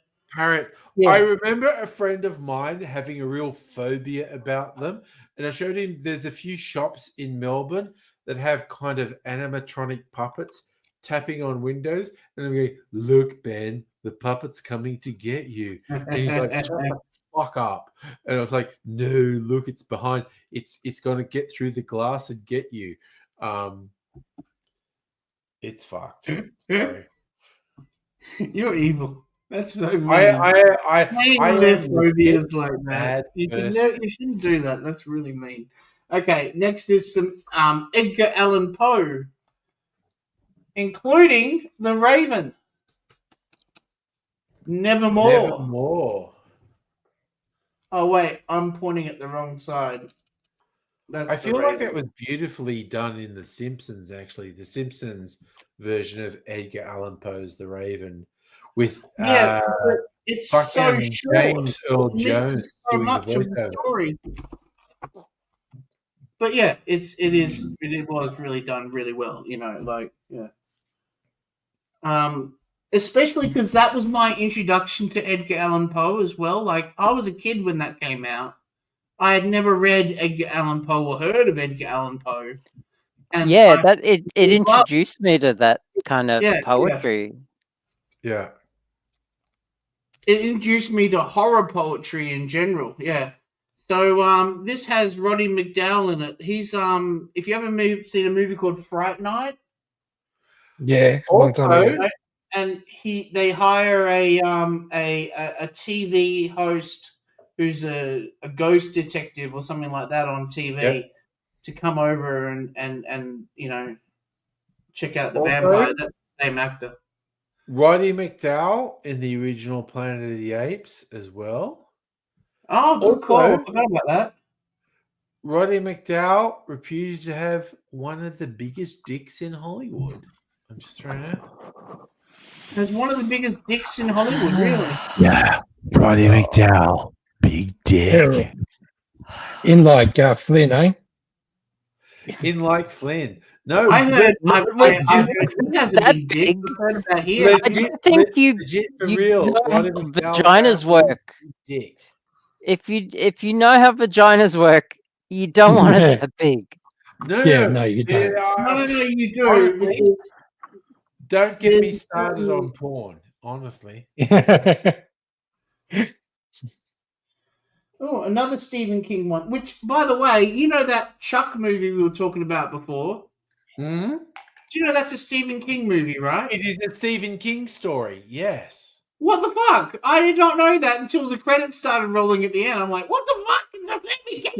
Stephen King stories aren't all horror. Stephen King's just Stephen King wrote like The Green Mile. He's very prolific in many genres. Yeah, he could be like Chuck Tingle for all we know. Honestly, legit for real. Yeah, I mean, Nintendo. That's my best bet. Okay, I'm gonna throw out. I'm just gonna throw out. This is an idea I've had. You have to throw your mind back to the movie with Billy Crystal, Throw Mama from the Train, where he is running an adult story writing class, and there is this one woman, and all her stories, she doesn't bother to research anything in her stories, where she's talking about a submarine captain goes, and the captain said dive, and he pressed the button that made them dive, and they dove. And Billy Crystal as the lecturer is going like, yeah, maybe you should look up how those things work and whatnot. I have this idea of, and this is inspired by Chuck Tingle, like writing these self-published things where you don't know how anything works, and you write and then the character did a thing that definitely absolutely works, and they pushed a button and it did the thing that they wanted it to do. And I am possibly going to write these one day. It's the whole thing where you don't know how anything works, but you write the stories and you go like, yeah, and the guy did a thing and it was probably really cool and he could make it happen. And I don't know, but he knew how to do it. and it's fine, and it's just the whole thing. Okay, I really shouldn't have looked up who Chuck Tingle was because that's just a whole world of things. Oh, That's a whole you don't know. Oh, you don't prepare for the deep dive, my friend. Chuck Tingle is awesome. Chuck Tingle is fucking incredible. That was just so much more than I was expecting. That's Chuck Tingle is amazing. So Chuck Tingle got famous by doing these self-published things on Amazon and whatnot, like, you know, Pounded in the Butt by My Lawyer, who's also a velociraptor. And Yeah. and Yeah. he wrote all these really nonsensical, very queer stories. Pounded in the Butt by my book, Pounded in the Butt by My Lawyer. And it's just really weird. But also, he has, in the last couple of years, had some mainstream books published that are actually quite good. Oh, really? Oh God, no, he did one which was the audio book was read by Mara, what's her name, who was, I feel like you know who I'm talking about. She was From Matilda, yeah. Yeah. She did the audio book. It was this young adult horror thing about gay conversion therapy. Okay. And it was really quite good.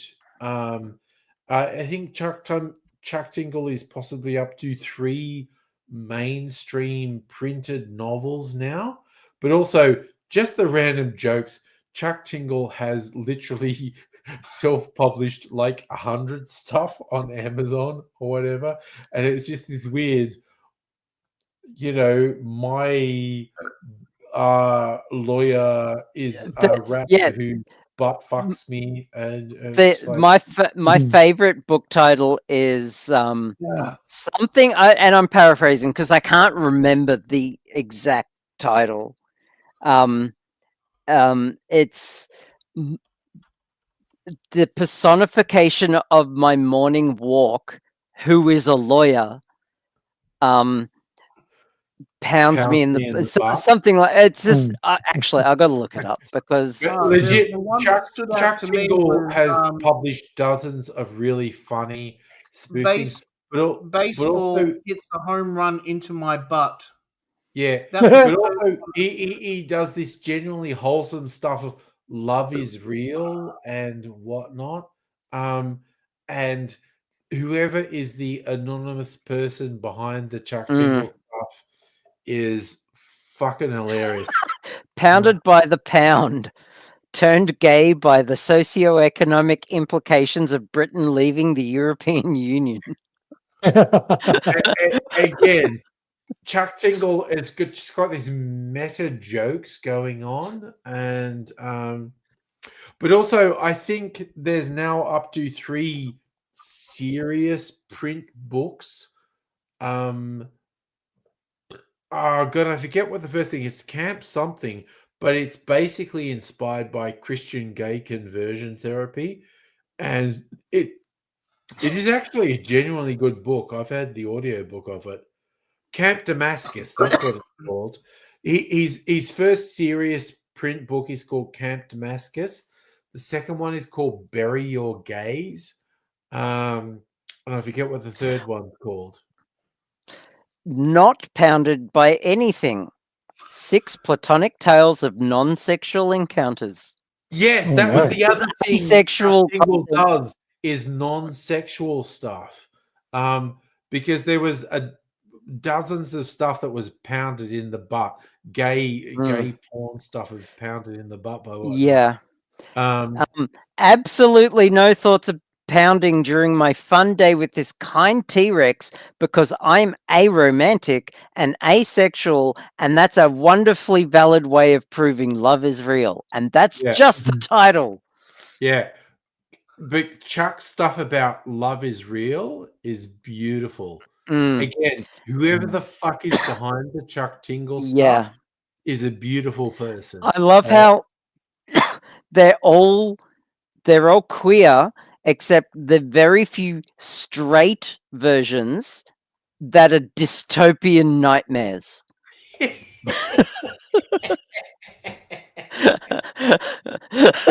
Oh, Yeah.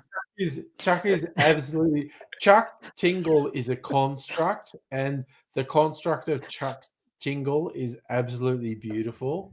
My But My yeah, brain. macaroni and cheese is a lesbian. love is real. Also, she is my lawyer. Yeah, no. The core thing of Chuck Tingle is love is real, and Yeah. Chuck is fucking perfect as far as I'm concerned. It's kind of like me as cishet white male is here. Chuck is all the way over here, but Chuck is absolutely beautiful. Chuck is awesome. Oh, my handsome sentient face mask protects me despite the ridiculous conspiracy theories that he won't also that he won't also. Oh, I can. My handsome sentient face mask protects me despite the ridiculous conspiracy theories that he won't. Also, he pounds my butt. Yeah. Chuck is really into butt pounding. Mm. This is my favorite. Conservative pounded by the realization that protest music he grew up on does not actually support his current hateful ideology. Which is jokes about people going like, "Oh, when did Rage Against the Machine get political?" And it's like, what the fuck is wrong with you? Not pounded by the physical manifestation of someone else's doubt in my place on the autistic spectrum, because denying someone's personal journey and identity like that is incredibly rude. So no thanks. Chuck is so fucking funny. Chuck He's is the best. Chuck is fucking amazing. But yeah, Chuck keeps self-publishing stuff on fucking Amazon and whatnot. But yeah, I think they're up to 3 mainstream novels. But again, I did actually listen to the audiobook of The physical the one that's all manifestation about gay of conversion Wordle therapy. pounds in my butt as a slightly frustrating but ultimately rewarding and meditatively daily routine.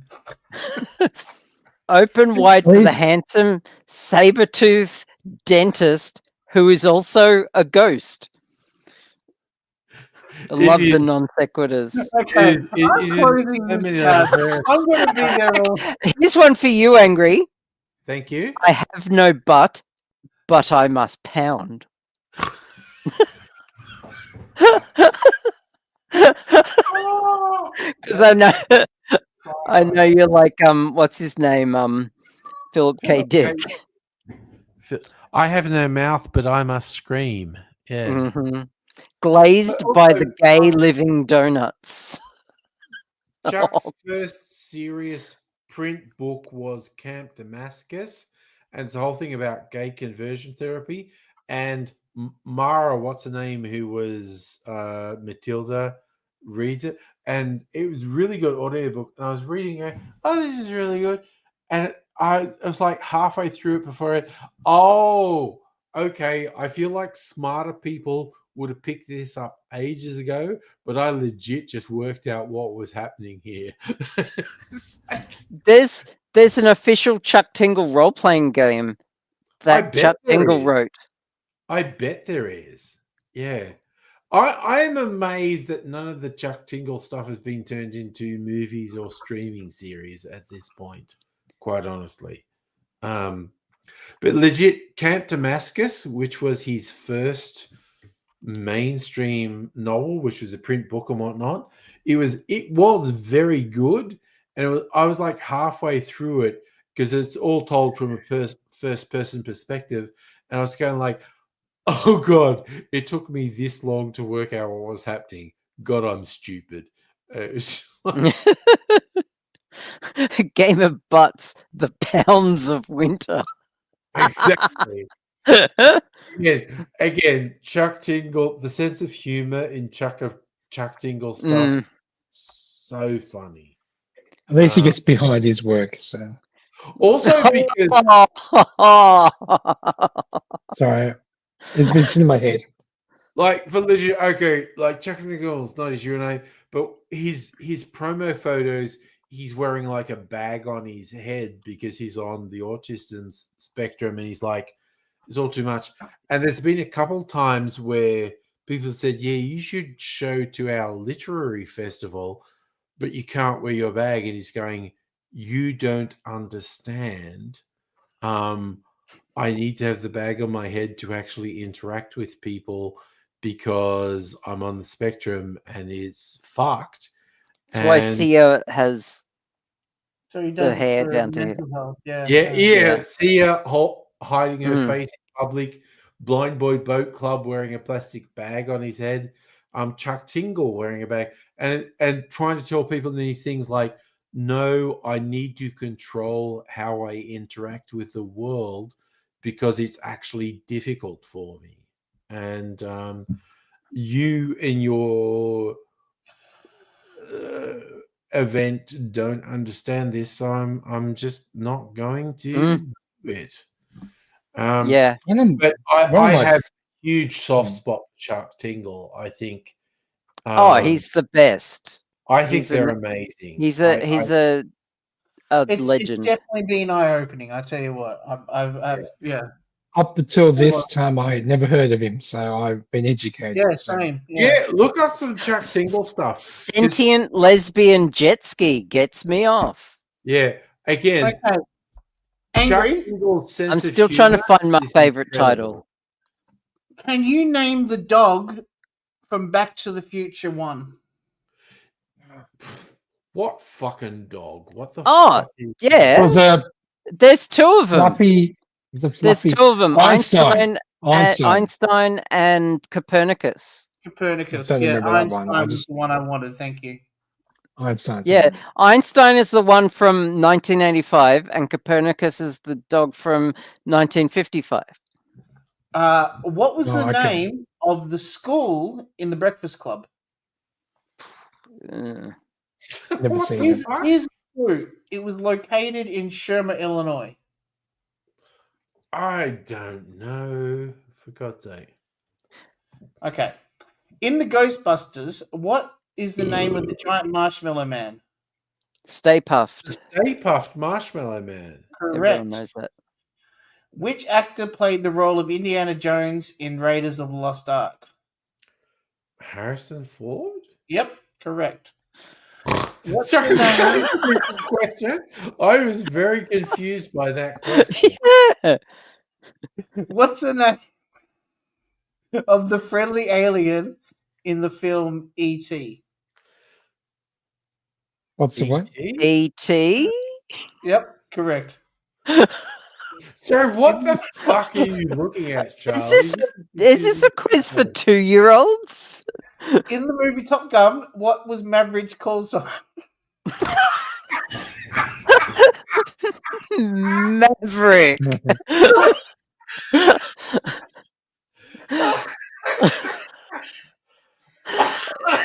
What's going on? Right now, I'm losing my shit. What the fuck? Is Nintendo Lunchbox in the green room or backstage? No, I don't see them. Oh, then Give him a he's asking for a link. I'll do it. This is going to take me a while.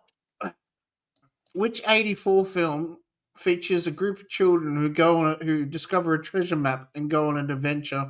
Goonies. Goonies? Yep. Yeah, Goonies. I'm sorry, I'm laughing so hard. Sorry. So whatever the fuck quiz you're looking at is fucking ridiculous. Yeah. Who directed the 1986 hi-fi horror film Aliens? Oh, Ridley Scott. Aliens. Yeah. Aliens. No, not Ridley Scott. Oh, fucking James Cameron. Yep, Yeah. James Cameron, correct. In the film Ferris Bueller's Day Off, what kind of car does Ferris Bueller steal or borrow? Porsche. No, Ferrari. No. Yes, Ferrari. It's And tough. again, This is all I Ferris remember. Bueller- Ferris Bueller was actually an awful person where he let his mate be obviously Right? I probably agree. emotionally or physically Mm. abused by his dad. Ferris Bueller's Mm. main person in that film is not Ferris Bueller, it's Cameron. Cameron goes through a change in the film. He grows as a human being. Yeah, but Cameron's probably going to be very seriously abused by his dad. Mm-hmm.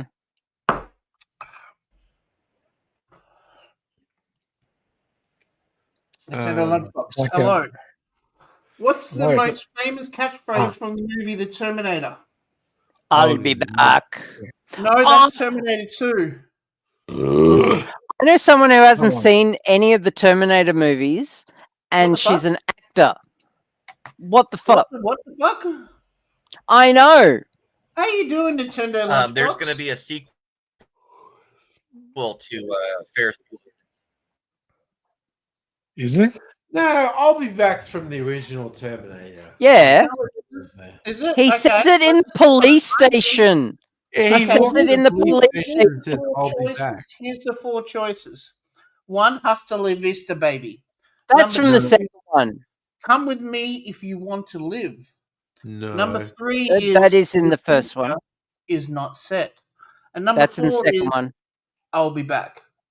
That's I'll in be the first back. one He's and the definitely second from one. The original Terminator. Yeah, it's So from we've done the both. first one? Okay, I'll be back. You're right. Correct. Yeah. Which Next of the time you films- want to correct me, write that I'm down, happy to follow you, send it that's all, I'm just send making it to you me, guess and I'll film. tell you if you should say that or not. Excuse me, how rude. Film features a young boy who befriends a robot that Oh, can God. transform into a semi-truck. So what was that? Transformers. Yep, correct. More than meets the eye. Okay. Are they? Are they? Are they? And also it was a Camaro. So Kendo, your mic is muted. Your mic's muted. Who's Dude, you're muted. Box. You're muted for whatever reason. Your microphone is muted, Nintendo Lunchbox. You gotta slap that mute All right. button. There you go. Maybe not anymore. there you There you go. go. Okay, we're all good now. All right. Ferris Bueller has a sequel. They're putting out. It's a 2 valet guys. They're taking the Ferrari out. It's going to be out. Yeah, that hasn't come out. what? There is meant to be a movie about the guys who take Ferris's car out and have a big outing, but that hasn't come out. Oh, interesting. In the Karate Okay. Kid, what's the name of Daniel LaRusso's sensei? Mr. Miyagi. Yep. What's the name of the DeLorean They're gonna driving have their time day off. traveler in Back to the Future? Marty McFly. Correct. No, it's Doc Oh, Brown. Doc Brown. Doc Brown, Marty McFly. Oh, I clicked on a wrong one. I should have Oh. sent you that letter. Which 1980s film features God. a singing and dancing plant that What feeds was on you- start again, sorry? Which 80s film features a singing and dancing plant that feeds on human blood? Ah, Little List of Shop of Horrors. Horrors. Yep. Love that movie. Good Well, that's movie. an old Not That's from like my- the 60s or 70s. yeah. Jack Nicholson did Right. the original. What's his name in it? That's It's an old it's Roger got Rick Corman Moranis film. in it. Yeah. The 80s version has remade. it. No, It's the fantastic. original has Yeah, Jack yeah. Nicholson. Originally, The it original had has Jack Nicholson Oh, in it. okay. He's the the dentist. original had Fair Jack enough. Nicholson. Yeah, Jack Nicholson was playing Bill Yeah, it was Murray's black and role. white. I think. Was it black and white? In The the original? Princess Oh, Bride, what's That- the name was of it the Bill Murray? giant? No, wasn't he the dentist? No, he wasn't the dentist. He was the guy getting tortured Andre by the Agassi. dentist. No. Yeah. Yeah. Yeah, No, they I've- are. Oh, seen both okay. Yeah, many yeah. times. Okay, yeah. Andre the Giant. In Andre The the Giant Princess is what I meant. Bride, what's the name of the giant? Andre? Yeah, No. that's his real world thing. Fezzik. Physic thing. That is correct. What kind of car does the Blues Brothers drive? Police car. I don't know. Correct. That's all. Andre the Giant. Curious real. Just police car? In Okay. Beetlejuice, what's the name of the two ghosts who get rid of the Dietz family? Fuck knows. I don't know. Oh, I love that movie, but bad with names. I got no idea what we're talking about there. Beetlejuice. The I watched I listened to the audiobook As You Wish of Princess Bride. It's really good.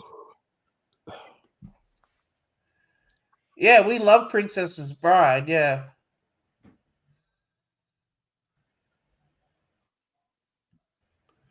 No, I'm lost. I have no idea what you're talking Okay. about.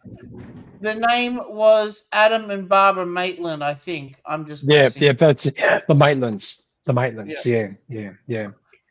I do love that what's the movie. name I of the main saw. character Is that in The Karate Kid? Alec Baldwin and Gina Davis? Is that what we're saying? Yeah. Well, Yeah, that's the they actors' played- names, they but not the played character names. The Maitlands, mate. What's the title Mate. song for the movie The Breakfast Club? What? Sorry, what was that? What's the title of the theme song? Simple for the movie Minds, The don't Breakfast you forget Club? about me. Don't you Yep. forget about me. Don't you forget about Angry Sorry, I also Abigail to do it is properly. bleeding. I have to give myself a Is that an gimpy earworm? eye. You look. need this one? Don't you forget about me. Okay. Which of the following is not a creature from the movie Gremlins? Is it Flurb, a gremlin, a mugwai, or a furball? Glurb. The first one, the glurb thing. Flurb. Flurb. Yeah, what the fuck was that? Okay. A flurb is a fictional creature and not part of the Gremlins movie. Okay. Because the other ones are real as. Yeah, What's the the rest name Exactly. of Yes, the teenage girl who absolutely. can see the ghosts? What? In What was the Beetlejuice. question? In Beetlejuice, what's the name of the teenage girl who can see the ghosts? Oh, I don't know. I I said no idea. many times, but I don't remember the name. Her name is Lydia. Lydia. Yeah. Sorry. So we That got sequel they 20 made. out of 21. We would have got 21, except Dr. Abigail got one wrong.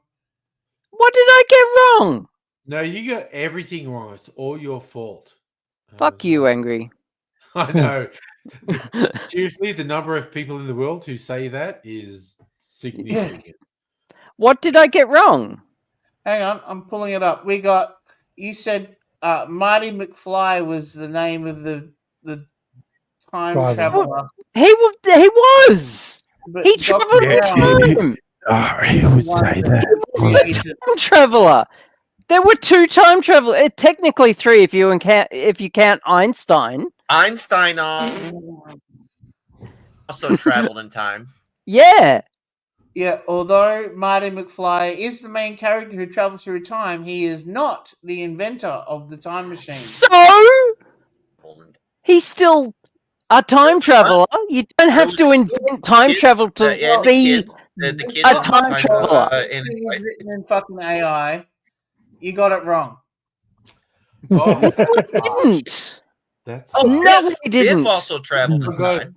Yeah, well, that in the second movie, Biff's a time traveler. Marty McFly's girlfriend is a time traveler. Yeah, and the kids, Doc and his wife, the kids are time travelers. In the third movie. Angry's eating cherries. I've got Oh, real life. I just love the complexity of Biff fucking Marty's mum and making her have plastic boobs and yeah. I've done time traveling. I used to live in the past. psychological stuff. In a way, we are all time travelers. We are all moving at 60 seconds per minute into the we are future. literally traveling. I once time traveled and lived in the past.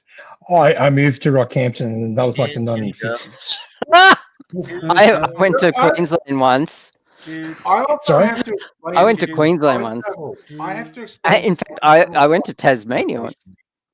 I get people who comment and on a 10, 15-year-old video go, "You got old," and they go, "Man, do you understand? Us as humans only have a linear experience of time." Actually, we all currently, right this very second, have a very real link to the past right now because Nintendo Lunchbox is in the USA and they are moving backwards through time. Time is At least not their laws and is their relative. administration, their government is backwards in time. And at the same time, Nintendo Lunchbox They're is living frozen in time. Their In yesterday's administration is That is straight true. out of the 1930s Germany. Yeah. Yeah, But also, I am definitely fucking going to bed. It's just after 1 a.m. that's quitter and talk. I'm going to go to bed. And Charlie, I'm going to send you some chocolate Sazerac because it's really Thank you, good. sir. Yours are good. I'm doing It's date nice night when I get tomorrow to the end night. of a stream and I don't feel like I've got to apologize, you know. So I'm happy. You definitely don't need to apologize for anything. Sometimes I'm get. I found it. I found it. What did you Found find? my all-time favorite Chuck Tingle title. Oh, What is perfect outro. Okay, bring it on. The sentient physical manifestation of my morning stroll, who is an accountant, pounds my butt. A trans buckaroo tale. And it's a picture of a gorgeous lady with a map of her morning trail. And yeah, I love who it. is also a lady. Chuck And does it's just asexual stuff. wholesome. So does many weird intersectional layers of wholesomeness and can butt always pounding. count on the pounding of a gay accountant. Absolutely. And I think you all are equally awesome if you're on the spectrum, but I'm definitely going to bed because I'm very tired. And I'll see you all another time, but we'll say bye for now. Bye! You are totally